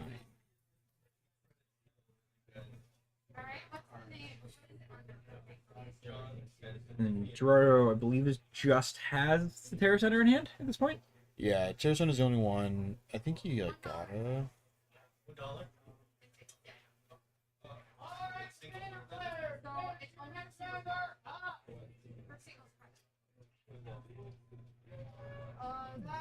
He's thinking about activating the Foundry, and he can't block anything. I think he's doing some math. That's Yeah. probably what it is. Draw. And you got a Magic the Gathering card. I don't know if we looked at that. It's straight into the hand. Yeah, Anchorage getting Anchorage. booted up. Getting in there.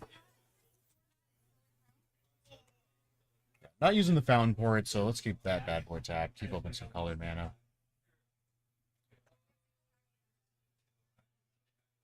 Just looking to jam here. This is still gonna be 9. I think he's choosing what he's doing with the Steel Seraph trigger. Yeah. I mean, give the token flying, I think. Because everything else has flying, so then that way he gets to guarantee the damage, so he can't activate the Mishra's Foundry. You give and block. I think he's giving the original Flood Pit Drowner. I like that as well. Yeah. Gotta be fine trading my... Okay. Or, you leave the back to block. Yeah, Yeah. whatever. Or the soldier back to block, that's fine too.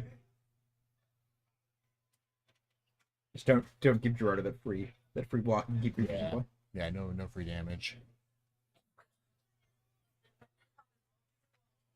Like, yep, there's the Terror Sunder, take out the Steel Seraph. Yeah. Most efficient. Dealing the most damage, so.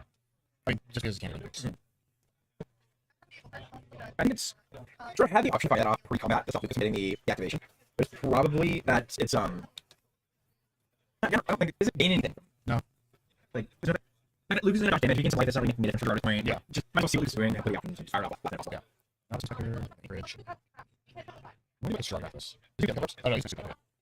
I was like, he did so. No, he's not in Daily Cover Ups. I mean, that's some... This? Just man, yeah, this man did not strong. Well, look at white.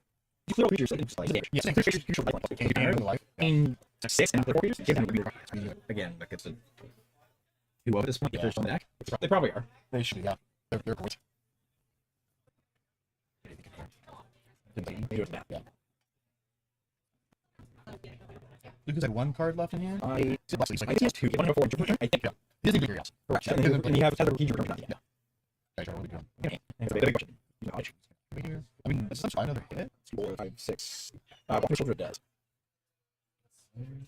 He's just got 3, 4, 5, 6 damage in the air. So then he'll go to 3. Okay. I'm just gonna block.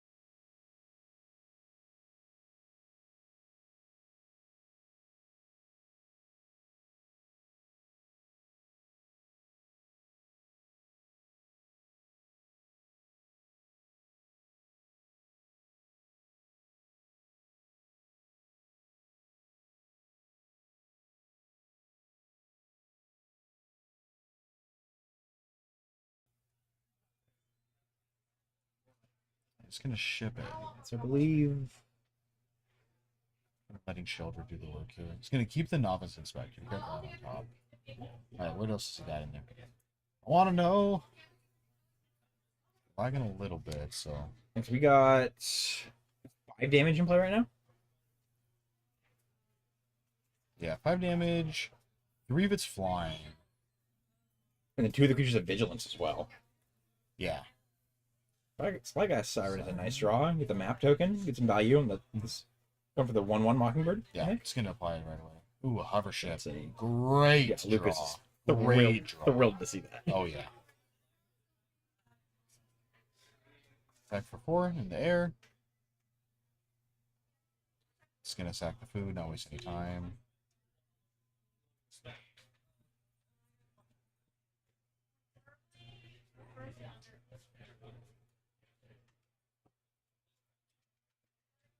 Alright, he's just gonna ship it here.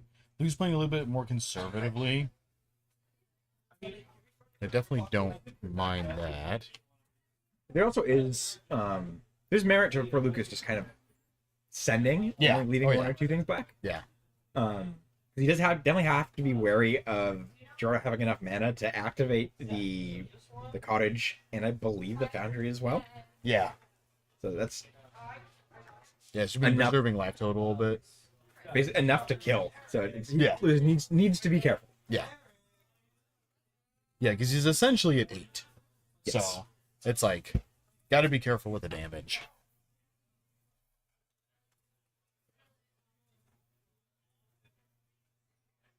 What's he thinking here? I Gerard is just going over math again. This is a part of the game where it's really, really, really close, and like you mess up on math for how much power your opponent has, you're just done. Yep, and that's it. Did we see what his card was in hand? I don't know Gerardo's? either of the cards in his hand. Yeah. I knew he just drew a land for turn. He just drew a forest and he played. Okay, and the other one's unknown. That was his draw last turn. Yeah, because he opted to activate the cottage instead of playing that card. Yeah. So you could cottage plus have land activation. That hover ship being there though is the change very daunting. Changing's a lot. Yeah. It's like that clears Shelly right out of the way. Well, there's the hover ship and Lucas having 5 power in creatures plus the anchorage that are all flyers. Yeah. There's the cottage. Gerard's hand's a cut down. That's probably best possible at this point. If this is the line he's taking. Oh, okay. Thinks this isn't lethal, so Lucas has to block.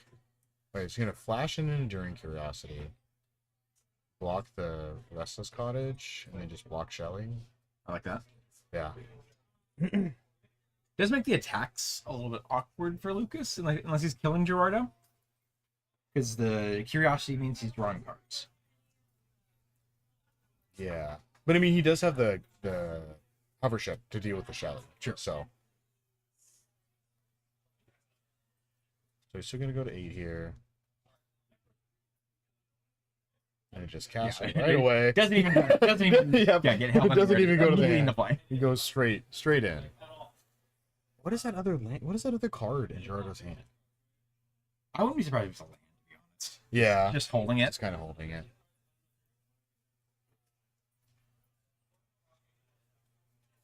Lucas in for 5 in the air right there. Yeah. 5 and draw 3 cards.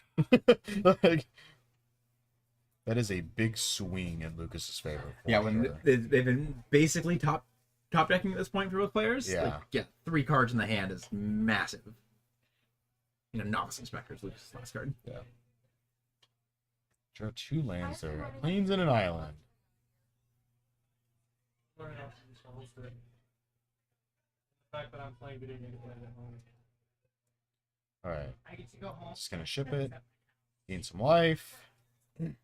Lucas does so much damage in the air though. Yes. See. I don't know what that card is. I need to know. We'll see what he draws.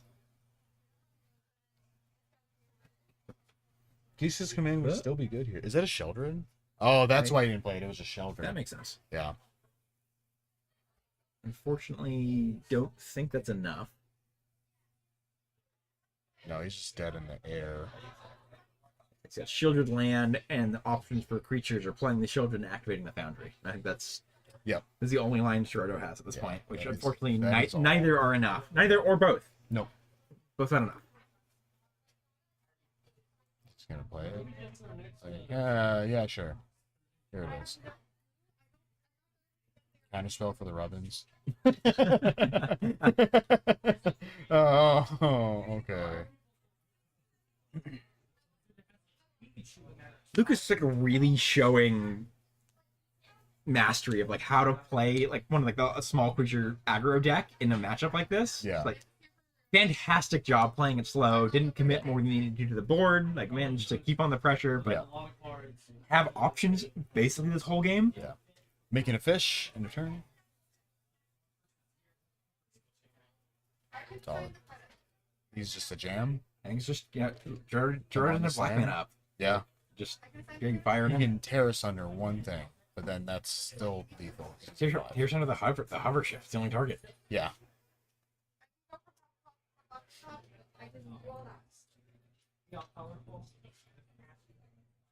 I guess Lucas might be worried about Gerardo being on a pop hatch. Pop hatch formation? Yeah, you can kill a flyer with that, right? Yeah, but I mean, killing one flyer. So yeah, true. It's not enough. It's not enough. But yeah, even if he kills the anchorage here, that's still 1, 2, 3, 4, 5, 6, 7 damage. So, yep, and that's gonna be it. Scoops it up.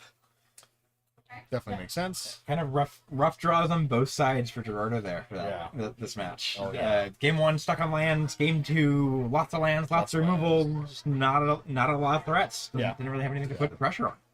Didn't really get there. Yeah, it's always like the duality of it. It's like you need threats to be able to close the game out, but then you're drawing a bunch of removal spells so that your opponent can't close the game out. Mm-hmm. But then you still need to be able to do stuff, which is like an issue going against and like really shows why Enduring Curiosity is so good because threats give you cards which find your removal, which finds more threats. Yeah. So it just kind of solves that whole puzzle if you just have it in play. Yeah, just there, just does everything. You get your cake and you get to eat it too. Absolutely. Love when that happens. Yeah, it's great. Good flash blocker. He did bring in the Cryptic Oak. There we go. Yeah, definitely like that a lot. Woohoo!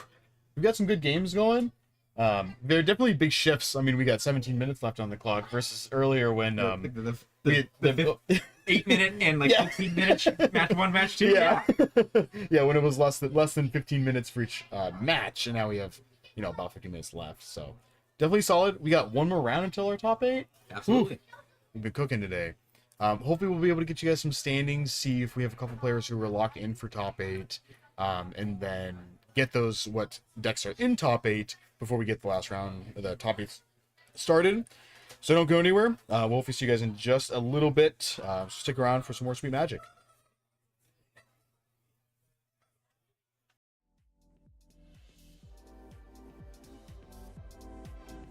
Hey, I want to take a quick second to say thank you for tuning into the TC's Rockets channel.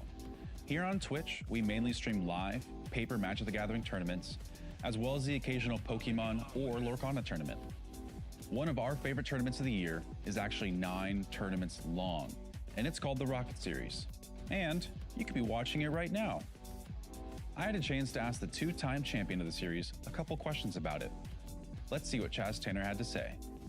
The Rocket Series is a culmination of tournaments over the course of 8 months where you get to come play with your friends in competitive formats, try to win, get a token made, and a play map.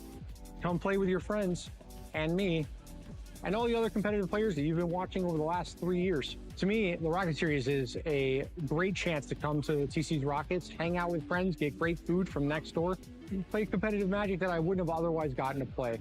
There's a lot of circuits on the East Coast that I don't get to play in because I work, can't travel, but fortunately, right in my own back door, $1,000 tournaments all the time. You know, I couldn't have said it any better myself. We are in the 4th season of the Rocket Series, and it's already becoming one of the best ones yet. Part of this is thanks to Voltex. Voltex has become our store's favorite brand of binders and deck boxes. Their card binders are the best way to organize, store, and trade your cards. Put your freshly sleeved cards into their safe side-loading pockets to keep them safe while showing them off in a beautiful way. With well over 10 colors to choose from, 4, 9, and 12 pocket options, there's something for everyone. Vaultex, with their new deck boxes, has also become the perfect choice to transport, store, and play your decks. Put your sleeve deck inside and you can be confident that is where it will stay until you're ready to play. Vaultex's side-loading deck box is a great way to keep 100 sleeved cards easily accessible.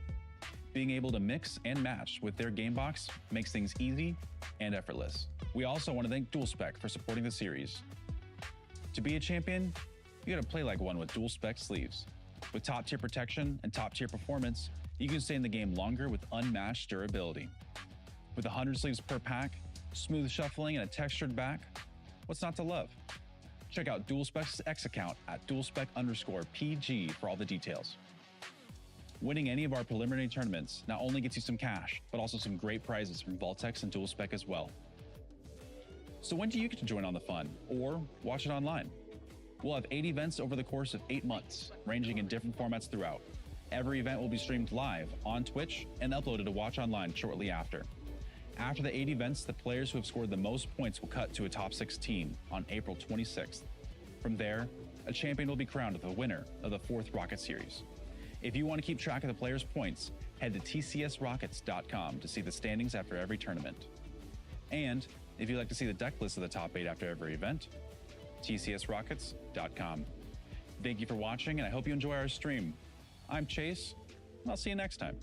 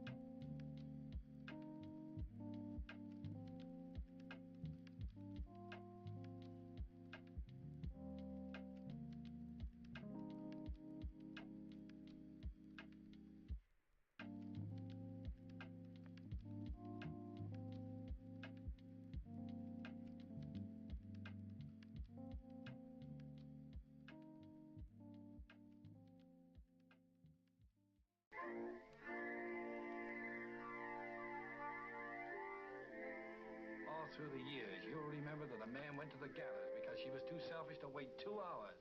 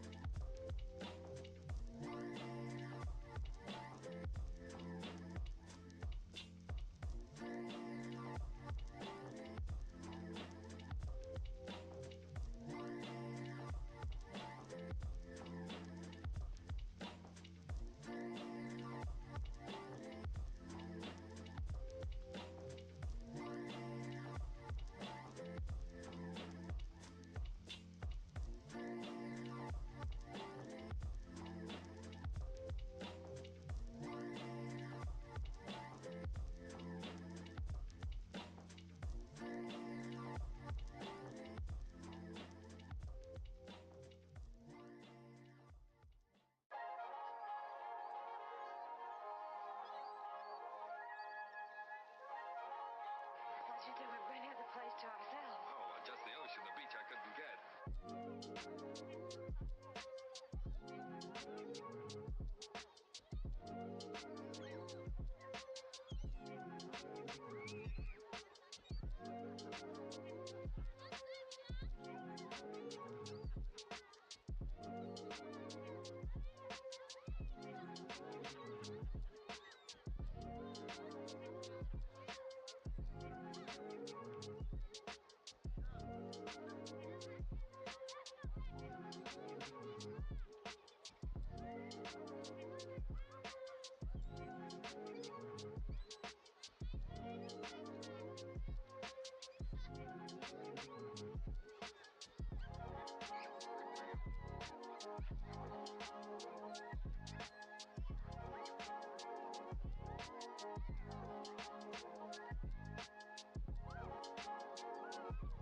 finally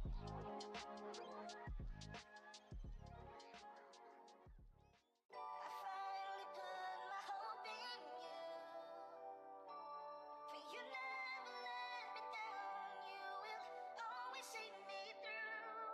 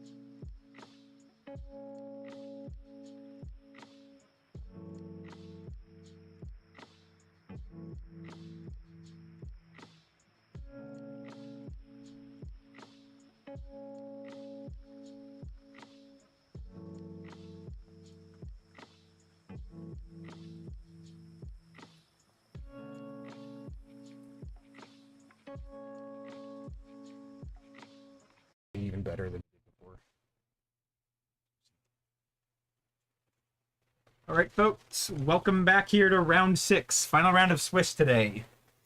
Final one. We got a bunch of players here fighting for their top 8 spots. We have a couple people who are locked who are splitting, and then we got a few matches here that are also fighting for those last couple top 8 spots. Currently locked in, we have Anthony, who we saw earlier playing the blue-black like control mid-range deck. We have Vinny, who we saw all these players earlier. Vinny was playing the Esper Pixie deck. We have Michelle, who's playing the blue-black bounce deck. And then we had Lucas, who we had last round, playing the blue-white Flyers tokens deck. This match, we have John on right and black, back mid-range, and then Kazi on the left playing another standard staple of the format here. So the other match that we had that kind of floating there is we have Tyler Gage trying to Gage on the black. Let's see what Tyler On... I talked earlier. I'm not remembering. Yeah. One sec, folks. You can find that. There's definitely a good spread of different decks here, fighting for their top 8 spots. So we'll see who can take this one down, essentially locking themselves in for their top 8 slot.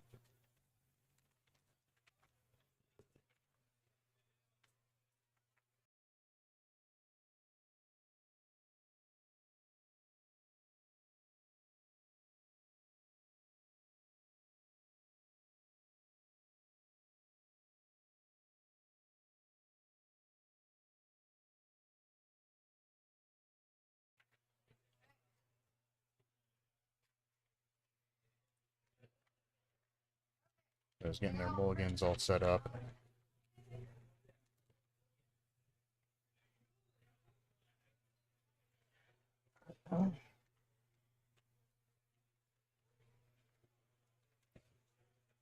Like John took a mulligan here, so let's see how this 7-1's looking. Not a single land in there. There's a Restless Cottage. Not particularly good. Don't love being there. No. It's like Kazi sitting on Hearthfire Hero.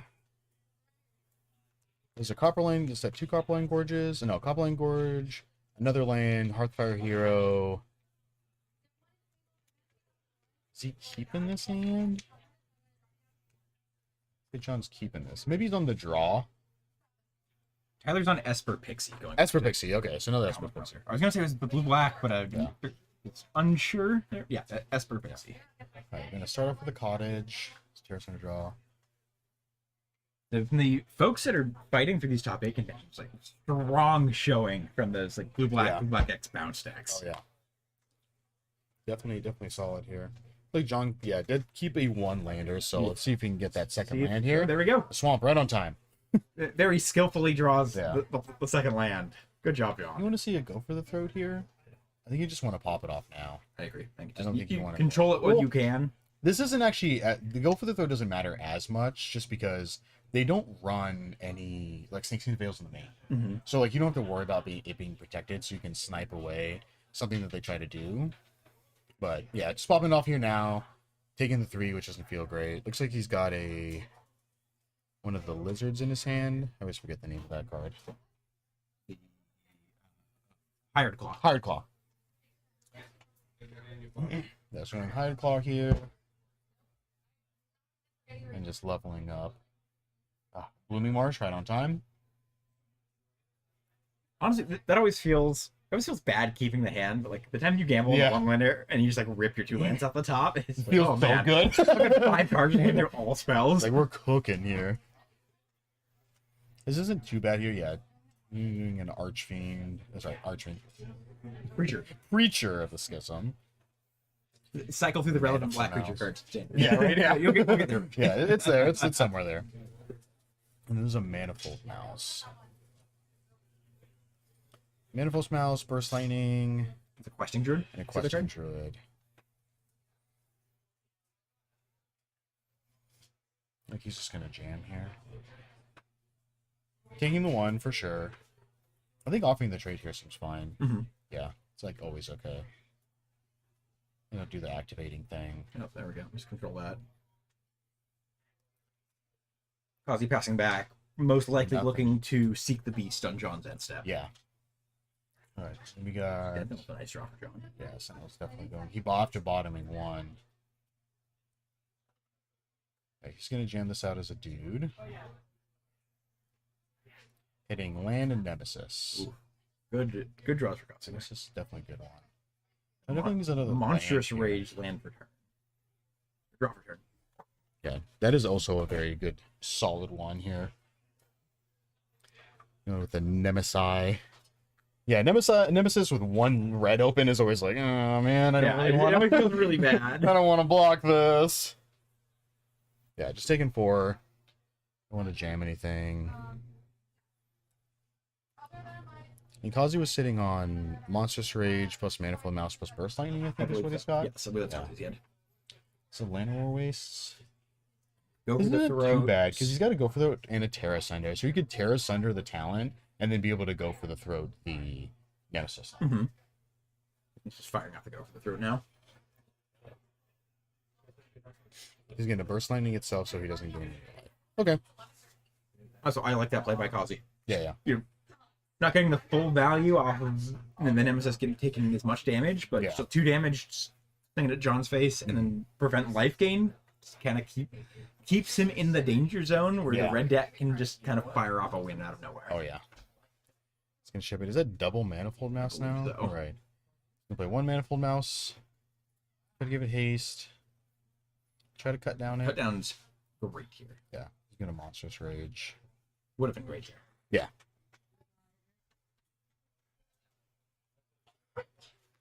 There's going to be a big swing here. I think blocking's probably still fine. It prevents 2 damage here out of the 1, 2, 3, 4, 5, 6, 7, 8, 9, 10. Right? No, that's just dead, right? Yeah. Like, oh, no, never mind, I guess. That's exactly what I said. Yep. Just kind of die out of nowhere. Yeah, that just happens. Yeah, I mean, without the, like, if there was no Monstrous Rage there, it would have been fine. Mm-hmm. So, I mean, kind of like also not, like, just letting the, like, the haste happen, because it still dies to cut down, right? So, like, like, what I've always found is, like, as long as they're within cut down range, like, you just save it until they would be out of cut down range. Yeah. So just like the just really pushing that like the last minute possible. Like see what they do, make them commit, and then you can clear it when you have to. Yeah. Because it's like, oh, I'll give this dude double strike, and it's like, okay, sure, like I'll block it, like sure, and I'll lose my dude, I'll get a trigger, but it doesn't matter. And then you go to Monstrous Rage, and it's like, okay, now I'll kill it, and then it doesn't do anything. Yeah. That's what I always found against this matchup is what I like to do is just, you know, if they just like play Heartthrower here in turn 1, just snap it off. Like there's going to be no other better time to do it. But if they like, it's not within that and you have a blocker for it, just let it happen. Yeah, just how where is the point? Like the point of last return, basically. We can like, let them run away with the creature. Yeah. Going to sideboards here. Going to Kazi's side on the left, playing red-green. We've got 4 Case of the Crimson Pulse, 3 Paw Patch Formation, 1 Questing Druid, 2 Obliterating Bolt, 1 Twisted Fealty, 2 Scorching Shot, and 2 Lithomantic Barrage. I think Paw Patch Formation is probably where you want to be in this one. Gonna just get a little more interaction removal. Yeah, I'm unsure on this the red side actually for what he wants to bring. Yeah, definitely some good options are the Paw Patch Formations are solid because if you put them on the demon version, it hits demons. It also hits all the enchantments and everything. Obliterating Bolt is good. It hits a lot of stuff. It hits Preacher, it hits Dread Knight, and it exiles. Same thing with Twisted Fealty, and then Scorching Shot also just kills all of the creatures. So just like more efficient removal because like the Burst Lightning and the Torch the Tower don't do as much. No, they're really they don't kill as many aren't creatures. as many things in the green black deck you can hit with those. Yeah. Burst Lightning going face is nice, but like if you're able to make a creature like hit for 10 off a creature, you don't really need the 62 points of burn. Yeah, it's like not as relevant. It looks like you're bringing out the higher claws. Those ones aren't as good in this matchup. I was thinking taking out some. I know Kazi has a 10 card sideboard plan against the green black decks. Oh yeah, it's because the matchup is awful. So like you need to be able to just sideboard into like not an entirely different game plan, but just I also more suited towards the game. No, I know for a fact Kazi is bringing in Case of the Crimson Pulse. He likes those in this matchup. It's card advantage to help grind out the game. Yeah, that's what he's looking for. Yeah. Brings those in. He's gonna bring that Questing Druid in as well. Yeah. Oh yeah, definitely. Going to John's side. Looking at his board.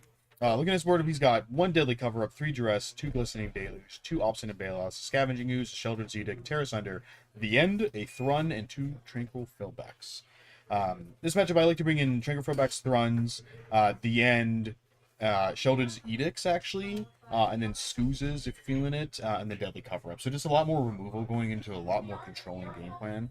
Thrun is really just there as like a giant blocker. Yeah. Like a 5/5 is huge that doesn't get hit by any of the removal spells at all. And then just will always be able to block, and then sometimes just can just start getting in there, and you don't have to worry about it dying during combat because it has indestructible on your turn. Usually trimming some of like the less good cards in this matchup.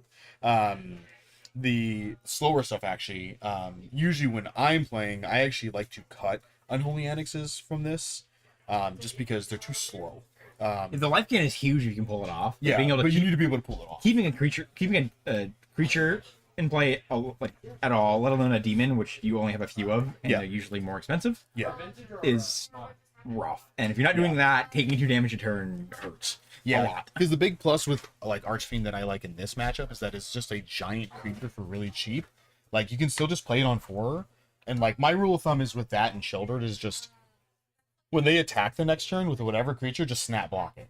Like the trades like 99% of the time, it soaks up a bunch of damage. And then you're just fine because then you can just kind of control because like they have to use like 2 or 3 resources in order to kill one of those. They have to commit hard. Like they have to have a creature and a pump spell and then possibly another pump spell or a burn spell in order to deal with those. So like you essentially 3 for 1 them. Yeah. Which is totally fine. That is really how you pull ahead as a green black in this matchup. Yeah. But on the other side, like you might not be able to stabilize with that, and like you might just die. It's like they can go under you easily. Yeah, and that's why it's like important keeping hands with a lot of early game plays. So I mean like 2 removal spells with you in the early game is totally fine. Like if you keep like a cut down and like an Anoint with Affliction, then you feel real good. Yeah. Let's see, there's 1 swamp. He did bring in Baloths. I think this is a mulligan. 1 swamp. Just a swamp, and and the only removals are like 2 Terra Sunders. Like, I think it's a go for it. I think I saw go for it as well. But that's still that's too risky. On the play, 1 land, you're locked out of most of your spells. I do not like Kaz's hand either. It's not. It looks good, but I just don't think it has enough push. Like he's got 4 lands, a Screaming Nemesis, the Hearthfire here, and an Emberheart Challenger. I feel like if I'm in Kazi keeping a land heavy hand in this matchup, I kind of want it to be a bit. I want to have some more grindy tools. Yeah, like Emberheart Challenger would be different if like if the Hearthfire hero was like a Manifold Mouse or an Innkeeper's Talent or anything that allows him to trigger Valiant, or even just like a Questing Druid. Like it's not very Valiant, like it sees 2 cards. Yeah, there's just like there's no oomph to it. But it's definitely like solid. I mean, 1, 2, 3 is good. Like you have lands you're curving out. Like it could be so much worse, and it does look like Kazi's keeping that hand. Yeah. Like, which is totally reasonable. Like, it's not like I don't think it's bad. Kazi's been playing a lot of Standard and doing a lot of RCQs, and I believe he's like done very well at a lot of that as well. So he knows what he's doing on the stack for sure. Like, if he thinks it's a reasonable keep in this matchup, I'm very inclined to believe him that this is a fine keep.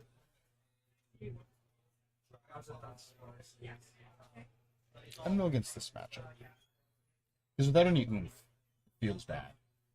Because if like John just keeps like 3 removal spells in hand, then it's just like nothing. And then he has nothing. But we'll see. We'll see how it turns out. I mean, it's definitely like just going 1, 2, 3 is great, and then in the 3 turns that you have to draw spells, like it just be good. Is that double Soulstone Sanctuary? I think it is. Not particularly good. No, it must not be. If he's keeping this, it must not be. Yeah, I think it's a cottage. I think it's a cottage. Yeah. Still don't. It is a cottage. Love that. Well, we were talking about this earlier. It's not lands and spells. Like it's not off. It's not off. Okay, so he draws a Burst Nightwing. Okay, and a Llanowar Waste is good here. I think this is a fine. Yeah, he's gonna play a Dread Knight just to be able to block. I like that. Yeah. Gonna play a hero. As an attack. Curving out and that's a very pushing easy creatures. snap block. It's gonna trigger here. An Obstinate Baloth. That'll be coming down. Maybe next turn. Maybe. If he draws another land. Yeah. I kind of like. Yeah, that seems fine. Just blockers. Yeah. Stall for time. It's a blocker. Torch the tower, draw for him for Kazi. I mean, he can like torch plus burst signing, but that doesn't feel great. I think that's what he's gonna do. He's looking at it. Yep. He's Screaming gonna at Nemesis.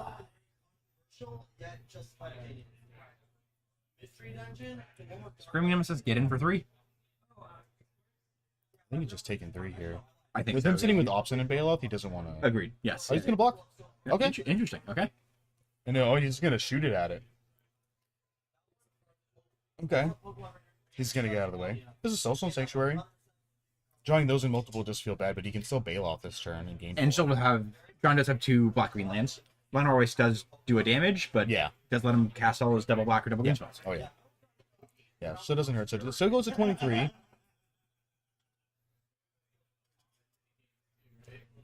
What was that?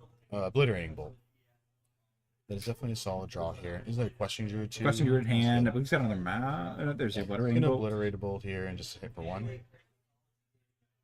I feel like both of them kind of need some action here. Yeah. Kazi has creatures and ability to deal damage, but nothing's fast. Just double go for the throat in hand now. Okay. Double go for the throat. Terra Sunder is John's hand. Yeah. Just a mountain draw. Gonna go for a case.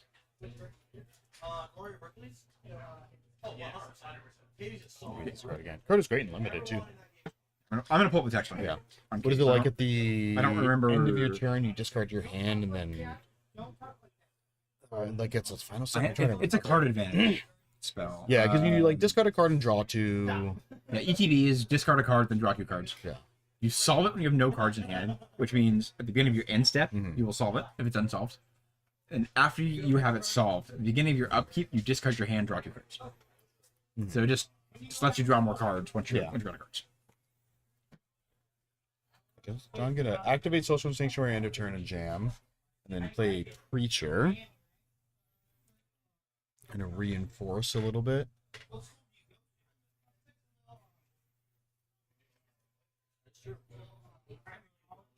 Playing another Druid.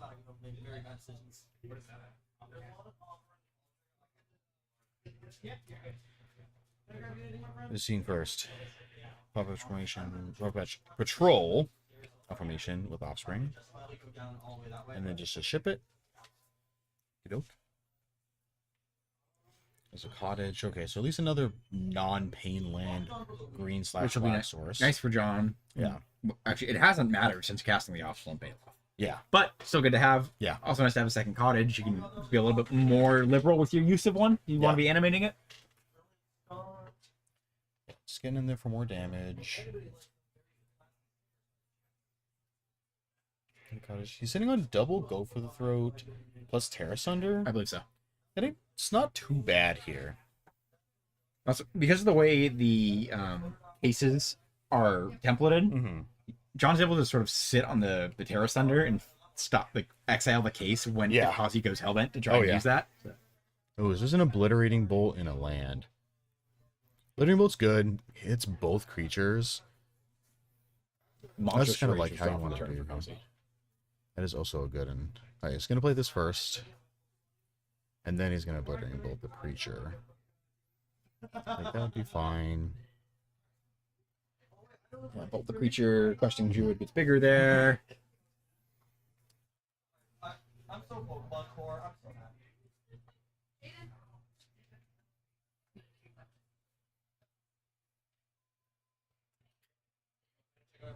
Land for turn. Yep. I wonder if he's debating. Might as well. Bargain the Torch the tower to kill a Soulstone Sanctuary? Yeah, that's definitely an option. Leave the way up.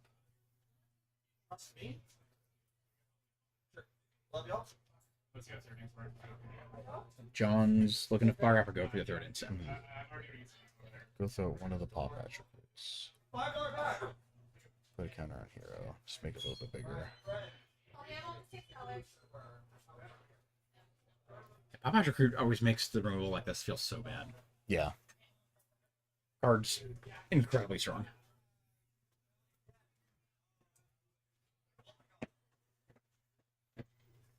Thinking about popping something off here. You go Push the tower now. Yeah, and Kazi's firing that off. Yeah. Sack the other Power Patch recruit Mhm. as the sacrifice for bargain. Yeah. John's going to use the man with the Soulstone Sanctuary. He's gonna go for the third here.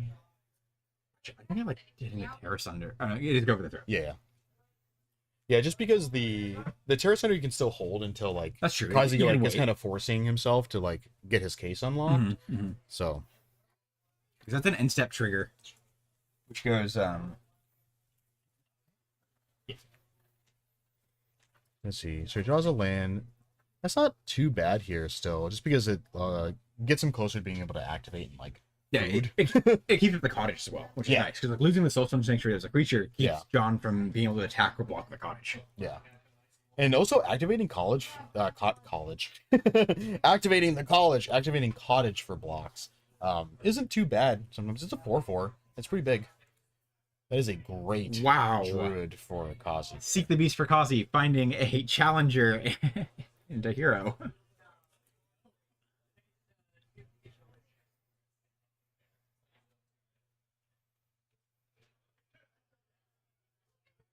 was thinking, you gonna Monstrous Rage or Haste? Okay, yeah, tapping properly. I guess that doesn't really matter too much, right? Not particularly. I think just Kazi at this point, Kazi's looking to go in, I believe. And so he's looking to play that Monstrous Rage there. He could also. It's like let that resolve. There's a Hearthfire here. They can play. He could also just Terra Sunder the Emberheart Challenger and save some damage. Also here. good. Yeah, another reasonable option. Yeah. Problem is, if John's going, save some damage, Yeah. but Kazi's still gonna have 3 creatures in play and start drawing 2 cards a turn. Yeah. 3 cards a turn. Yeah. So he's able to play out his hand. Yeah, that's gonna be.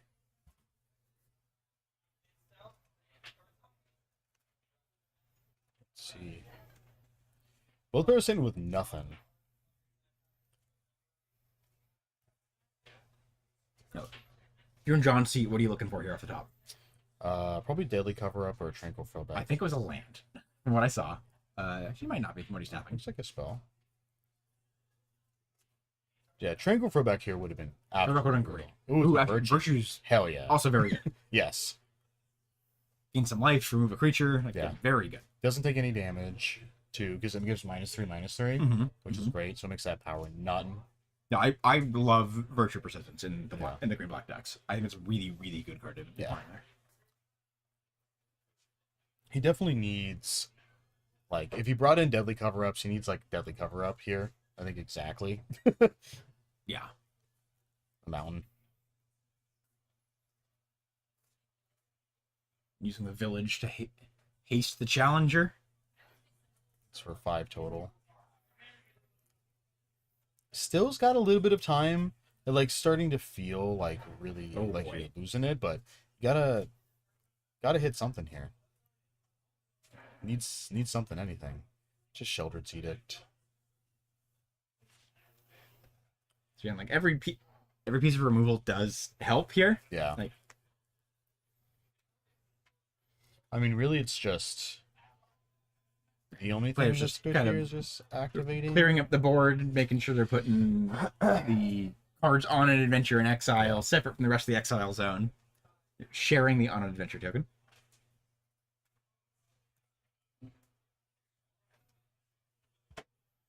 It's like, sure, just play that. Manifold Mouse, that does not feel good.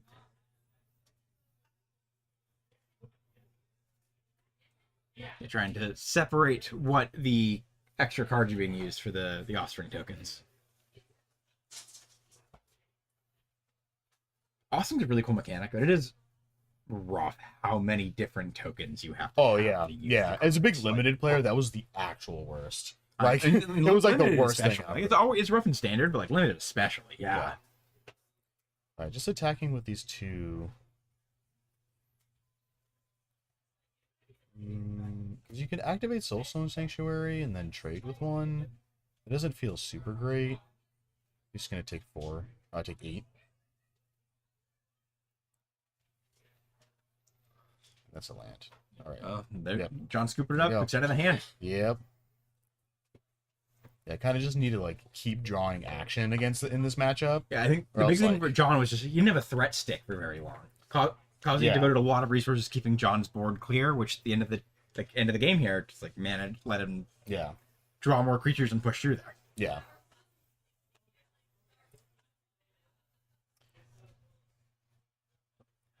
Rough beats for John. I believe there's a chance he can still sneak into top 8. Yeah, we'll definitely see. a I chance. think the way Breakers land, there's going to be 1 or 2, but 4 2s that get in there. Yeah.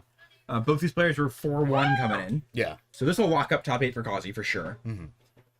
There's a chance for John. We'll see. Cross our fingers. See where it falls.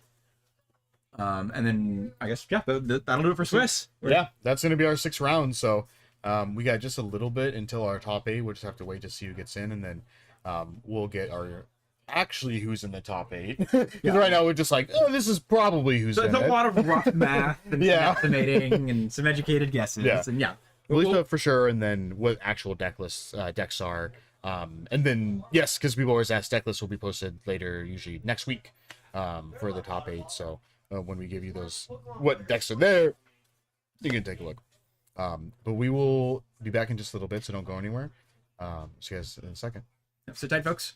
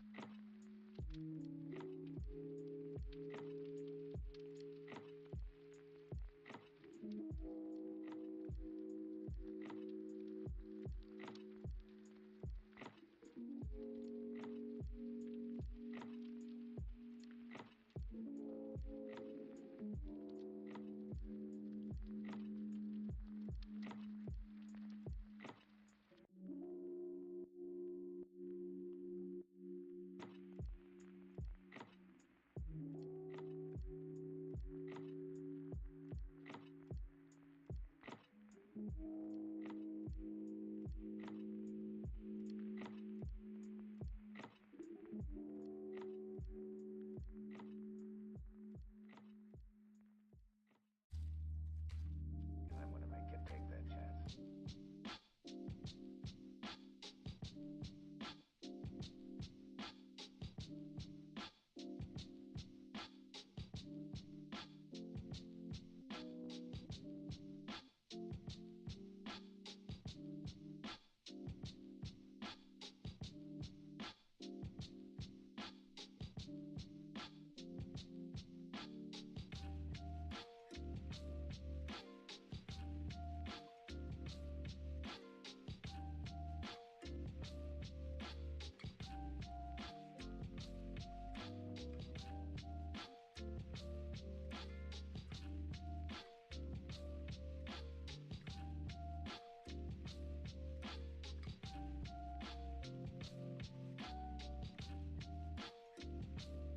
Like you said.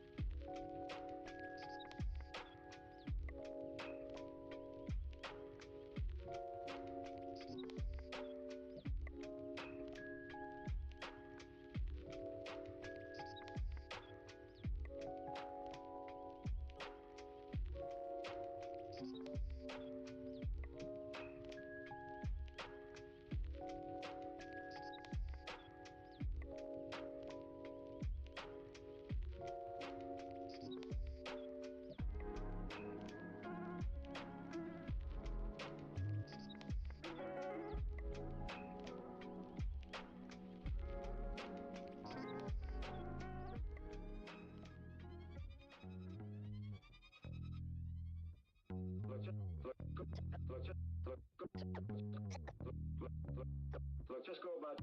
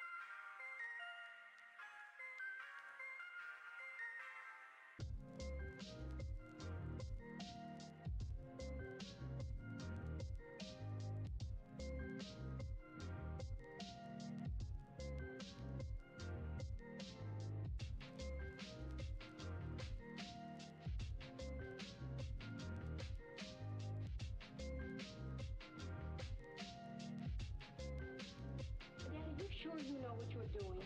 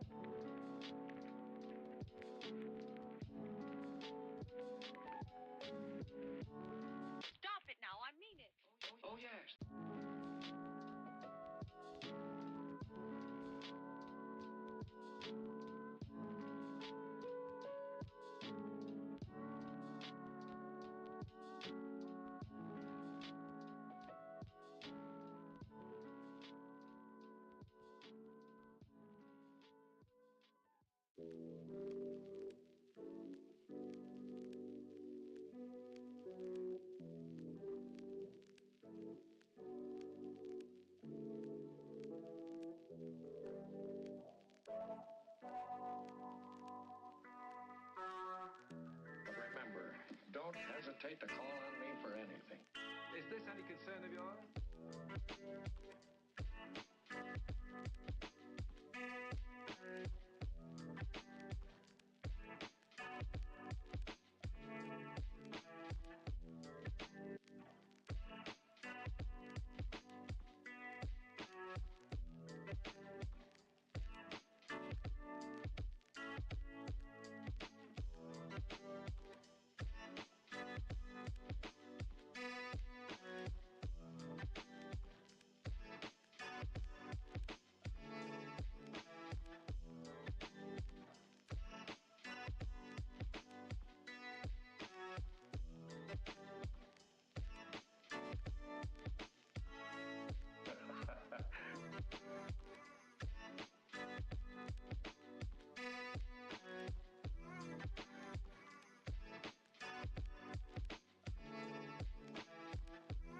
Don't call on me.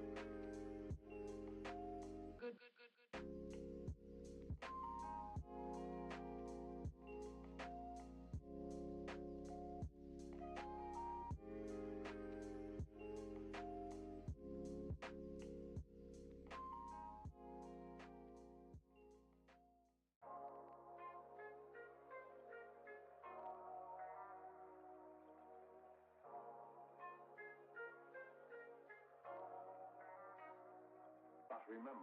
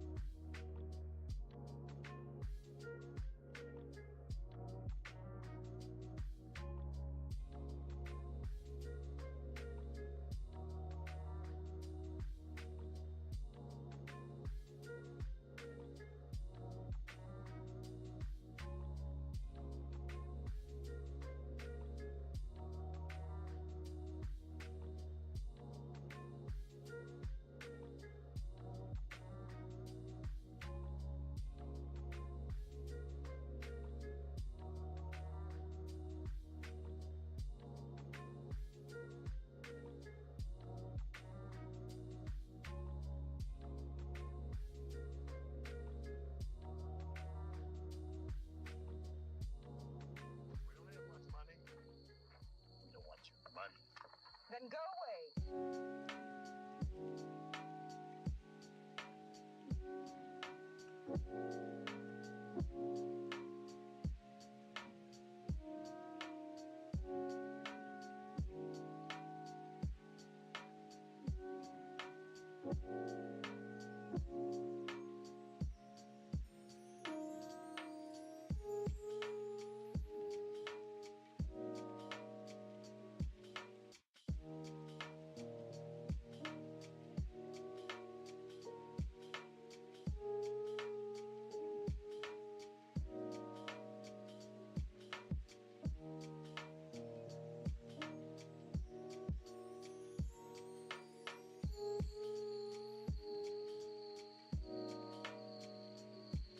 So what?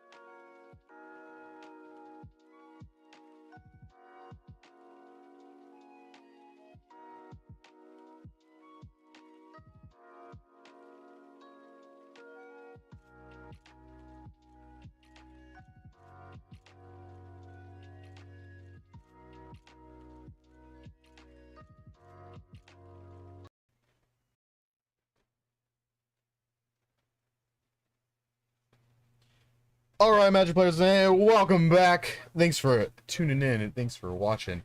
We have our top 8 now of our TCS Rocket Series Standard Tournament. Also a RCQ as well. That's right. Players are fighting off for the single slot invite here. Oh yeah, first place getting the invite. Also getting a deck box from Voltex, as well as second place. And then first place also getting some sweet dual spec sleeves. Absolutely. See if they're sweet Magic deck. We have our first match here. We have Tyler on the left playing some Esper Bounce, which is the Pixies deck. And then Jacob on the right playing some blue-black control is actually what he's playing. White-black control. Sorry, not blue-black. White-black control. White-black control. Let's see what we got here. Looks like Tyler's sitting on a... Attica Race, nowhere to run. Go for the throat. Spiteful Hex Maze, Storm Chaser's Challenge. There's a white card in there somewhere. I'm shipping it back. Not liking it though. Jacob's keeping his hand. Pitching it. And then also we have the full spread, the top 8, the archetypes there. So we've got Anthony on. I'm gonna separate the blue-black bounce decks like we saw Michelle on earlier. I'm gonna say blue-black bounce, and then we're just gonna say blue-black curiosity. It's like the more standard version. Yeah. So Anthony on blue-black curiosity. We've seen him on stream. Vinny on Esper Pixie or Esper Bounce. Saw him on stream as well. Michelle on blue-black bounce. Lucas on blue-white aggro. Kazi on red-green. Tyler on Esper Bounce, Esper Pixie. Gage on blue-black bounce. And then Jacob here on black-white control. So great showing for the both players on the Esper deck. They both made it to top 8. Yeah. really good for the that bounce archetype in general here. Over 50% of the players on the deck are in top 8. Yeah. They're wild conversion rate. But definitely good showing for that. Going blue white land. I don't know which one that one is. Seachrome Coast, I believe. Seachrome Coast. Okay. Going off the text box. Yeah. Yeah. Going again if all the blue white borderless lands look the same. Yeah. And even the normal ones look pretty similar. Nightmare. Jacob discards a plains. A very pretty APAC plains. Good, with sunflowers, so good. Going here. Going a carrot cake. Thinking about just popping off the pest control. That is pretty good. Jacob Black White control deck main decking pest controls. Yeah. Which I am sure have come in handy today. Yeah. Definitely good. And then drawing right back into a Storm Chaser challenge. I think Tyler's just going to replay the 2 permanents he hadn't played before. Yeah. There's a Nightmare. And Wait a minute. Wait a talent? minute. I just saw this. What's going on? Does Jacob have another pest Another pest control. That'd be quite hilarious. Let's see what he's got here. The Concealed Courtyard. I'm not sure what that one is. Into the deck list.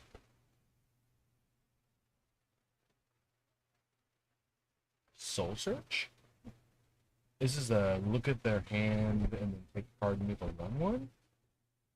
Look at the list. I believe it has to be Soul Search. Yeah. Text on the card is: target opponent reveals their hand. Choose a non-land card and exile that card. If it costs 1 or 0, you make a 1/1 white and black spirit. Oh. So because Jacob selected this town ain't big enough, no 1/1 spirit. Yeah, no one spirit. Gets this town out of Tyler's hand. And it exiles it too, which is pretty good. Yes. Yeah, can't get it back with the Storm Chaser challenge that's already on board. 3 mana for a Caretaker's talent for Jacob. About to set. Bottom boat. Get him out of here. Draw another Storm Chaser talent. What's the other card in Tyler's hand? Shelter Fighters. Another dude. Triggering Prowess. Holding on to Shelter Fighters.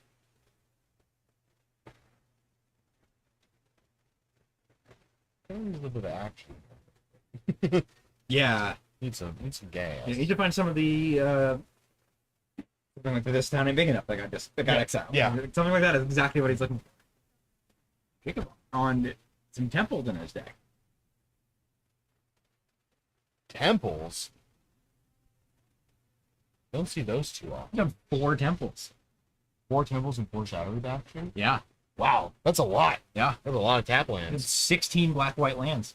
I think it's just on everything legal and standard right now. Yeah. That has an upside. Just Wow, alright. I mean, seems solid. A lot of extra value just from your lands. Like, you just hit 1 and 2 mana on tap, and then you can still cast all your removal spells, and then, yeah, looking at his just right into what you need. Looking at his spells, Jacob has a lot of the removal. He's gonna just want multiple multiple black pips to cast the removal, and he's gonna want multiple white pips to cast the bigger top end white spells that he's going to stabilize. It's probably needed just to have stable mana. Tyler's draw for the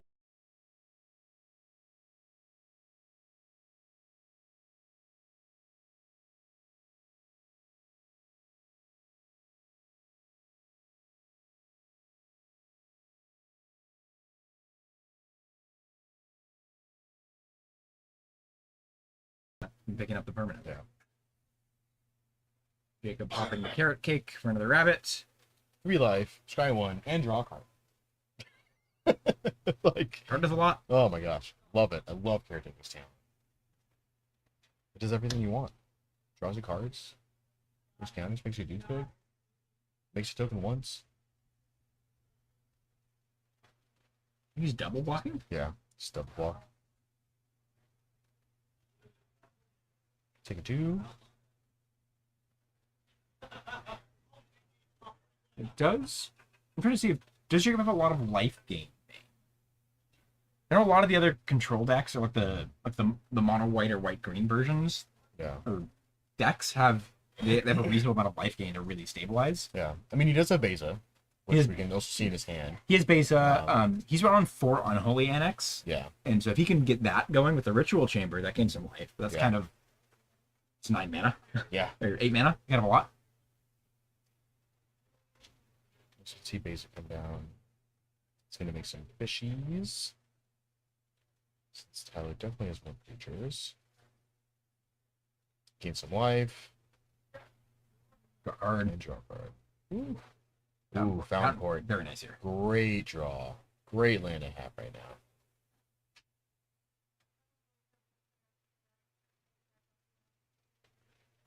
I do see a Ritual Chamber in hand and an Anoint with Affliction.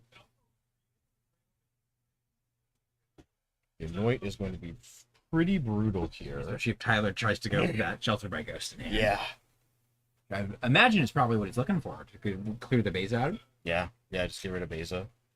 Maybe, based on the deck he's playing, maybe you go for a fish because you can just pick it up again.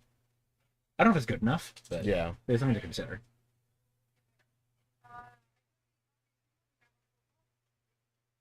Yeah, Shelter by Ghost on one of the auto tokens.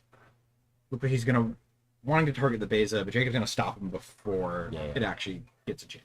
Yeah. Go. Jam in there for 2.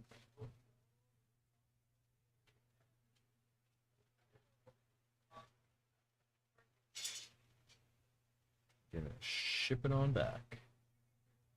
Drawing a Aquazops, is that what it was? I believe so. He's on one main. I did see that in his list, and I was like, believe ooh. that's what it is. That's really cool. That's so sick. It not dying is massive. Yeah. Oh, yeah. You just keep playing it. Yeah, over and over again. Oh. I think he's going to do a demon first.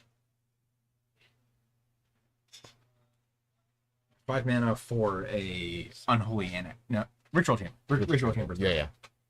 And then you can pay 1 and make another one. Nice. Very nice. Ain't too bad at all. It's kind of like the flavors of the mono white decks, except for getting to play black for a bunch of removal and then some really scary game ending cards. Yeah. Like this is like 6 mana make 2 6/6s. Yeah. Yeah. With flying. And draw a card? And draw a card. Yeah, seems good. Yeah. Not bad at all.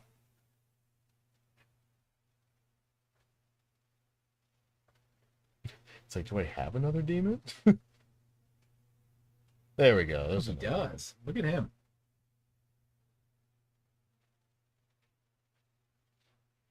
Those are flyers too. Tyler untapping. Those Draw. are land. I think He's just gonna scoop it up. Yeah. That's fair. Not much you can do here. Yeah.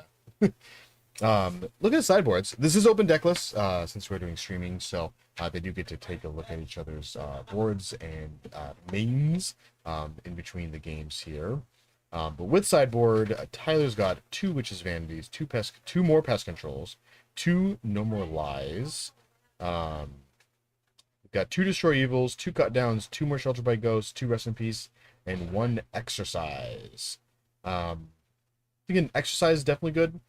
I like the Destroy Evils. Normalize seems fine to kind of throw Jacob off curve. Mm-hmm.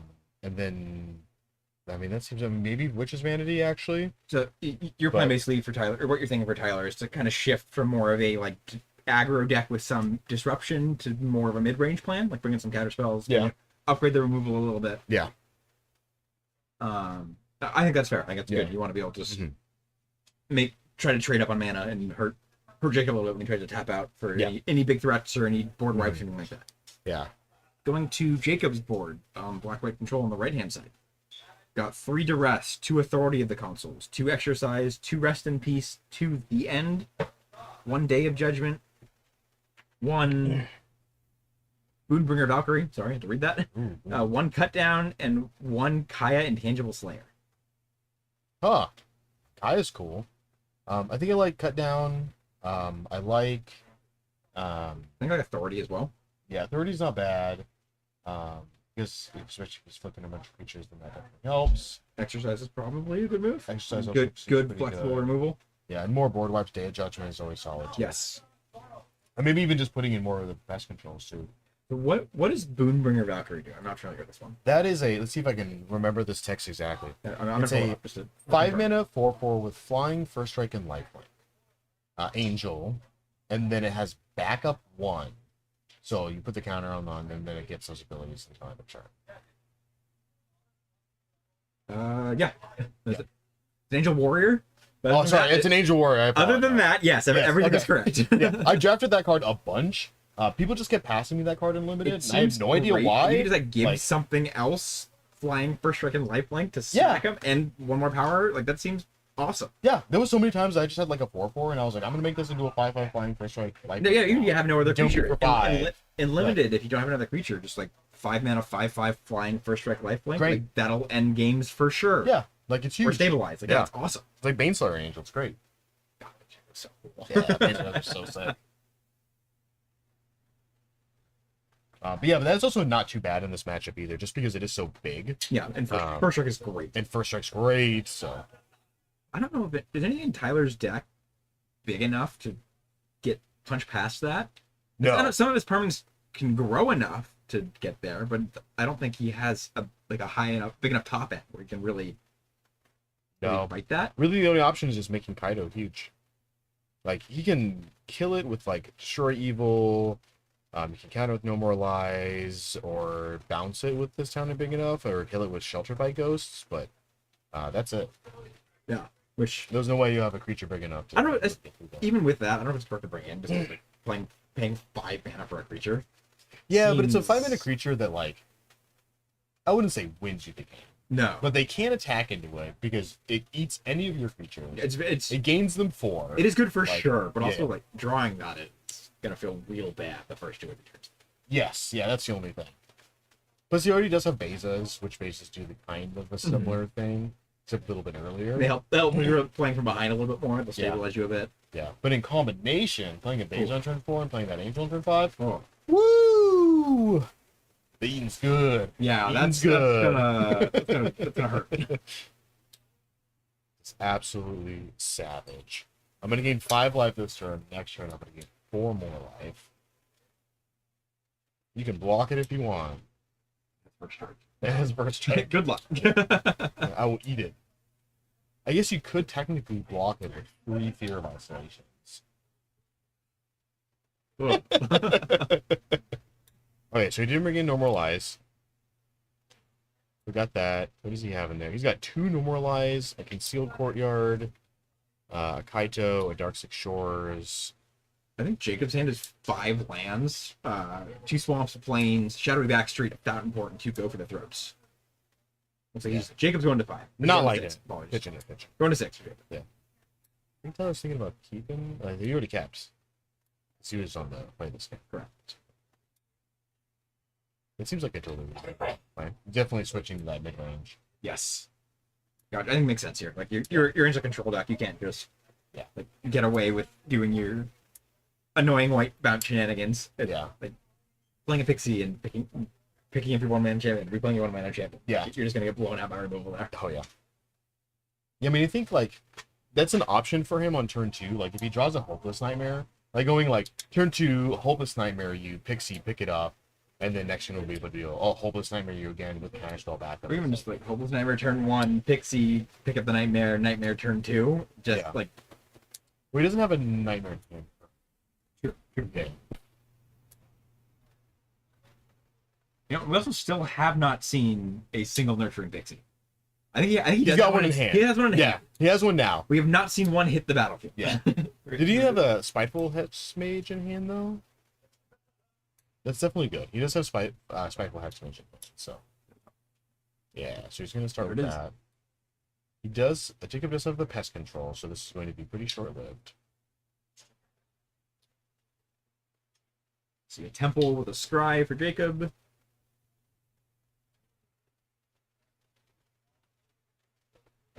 Steven it. Back to Tyler.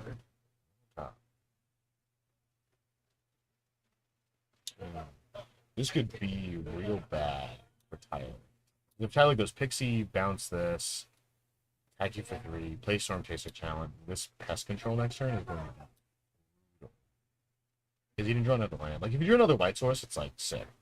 Yeah, he's going to go for it. No. This is going to be pretty brutal this next I think turn. it's correct for Tyler to do. Like, Oh, yeah, 100%. This is Yeah. the deck's curve. That's what you're supposed to do. Yeah.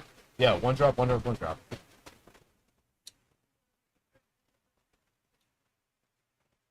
And for Jacob, yeah, that's the pest control. Controlling the pest. Solid 4 for 1 there. Yeah. Cool. Tyler choosing to pick up the roll token Yeah. instead of the actual creature Yeah. doesn't get to recoup the card. And we would have counted this perfect this time. Maybe we would have signed that. Here, so I still like counter here. Use your mana. Yeah, use your mana, get some value there. Yeah.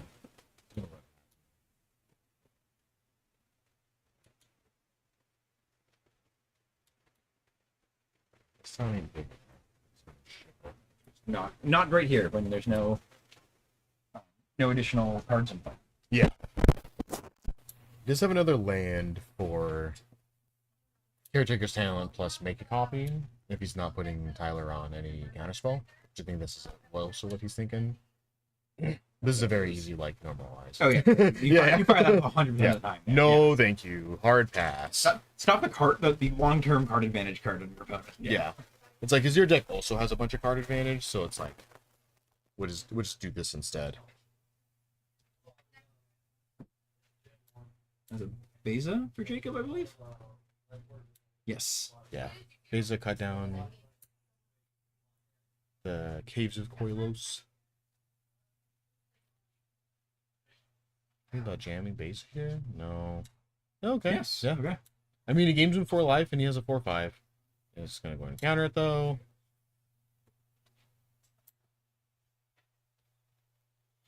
Jacob's hand is cut down carrot cake. Yeah. Let's see, Kaito coming down.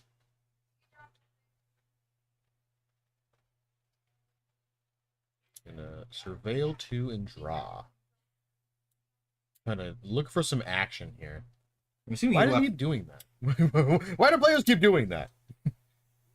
We checked earlier, right? He is surveil, right? I don't actually check, but I'm 99% sure it is surveilled. Yeah.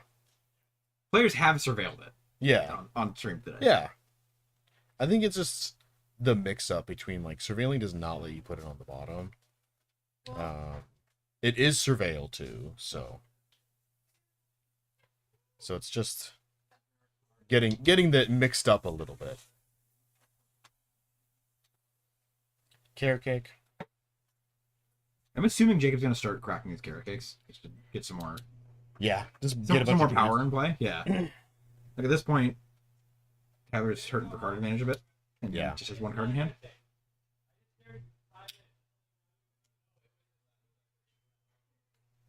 Pass him back, going to Tyler. Draw for the turn is a Magic the Gathering card. Unknown.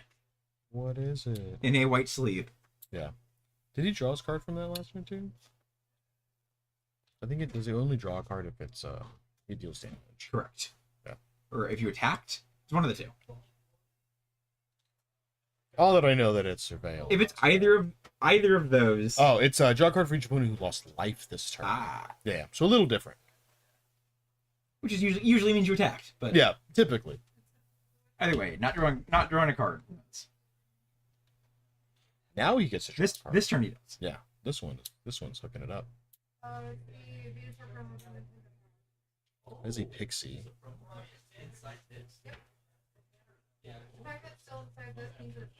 This is the one that returns a creature. Oh, I'm unsure for this one. Yeah, this one is. I think it's a That's a zombify kind, not a zombify, but it's like a return a creature from your graveyard to your hand, and then the other side is whenever a creature card leaves your graveyard, you make a 2/2 zombie. I believe. Yeah, so the right side is Cadaver Lab, single black.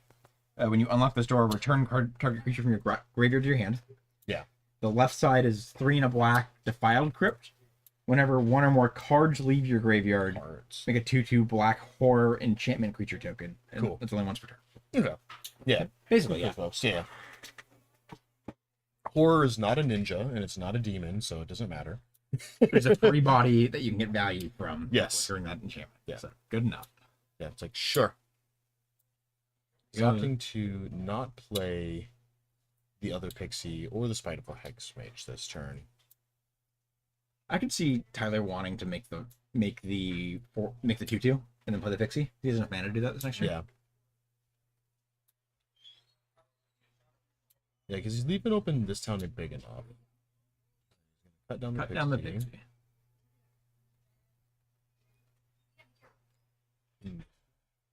Now this is like, do you bounce your Pixie and bounce a token? I don't hate that. Just kind of just get some value out of it while you have the card. It like technically saves you in mana because you can just get it back with the other Pixie you have in hand.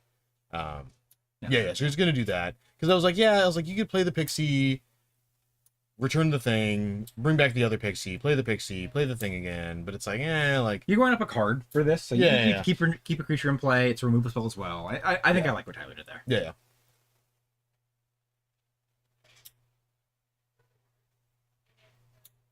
Jacob trying to control this Kaido. Down to 1. Ship it. What was that? What was it? Is that a Fear of Isolation? I believe so. That's a solid one. Attack with Kaito. Sacrifice the carrot cake. I think Jacob's looking to block to So he save can't some draw. more. Yeah. Protect his life. Stop Tyler from drawing. I think, yeah. And he gets a block and sack at the Fountain Port. Draw a card.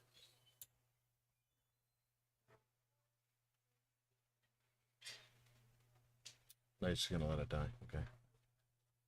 Interesting. He has a pest control in hand. Not a. Maybe he wants to cycle the pest control. I'm unsure. I don't know. I think I would have been looking to, or maybe he's just making a token of the fountain board. Yeah, that's true. That's an option too. He's got 20 life. He's not under any fast clock. It's true. He's getting 6 life off of those carrot cakes. Who knew carrot cake was so healthy for you?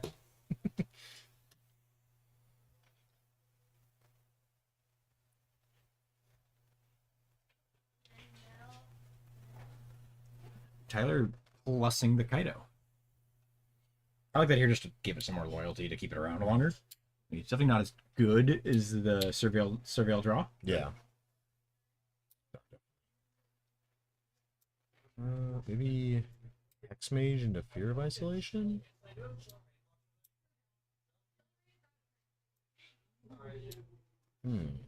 Yeah.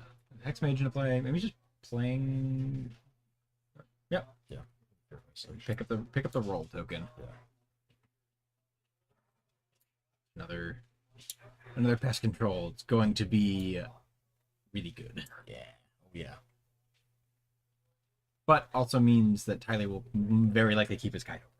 Yes. There we go. And now he sacks it. Okay. I guess. Yeah, who's gonna attack her? Kind of bad, but also if you're gonna pest control the board anyway.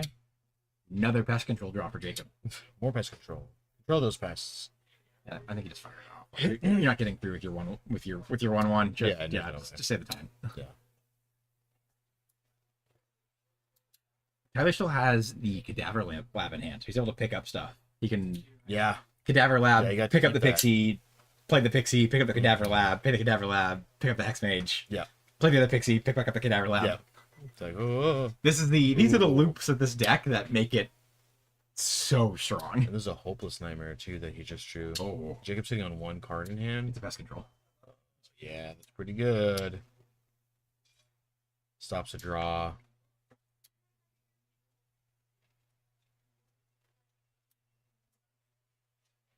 Tyler looking to think off of the Kaido 0. The Surveil turned into a Scry. Get rid of it. Doesn't like either of those. He's going to ship them. That was another Kaido.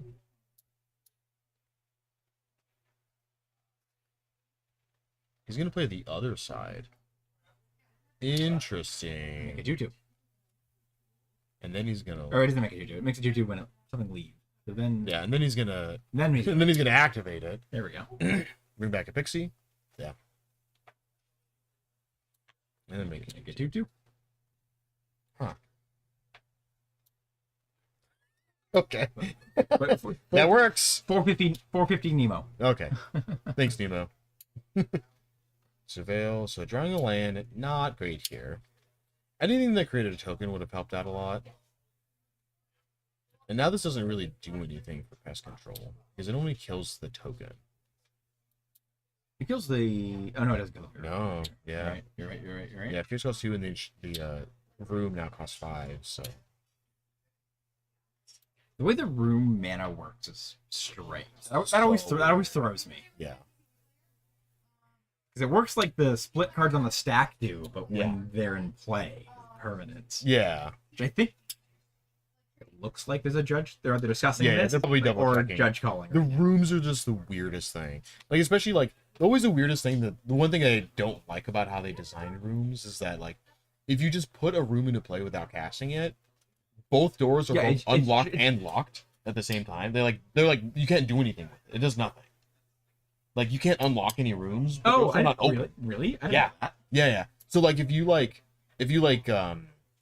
it's just when you cast it, like, you cast aside. But if somebody, like, leyline bindings one of your rooms, and then you, like, destroy the leyline binding and it comes back, none of the rooms are locked, but they're also not unlocked.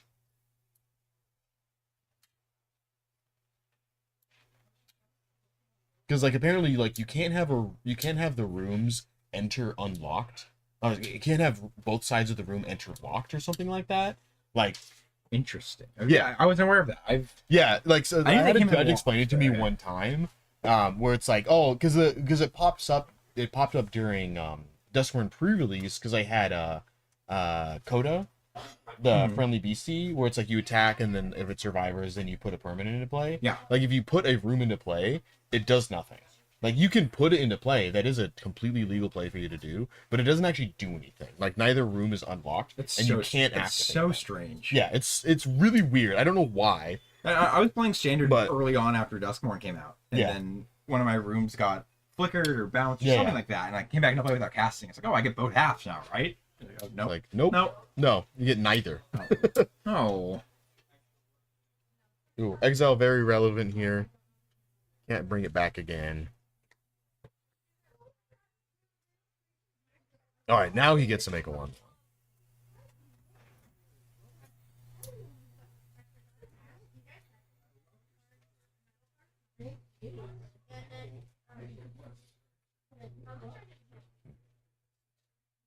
It's gonna make another 1/1. Don't get to draw another card. Using the value out of the Caretaker's talent right Yeah, now. might as well. Trying to make the most of what Jacob's got going on. Yeah. Oh, there's another in hand. I mean, there's always an option too of like leveling the Caretaker's talents, because like making these 3/3s is kind of big game. Yeah, like huge. That's huge. And then all of your tokens from then on out are also gigantic. Like, good. All right, There's just gonna the make this nightmare. card. Look, yeah. No Caretaker's talent. No second. No second. Unfortunate.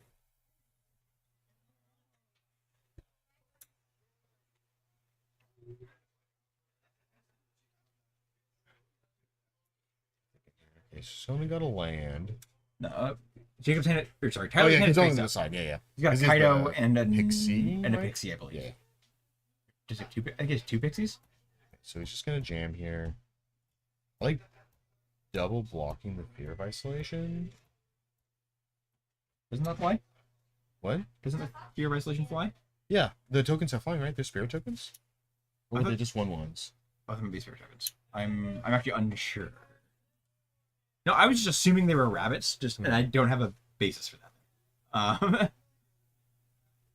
Oh, he did play another. No, those are spirits. He played another Soul Search. Yes. 1/1 white and black spirit tokens. Yeah. I thought they were that. I forgot that. Pixie for Tyler. Pick up Nightmare, replay Nightmare. I'm pretty sure Tyler's going to take this one. With this board state here, and Jacob at 3. And Jacob having no cards in hand. Mm-hmm. Did he cast the other Pixie? He did cast the other Pixie. What did he return with the Pixie?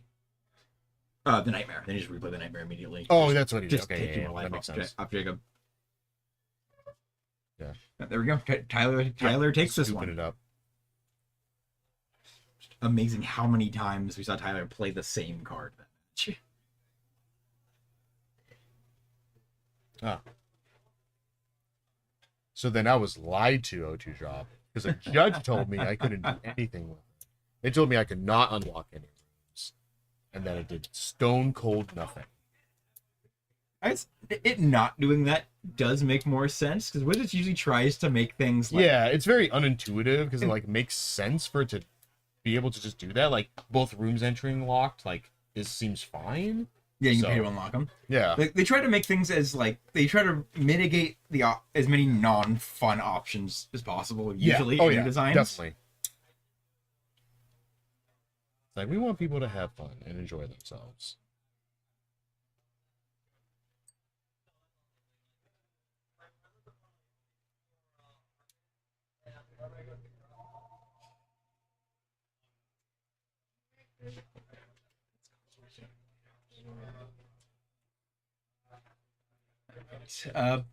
Reevaluation of sideboards here. You making any changes? Jacob's grabbing some. I wasn't. Yeah. He's back in some Sunfalls. I think is he cutting the Sunfalls? I think it's a sideboard there because I thought some Rest in Peace in that pile. Yeah. No, he's got Rest in Peace and Duress there, so I wonder if he's cutting the Sunfalls and only on some number of Duress, not all three that's in his board. I don't like cutting the Sunfalls because it kind of does the same thing as Duress, is what he's looking to do, right? Where it's exiling creatures because he was just worried about him doing the same thing he did last time, which is rebuilding this whole board by playing the room. Yeah, so you can. So the room is a one of. Yeah, so I do get not wanting to sideboard to like tag that one of. Yeah. Let's see. Wanting a cut down back in the deck. Going down a Soul Search and a Go for the Third as well. Okay. Yeah, cut down is great in this matchup. It kills everything. Like, it even kills a Spiteful Hex Mage after the counter's already been removed. So, it's not too bad. Definitely not, no. Anything you can, like, be at mana parity with interaction against this Esper deck is nice. There's always the problem when your opponent's deck is all one mana, 2 mana threats. Yeah. If you're, like, trying to use more, like, interact with more oomph. Like, it feels bad. It's like, well, okay, I gotta kill this 1 mana 2/2. But it's like, I have to do it. Not how I want to.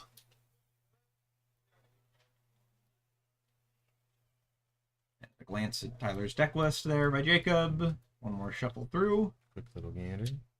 Happy with this. You know what I'm kind of surprised Jacob isn't running any copies of? It's a Harvester of Misery. Yeah, it's kind of like on and off of how people are on that. He makes enough small tokens where he maybe doesn't want to hit his own stuff. Yeah, but I feel like this stuff isn't as big. I've also been kind of off of that card for a while. Like, it's good as the removal spell. Like, it's not too bad. But like, given the board -2/-2, like, in so many of the decks that you play it in, it's more of a hindrance for you than it is for your opponent. Like, unless your opponent just like nutty draws you and their creatures are small, then sure. Otherwise, it's kind of like, oh. Like, yeah, it's not like quite enough. Three of my own creatures. Not quite enough. Not damage, but like minus X effect. Yeah. For 5 mana later in the game. Yeah, because especially with this, like, for 5 mana, you can just cast Sunfall. Sure. Which is just always kills on the board, and then still leaves behind a giant creature. Very likely leaves you a bigger threat than the 5/5 with this. Yeah. I think these sleeves are also very similarly colored. No, Jacob's is a little bit more Jacob's like a cream. Like a cream or a beige. Yeah. The Tyler's just very white. So definitely different. You know, if you at home want to get some very nice beige or white sleeves, check out Dual Spec. Yeah. Get the sleeves you need for your Magic the Gathering needs. All your standard decks, all of the top meta decks you own. Yeah, every single one of them. Leave them all up. Put them all in there. Looking at hands. Jacob's got. I see a Temple. I see an Anointment Affliction. 2 Caves of And a Cornos. Holy Annex. Caretaker's Talent. Shuffle, okay. Tyler, So we'll just skip on. All right, he's not liking it. I think it Tyler's was going down.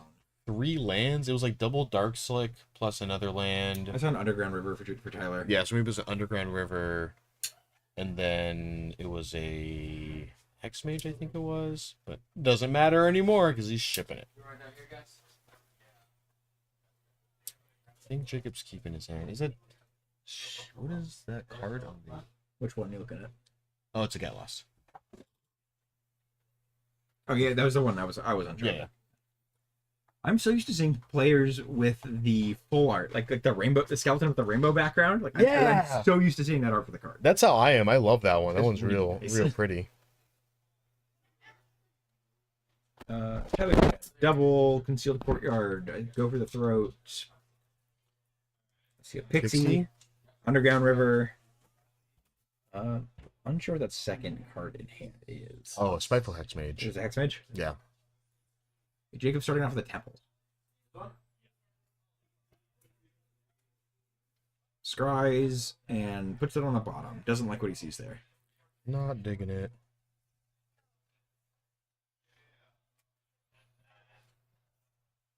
Tyler starting out on his side with Spiteful Hex Mage.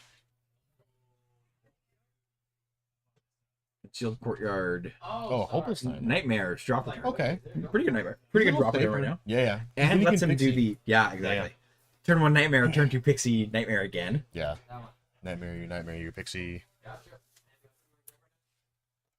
Beza, drop for Jacob. Double Caves here. Could get pretty awkward. Yeah, the damage from that could add up in this game, because as much as the, like... They're just very evil. Yeah, as much as Tyler's pivoted into, like, a bit more of a mid-range plan, at the end of the day, he's still pretty aggressive with a lot of, like, low-cost, like, above-statted flying creatures to attack, attack with. Yeah. Pick up the Nightmare, replay the Nightmare. Jacob discard the Get Lost. Exile the Pixie with Anoint with Affliction. Shattery Backstreet, that helps. And It's just trying to jam on Holy Annex here. Draw a card, losing 2 life. this one, I'm unsure. Like, I know drawing more cards is going to get Jacob more answers here. Yeah. I am a little worried about how much life loss is going to matter with Yeah. the NX. So it's going to take a while to be able to put a demon into play. Yeah, he's got at least 2 more turns, right? And then he has to like make it. No, or will Tyler just Tyler. destroy you? There we go. Go. Don't even need to think about that. Yeah. Like, sure, make it easy. Got a Duress. Stress is pretty solid. So you're not casting Beza this turn, so might as well. Duress. Pop a Duress off. It's a little thing that I think is small but is important for Jacob right now. Cast that Duress first. See what Tyler's got in his hand, and you can circle afterwards. Yeah. Just sort of shape your game plan around that a little bit more. You gotta take the room, right? He knows it's a one of, and even though Jacob does have the Beza, I don't think he's too worried about the go for the throat. Yeah. Yeah, takes the room. Yeah, he doesn't want Tyler to do the bounce thing. Yeah, what happened last game was pretty wild. Yeah, What's going on with hard that? to keep up for sure. Restless Anchorage, that's a solid one here. Jacob untap draw for turn is The Shattery Backstreet. so hand is go for the throat. Beza. Tyler's hand is go. I think it's just a go for the throat. Yeah, I think it's just go for you drew the Anchorage return. So. Yes.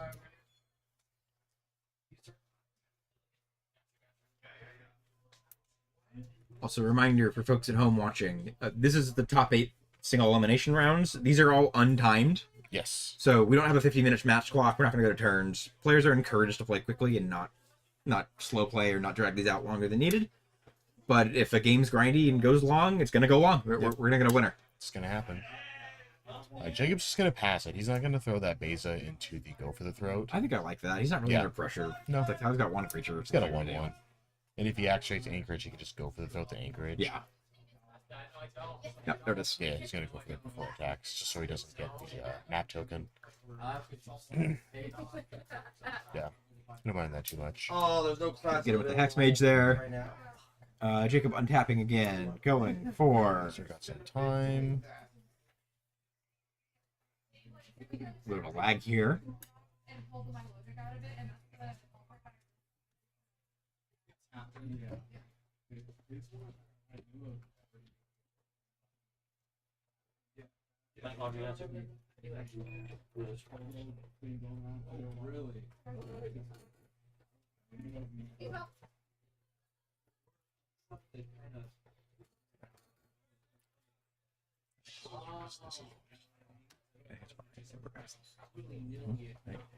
I forget you have to click on it, my bad.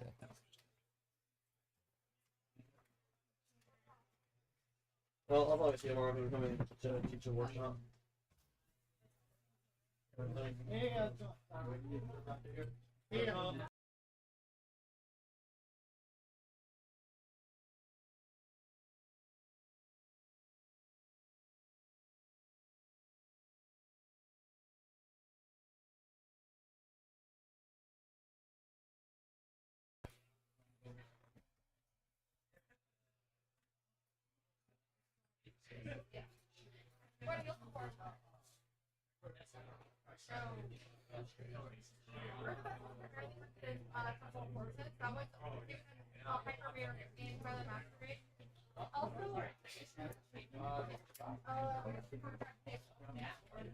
I think Brad's going to test Steven.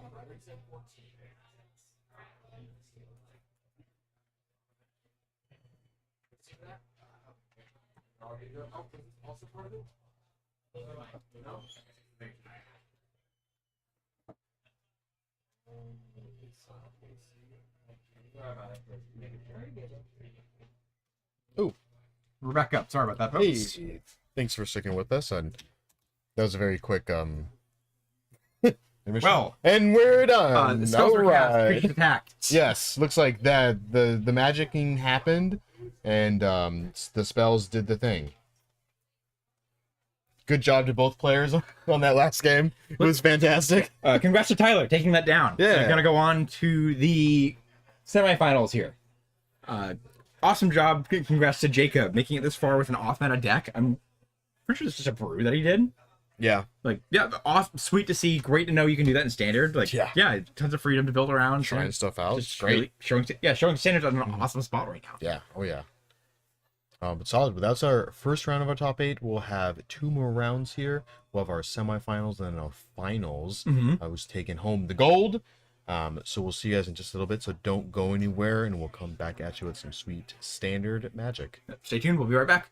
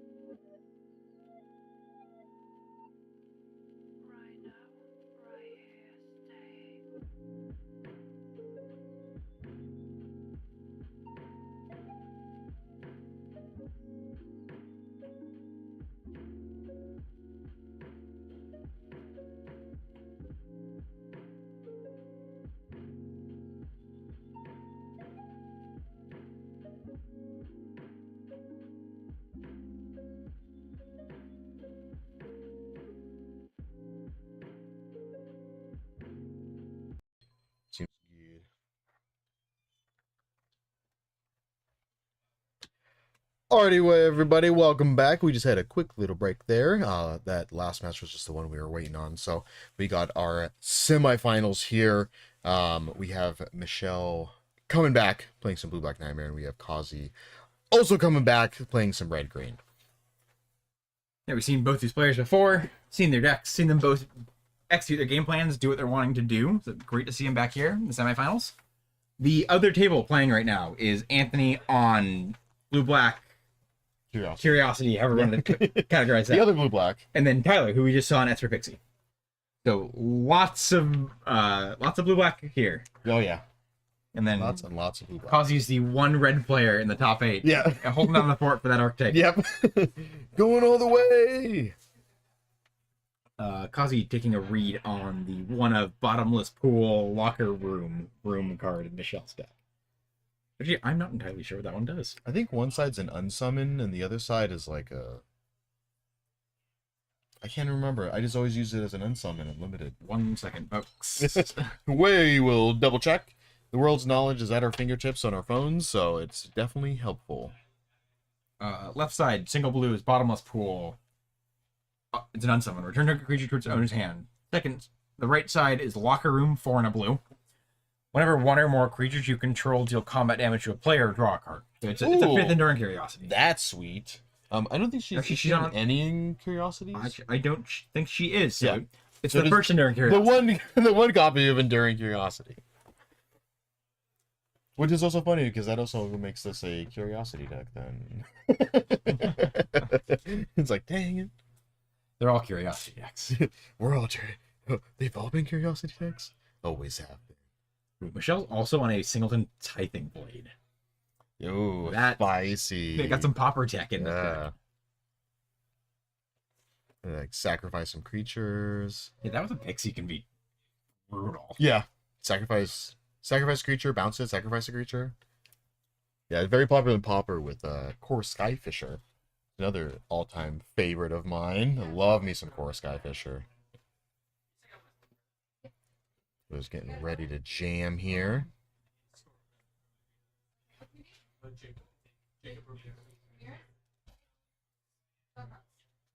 Alright, Michelle shuffling up. Kazi getting ready to shuffle. Doing one last glance at Michelle's deck list here. Seeing, what does this deck do? Oh my gosh, it has so much. So many one-ofs. So many one-of cards. It's like, what is going on? What do all these cards do? What are all these commons and uncommons doing in my constructed format? This is not limited. This is Duskmourn block constructed deck. It's Duskmourn / Outlaws. Yeah, pretty much. Most of it. Yeah. And it's got some Bloomburrow cards, but people are like, I don't know, like Duskmourn felt very like it had a lot of weird Bloomburrow references in it, so because he's higher seed, so he's going to be choosing to play or draw. I'm going to go ahead and take a wild guess that he's going to be on the play, like the red-green aggro deck. You know, it's up in the air. No one's entirely sure. Yeah, it depends. You could just completely mess with us and be on the draw, and we're just like, we're trying to get Michelle's head there. Yeah, it's like I got to sure. Yeah, you got us. I see a Copperline Gorge in Kazi's hand. I'm not sure if I see a second land. I'm also not sure how much that matters for his deck. Yeah, it does not. He's going for the keep. He's gonna keep Hearthfire Hero. He's got Screaming Nemesis, Hired Claw. There's a Verge, draw for turn. I see a Dark Click Shores in her hand. I believe there's a basic as well. Definitely good number of lands. She on cut downs in the main? Dark she is Shores. indeed. She's on 2. Yeah. That's one of the 2. She did have a 1, so Kazi can hit some action here. Maybe he did have a second land. We just didn't see. It's entirely possible. Yeah, because he being a 1-lander with that, maybe with Mouse and he did keep a 1-lander. He did with the Paw Patch Patrol. The land. Is that a land for Michelle? She holds your card like just at the angle where it is rough to read. Does she have nowhere to run in Michelle's hand as well? It'd be nice to yep. Just pick that off. And then a Hired Claw. I think Kazi enough one drops many where he's one-drops. willing to just keep that 1-lander there. The Soulstone Sanctuary in Michelle's hand, as long as the one of the bottomless pool locker room. Yeah. 2 mana for a Thunder Thunder Trap. Trap. What's she getting here? There's a Kaito, Storm Chaser's Challenge, and Nowhere to Run. I think I like the Nowhere to Run at this point. I think so too. Have enough removal to pick apart Kazi's game plan. Yeah. And then I think there's a Spyglass Siren she's got. So you can swing for 2 every turn. Like that'll get you there. Yeah. Yeah, having a this town ain't big enough would be a lot more helpful. You just keep We'll see. replaying either the trainer and or the Nowhere to Run. Like Yeah. those are. If Kazi has nothing in play, you pick both those up. So pretty good next turn. Yeah. Oh yeah. I mean, there's also like with Kazi being only on 1 lane right now. Yeah, she can just take Kaido. Because she can't just always. The other thing I was thinking is taking Storm Chaser's Talent, make a 1/1, and then next turn you can just like jam for a bunch of damage. Mhm. I think she's thinking, yeah, just unsummon that, yeah. send it right back. You get the time walk there. Yeah. There's the land for Kazi. There's another one. Let's see, Emberheart Challenger coming down. Probably. I don't think Kazi has 2 as another 1-drop. So Yeah. I think play the. At this point, mana efficiency really matters. Oh, He yeah. wants to be able to tap out and play spells. Those are cut down too. Like some great draws from Michelle this game. Yeah, right. Holy moly. A 4th land would have been nice to be able to Kaito plus cut down this turn. But the hand's already pretty good. Yeah, I don't already think solid. what's going on there. Yeah. Main phase cut down. What's she have hanging out here? Siren. Siren, probably using the map. Siren just mapping right away. There's a land. There's a 4th land. Better do the thing next turn. Did she have another land? She did have another land. Okay. Well, it was a reef, so that makes sense. And we talked about this earlier, but it's always strange. Like, you play the map, you reveal the information to your opponent that you have a different land in your hand. It's like, well, Yeah. like, I'm supposed to play this. Yeah, he's just gonna Nemesis and ship it on back. There's a river. I think you should just play an island. Probably play the island at this point. Yeah. You also could just jam Kaido here. Like, she just has the mana just to play Kaido. And not even ninjutsu, just go. Yeah. And then put tap to put 2 sun counters. Or she just wants to sneak it just so she can reset the Siren. That also seems totally fine. I like that move. Yeah, there. it's like an argument for either one. You get to do both. Save a Yeah. mana on the Kaido. Like, get Yeah. more damage in. Yeah, because this way she'll still get to stun if she wants to.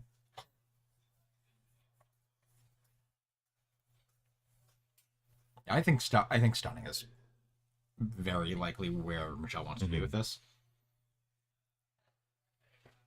Yeah, either that or just letting it, because, I mean, she could just attack Kaido, and Kaido will still stick around, because it's still going to be at 3. Yeah, Michelle going for the Surveil. Yeah, maybe a little bit more action. I mean, she's still got a bunch of removal spells that kill that. And there's a Bandit's Talent on top. It's one of the 2 cards she saw. There's another one of them in Michelle's Ooh, deck. yeah. Bandit Hand's a cool one. She got a lot of Just gonna ship really cool one-ofs in her deck. Yeah. All right. So burst lightning. So he can follow up with some spells. He does have 2 questing druids. Kazi can also... Screaming Nemesis redirects damage anywhere, right? Yeah. He has the option to attack the Kaido. Yeah. See if Michelle blocks or not. She doesn't block. Just put 2. Yeah. Mark 2 damage on your own Screaming Nemesis. Finish off the Kaido. Yeah. Those little, like, weird tricks for the redirection are really cool in this red deck. There are Yeah. a lot of, like, little angles that end up mattering a lot of the time. Just gonna drown her. Just tap the Nemesis. The Nemesis.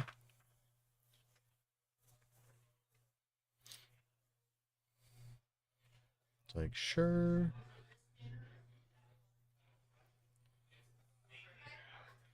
Stunned.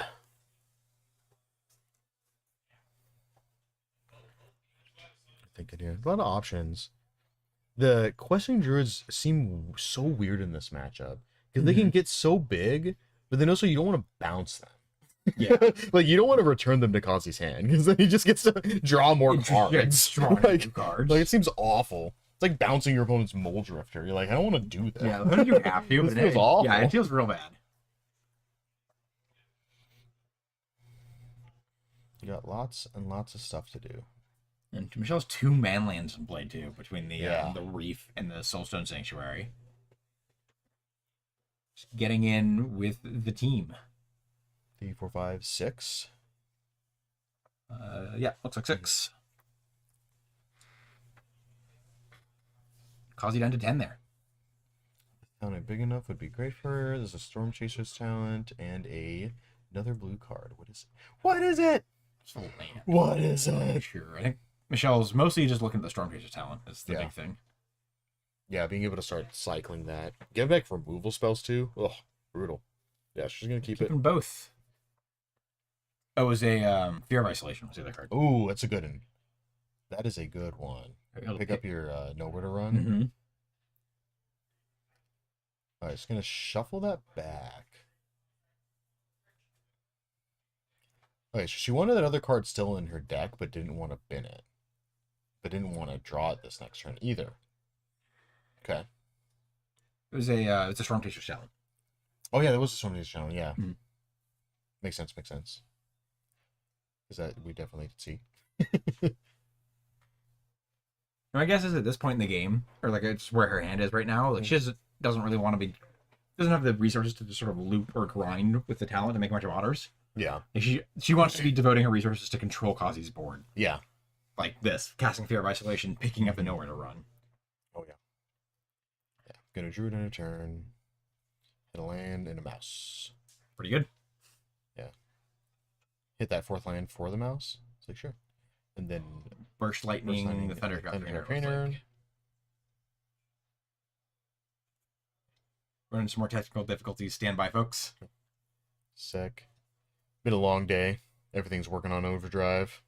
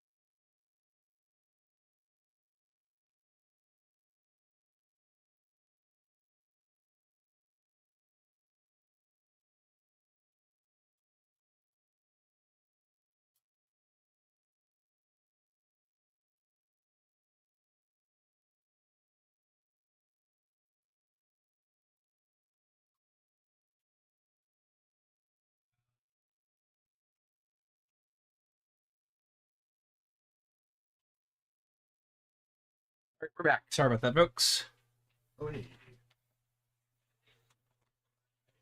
Quick look at the board, trying to piece together what happened. Kazi took his turn. He tapped out with some stuff. Michelle replayed the Nowhere to Run On the Manifold Mouse. killing the Hired Claw in Kazi's graveyard, so that was played and killed.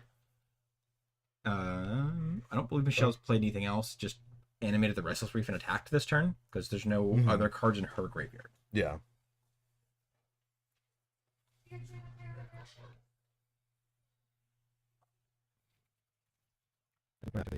Kaito again. Is it a third tracker? Yeah, come on, pick another Kaito. Do a stun, Kaito next turn, and get in for a bunch.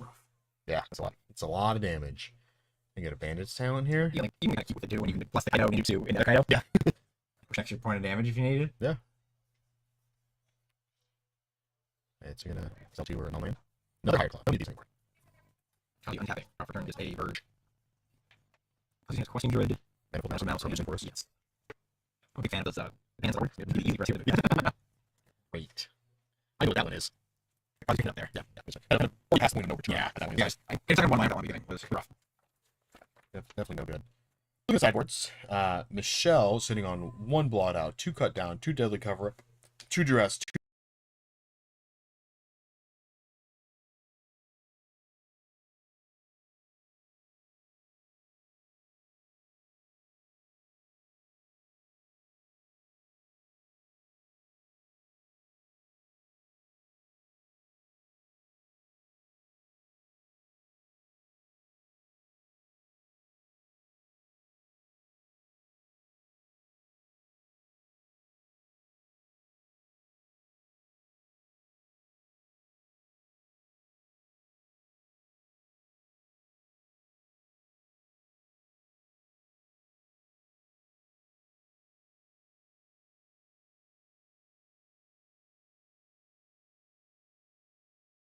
negate 3 Preacher of the Schism, a Shelter of the Apocalypse, and 2 Tishana's Tidebinders.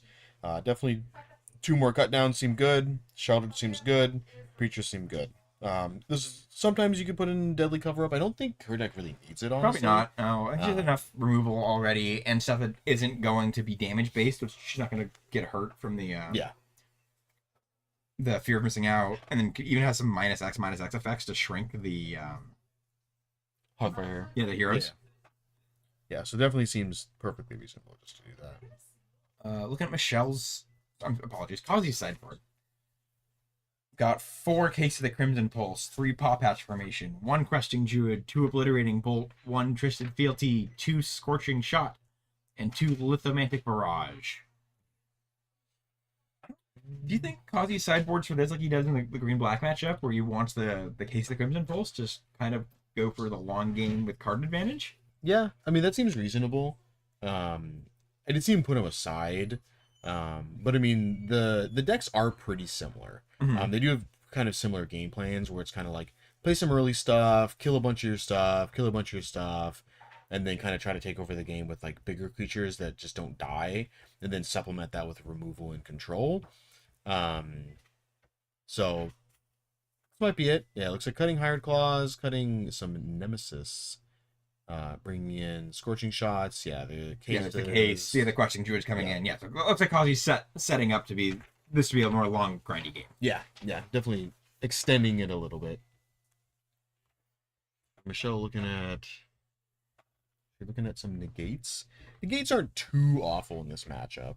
I mean, it just feels bad if your opponent draws the creature side of their deck and not the pump spell side of their deck, and you're sitting there with a negate, and it just feels bad. Say there's a negate, and they're hitting you for 8 with a Hardfire Hero. No. Please play something. Yeah, just Monstrous Rage me, please. I beg of you. Just try to Monstrous Rage. I'll negate it. I'll negate it instantaneously. I'm gonna get your Burst Lightning. Just play something, please. Yeah, so give me a target. Any non-creature spell is fine. I will negate it. I will just use the spell in my hand. It's fine. Just thinking here. And some Itos? That makes sense. Yeah. Not as good in this matchup. Those are not blockers. Yeah, it's a block, a bit more expensive. It's good. You have multiple. Yeah. Definitely not looking good. They're just cutting Kaido, the room bounce spell. She's getting 2 Kaidos, the room bounce spell, looks like a Tithing Blade, and then probably the Meta Sandwich I would assume that doesn't seem particularly good in this matchup. That is for more like the mid-range grindy matchups. Yeah. You're both just on no cards in hand, just hellbent, then that's just gonna start poking them away. It's really Tithing Blade. It's just like it removes creatures. It's kind of slow. And obviously has 3 creatures to play. Give him the choice isn't where you want to be. Yeah. They're just offsprings any creature ones, then it just feels bad. Yes. So they just sack the token and you're like, oh, okay. Switches out. Get ready for game 2 here. Just as a reminder, folks, this is the semifinals, top 8 here. On 9 rounds, when you win the match, you're going to go to finals. The top 2 players of the day are going to take home. They're already pretty much against Rocket Series. Super running leaderboard. That's one of the most important things. The Rocket points, and then the Vault X boxes and the Dual X sleeves. Yeah. Those are the ones that really matter. Yeah. 1K cash prize pool as well. Whatever. So, who cares about players? It's about the match. It's about winning. It's about qualifying. It's about the free swag of the sponsors of the series. It's about the Rocket Series points. Roger Randy Ward. The RCQ Tournament. Yeah. Like, yeah. That's the brownie rights. Yeah. About the brownie points. Always the brownie points. It's like how to send all these. 3 lands. Was there 4 lands in there? I'm not sure what the other boardless card is. I know it's a Verge, 2 mountains. I don't know what the other card is. Michelle sending on Island, Social Sanctuary, Storm Sound, Fear of Isolation, Nowhere Run, Undertrap Trainer, and the Nowhere Run, maybe? Black Source will feel real good here. 2 Nowhere Runs. Let's keep it. The Fear of Isolation. That's pretty good. Siren? Yeah, Fear of Isolation. They kind of a really similar art, this cards. Just gonna jam in here. Play challengers, turn seconds immediately. Also, folks, we just got a note from over in the booth monitoring stream. We're going to do a quick research stream after this round. Just try and hopefully fix the tech issues we're going to do, guys. Make sure we do our best to bring the finals for you as smooth as possible. Yeah, nice and sweet finals. No issues. That's Soulstone Sanctuary in Kazi's hand? I think that is a Soulstone Sanctuary. That's why I saw boardless and I thought it was Soulstone Sanctuary. Yeah, he's in one up. Like, surely not. One of Soulstone Sanctuary deck. Let's go for a case. Yeah, case. I think it's a good move for Kazi right now. He's tapped out. Sorry, Michelle's tapped out. Make sure that resolves. For 2. Oh, for 3. You just have block, right? Get the challenge. Yeah, that's clear right now. Yeah, there we go. Yeah, he's tapped out. Seems fine. You got another one hand. I wish he doesn't land here. That's another Storm Chaser sound. Yeah, I want one of 2 lands being Soulstone Sanctuaries. Yeah. Yeah, because even another blue source here would have been better just to be able to go Storm Chasers. Yes, yeah, absolutely. Unfortunately, like, she just has another mana and can cast it. Yeah. She's not on anything in the deck that like really lets her like dig to develop her mana more. Yeah. So it's not really doing much right now. Yeah. There's the Soulstone Sanctuary. Right. Just open the Druid here first. No, Challenger. And then just a Scorching Shot and Otter. Just get in for 3. Yeah, sure. Alright, let's see. Land draw as another Fear of Isolation. The other thing that you can do here too is cast Fear of Isolation, bounce her island, and then play the other Storm Chaser sound. Is Fear non-land? Some of these bounce cards have a land restriction. Yeah, they're all lands. You can do it with lands too. Is Pixie non-land? I think the Pixie's only enchantment. It has a restriction. Yeah, I believe the Pixie's only enchantment. I don't think that one actually does. Non-fairy, non-land. Not very non-land. Okay. The Fear Restriction is any permanent. Yeah, because Fearization is like essentially like Score Sacrifice trigger, it's a cast trigger, and not an ETB trigger. Yes. It's like slightly different. Testing on Druid plus Heart for Hero, Village. plus Village. Can't catch Solid Catch Patrol. He's going to display hero. Some lands from Michelle would be nice. Michelle there with Black Source. Lands of any color would be huge for her. Black Source specifically.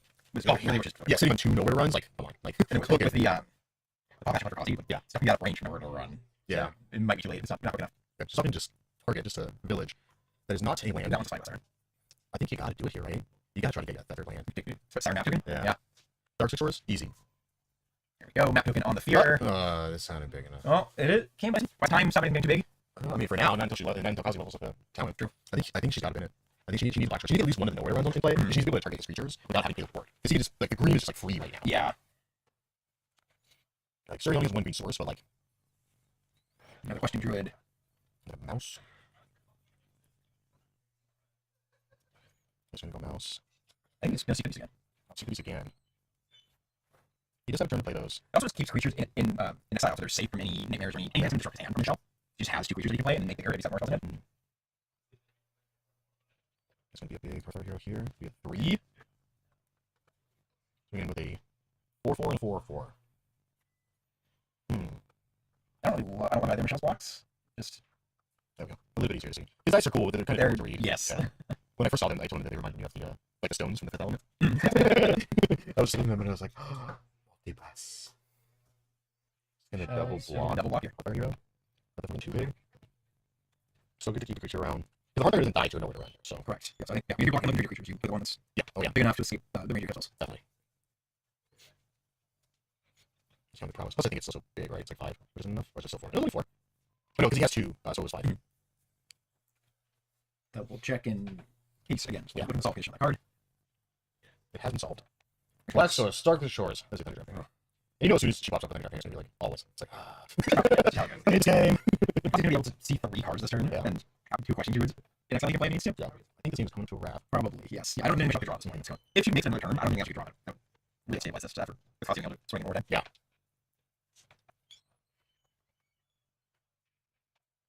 Definitely thinking here. She has a lot of options. I mean, like, double Storm Kitchen Talent in hand. Okay, she's gonna go for that favor. Watch all the lands. Yeah. Oh, no. There's 1 land. There's 2 lands. There's a swamp and a verge. There's Verge or Dark Shores. It's a borderless blue-black land. Yes. I'm just gonna take my merit. That's the only option. Send it back over to So these are just some sharp blocks here. Just gonna try to stall for a turn and see if you can draw Black Source. Yeah. I don't even know if that does it at this point. Because, it's probably it's super yeah. It's going to make that challenge too big. We'll see. We'll see how this plays out. Just cards. Rage and a question to it. Yeah, that's like pretty good. I mean, you just like level it up and then just level it up. You at this point, it's because the Fire Hero is going to be lethal, right? Because that's 5, 6, 7, 8. It's 8 damage on its own kind of thing. That should do it. Yeah, that's gonna be it. Because she can't double block the Fire Hero because then she's just Monster Rage as that bar challenge. So block. Monster Rage. Yeah, maybe Michelle's saying like, why did you tell you had that? Yeah. She put up a decent 5 for only having 2 lands. Yeah, really two lands locked out. Can't go back there. Yeah, not as far. Also, this is my green deck. The way Causey Sideboard plan. As soon as Case comes online with those 4 games, like it's scary. Yeah, like, Reddex drawing 3 cards a turn is so much. Yeah. That's a few cards. It's all right. Yeah. Just a few. Just 1 or 2. I think she's switched Sideboard up into children after seeing that. Yeah, Case this. It's possible. I would like children. I don't mean signing anyone anyway.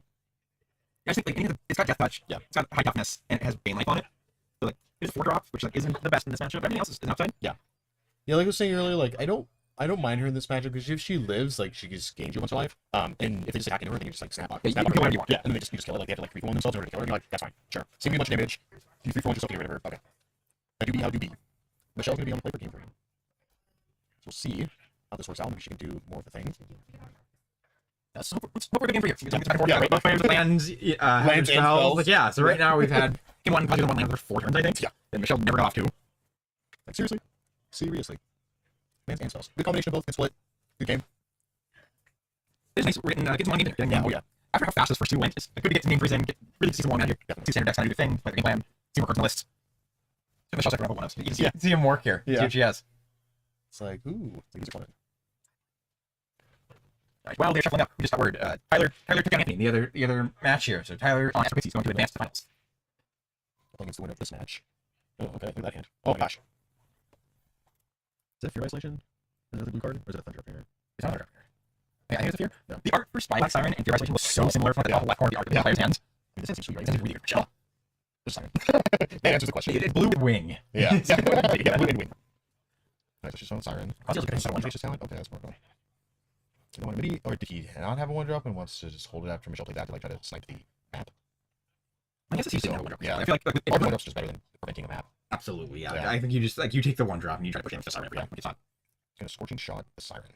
Is he a case in Quasi's hand? A Monstrous Rage. Cut Screaming Nemesis. Got a cut down. Drop turn. That's a good one here. And it's definitely shaping up to be better than it was game 1 for sure. Yes. Yeah, Costan isn't looking too bad either. It's just, he just needs some action. Is that a Restless Ridge though? That is kind of awkward because that means his third land is tapped. Because if it's not a tap, either that or it's a Purpose Enforced. He's shuffling so quickly that I can't tell. I think I don't think he's on a tap land deck. Let me give me 1 second. I'll take a look. I did see a Restless Ridge, right? Oh, yes, he's on one Restless Ridge. Yeah. If it's exactly that, then that feels awkward. All these hands, they what's the save? I know, it's so frustrating. It's like, I think that's oh, so there's a tap through. By the way, yeah, drawing the different land guarantees him then inside that cannot be cut down. Yeah, Screaming Nemesis for 3. I think that's the only one he has left main. Yeah, I think the rest of them. So. Yeah. The show has doesn't know where to run. That's good. Nowhere to run. I think he's on fire. Get fired off main base. Yeah. Just get out of here. It has flash. You can kill the Nemesis. Make sure it doesn't get pumped to survive. If she wants to choose she has the option to. She's that way. That's what I do. Like Siren. Woof woof woof. It's a good old Arborbolus. Look at the bottom part of your library. Yeah.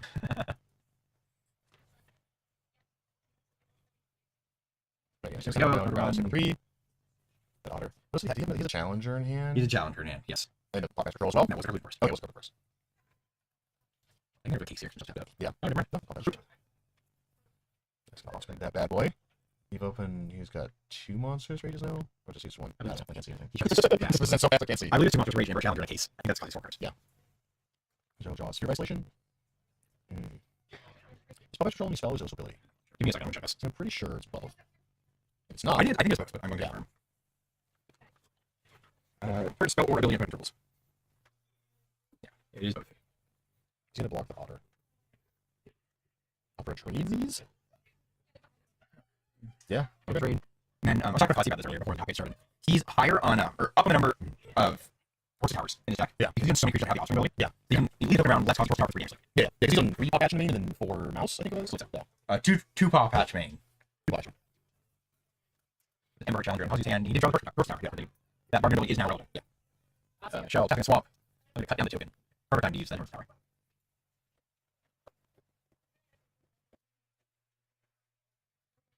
The scry, leaving it on top. Attach some mana for that. There you go. I was like, I don't think it's super relevant. Probably not. Scorching Shot's an instant. It's not an instant because he was just passing, but it doesn't matter. Very interesting. Let's see how she wants to play. Because he's got the rage to protect it. I think it's fine. He's just got a Scorching Shot. I think so. Yeah, I like holding onto the Monstrous Rage just to protect your challenger from the motor. Also, just knows that Michelle has. Also, depending on what cause he draws for turn, just let him fire it off. That's all the case. Yeah. Play this section. Oh, he's just going to destroy the Monstrous Rage. Land. 2 mana, look at the Scorching Shot. Nowhere to run in response. Kill the challenger. In that case. Yeah, because it's a different card and then draw 2 cards. Which is kind of a neat thing. It's kind of like the Season Pyromancer. It's easy peasy. Yeah, I just want to take a double check to look at. Sometimes it's a if you do discard, you draw. Other times just discard and you have no cards in hand, you draw a card. Yeah, like no bad. Actually, it's a very nice draw card. Yeah, it's cool. Playing it, looking to. I think just playing it as a dude. Just playing it, not even fantasy beast, right? And just Screaming Nemesis. So thinking if it was in Michelle's hand. No, and run. Kill the Screaming Nemesis. A shoulder hit would be sick. Big draw for Michelle. Yeah, you're cut down. Kill the. Oh, it is. She's still got another card in hand. Any of these draws being like this hand being is huge. Oh my gosh. Okay, no Manifold Mouse. Monstrous Rage and Manifold Mouse. I thought it was Torch Monstrous Rage, and I was like, oh, interesting. That would be great. I was like, that's a little weird. Offspring the Mouse. Pass back Michelle. That was a land. It was very borderless, so it looked like a land. Anything thinking? I think it was land. Yeah, rest 3 back to yeah, because he doesn't get the value of the Monstrous Rage right now. He's got Casey after starting. Yeah. Just put a Monstrous Roll on it. I think it's a negate. Okay. The XLR, I believe. Monstrous Rage resolves. Cause he's going to case the Crimson Pulse, discard his hand, draw 2 and upkeep. It's a Paw Patch Recruit. No. Incubate Talent. It's definitely a negate. No, thank you. Definitely don't let her at all. That one can be super scary on it. We have Soulstone Sanctuary. Yeah, he gets to give a double strike. Because it is a mouse. It's a mouse. That's a ninja. It's also a ninja. That's It's also a demon. It's also a bushwag. There you go. Good job. 6, 7, 8, 9, 10, 11. Oh, that's a big swing. A lot of damage. A lot of damage there. Alright, what's the shell before I here? See if reps. I think that's probably it. It was a spell. I didn't see that. Yes. Yeah, definitely a spell. It's blue. She has the option to buy back some right here, the storm talent. I think one target everything to cut down that she can play. Yeah. I don't think that's enough at this point. He still doesn't get anything double strikes. Yeah. Think of here. Doing the math. Oh, it's a get out. That is very interesting. Huh. Yeah, that makes sense why she's taking this. Yeah. Get a nowhere run and then Storm Chase Silent. We play Storm Chase Silent, make a 1/1, and then she'll get to. I mean, it also depends on what calls he draws here. Yeah, especially with him drawing 3 cards. Yeah, I think she's got an upkeep in response to the trigger. Because then she'll still get the crowds for blocks, she'll be able to the Soul Zone, and then he's tapping the Soul Zone. That's why he does Monstrous Rage. Because now that doesn't kill anything. Yeah, that's what I was thinking, is like using it during upkeep so that Kazi doesn't get Monstrous Rage to put it out of nowhere to run territory. But any of the creatures have that. So finding Monstrous Rage here is huge. Yeah. I guess like when you're seeing 5 cards start your turn, yeah, odds are pretty good about finding something that's really going to put damage from Kazi. Devil Mouse, Ember Challenger. She'll know he's got Monstrous Rage available.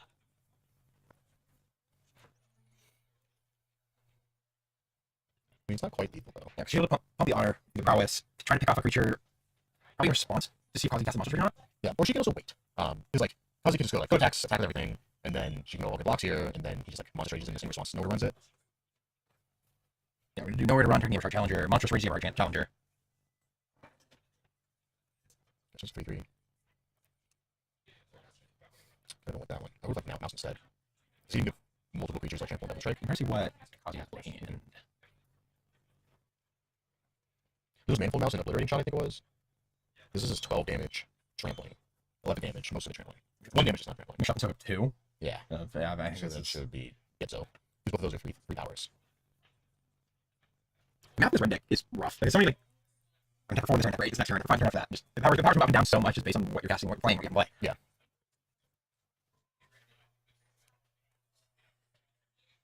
Yeah, trying to block way earlier for Michelle would have been a lot better. I don't think there's any way out of this here for her. That's 3. Yeah, check the Monstrous Rage. How's he do the Monstrous Rages, the Monstrous Roll tokens? Yeah. Just placeholders. Give a static +1/+1 to trample, I believe? Yeah, just one trample. Right. Yeah, Michelle's like, doing math, looking through, seeing where she's got to survive this. What she should do is she should just pick up the Emperor Challenger and then just eat it. You get 1. Yeah, you get 1 magic card. You can eat 1 magic card in your card. You explain that, no one's going to believe that you get the card. That's only get once. Do it again. Yeah. To do the stream, I say this all the time. So you get the rule, you get to eat 1 magic card once in your entire life. If the first time you do it, they're not going to believe your opponent that you get a card. That's weird. That's crazy. If you eat a second time, then you're going to be known as the person who's eating magic cards. And then you're caught. So you do it once, and that's it, never again. Michelle's there. Yeah, not a lot else. Alright, that was our second game of the semifinals. Going to the finals. Congrats to Kazi. Moving on. Kazi on red-green, going to be facing up against Tyler on S450. Great tournament for Michelle. Congrats to her. And so, folks, we're going to do a quick stream restart to try and hopefully fix the technical issues we've been running into. And we'll be right back with the finals. Right. Let's do it.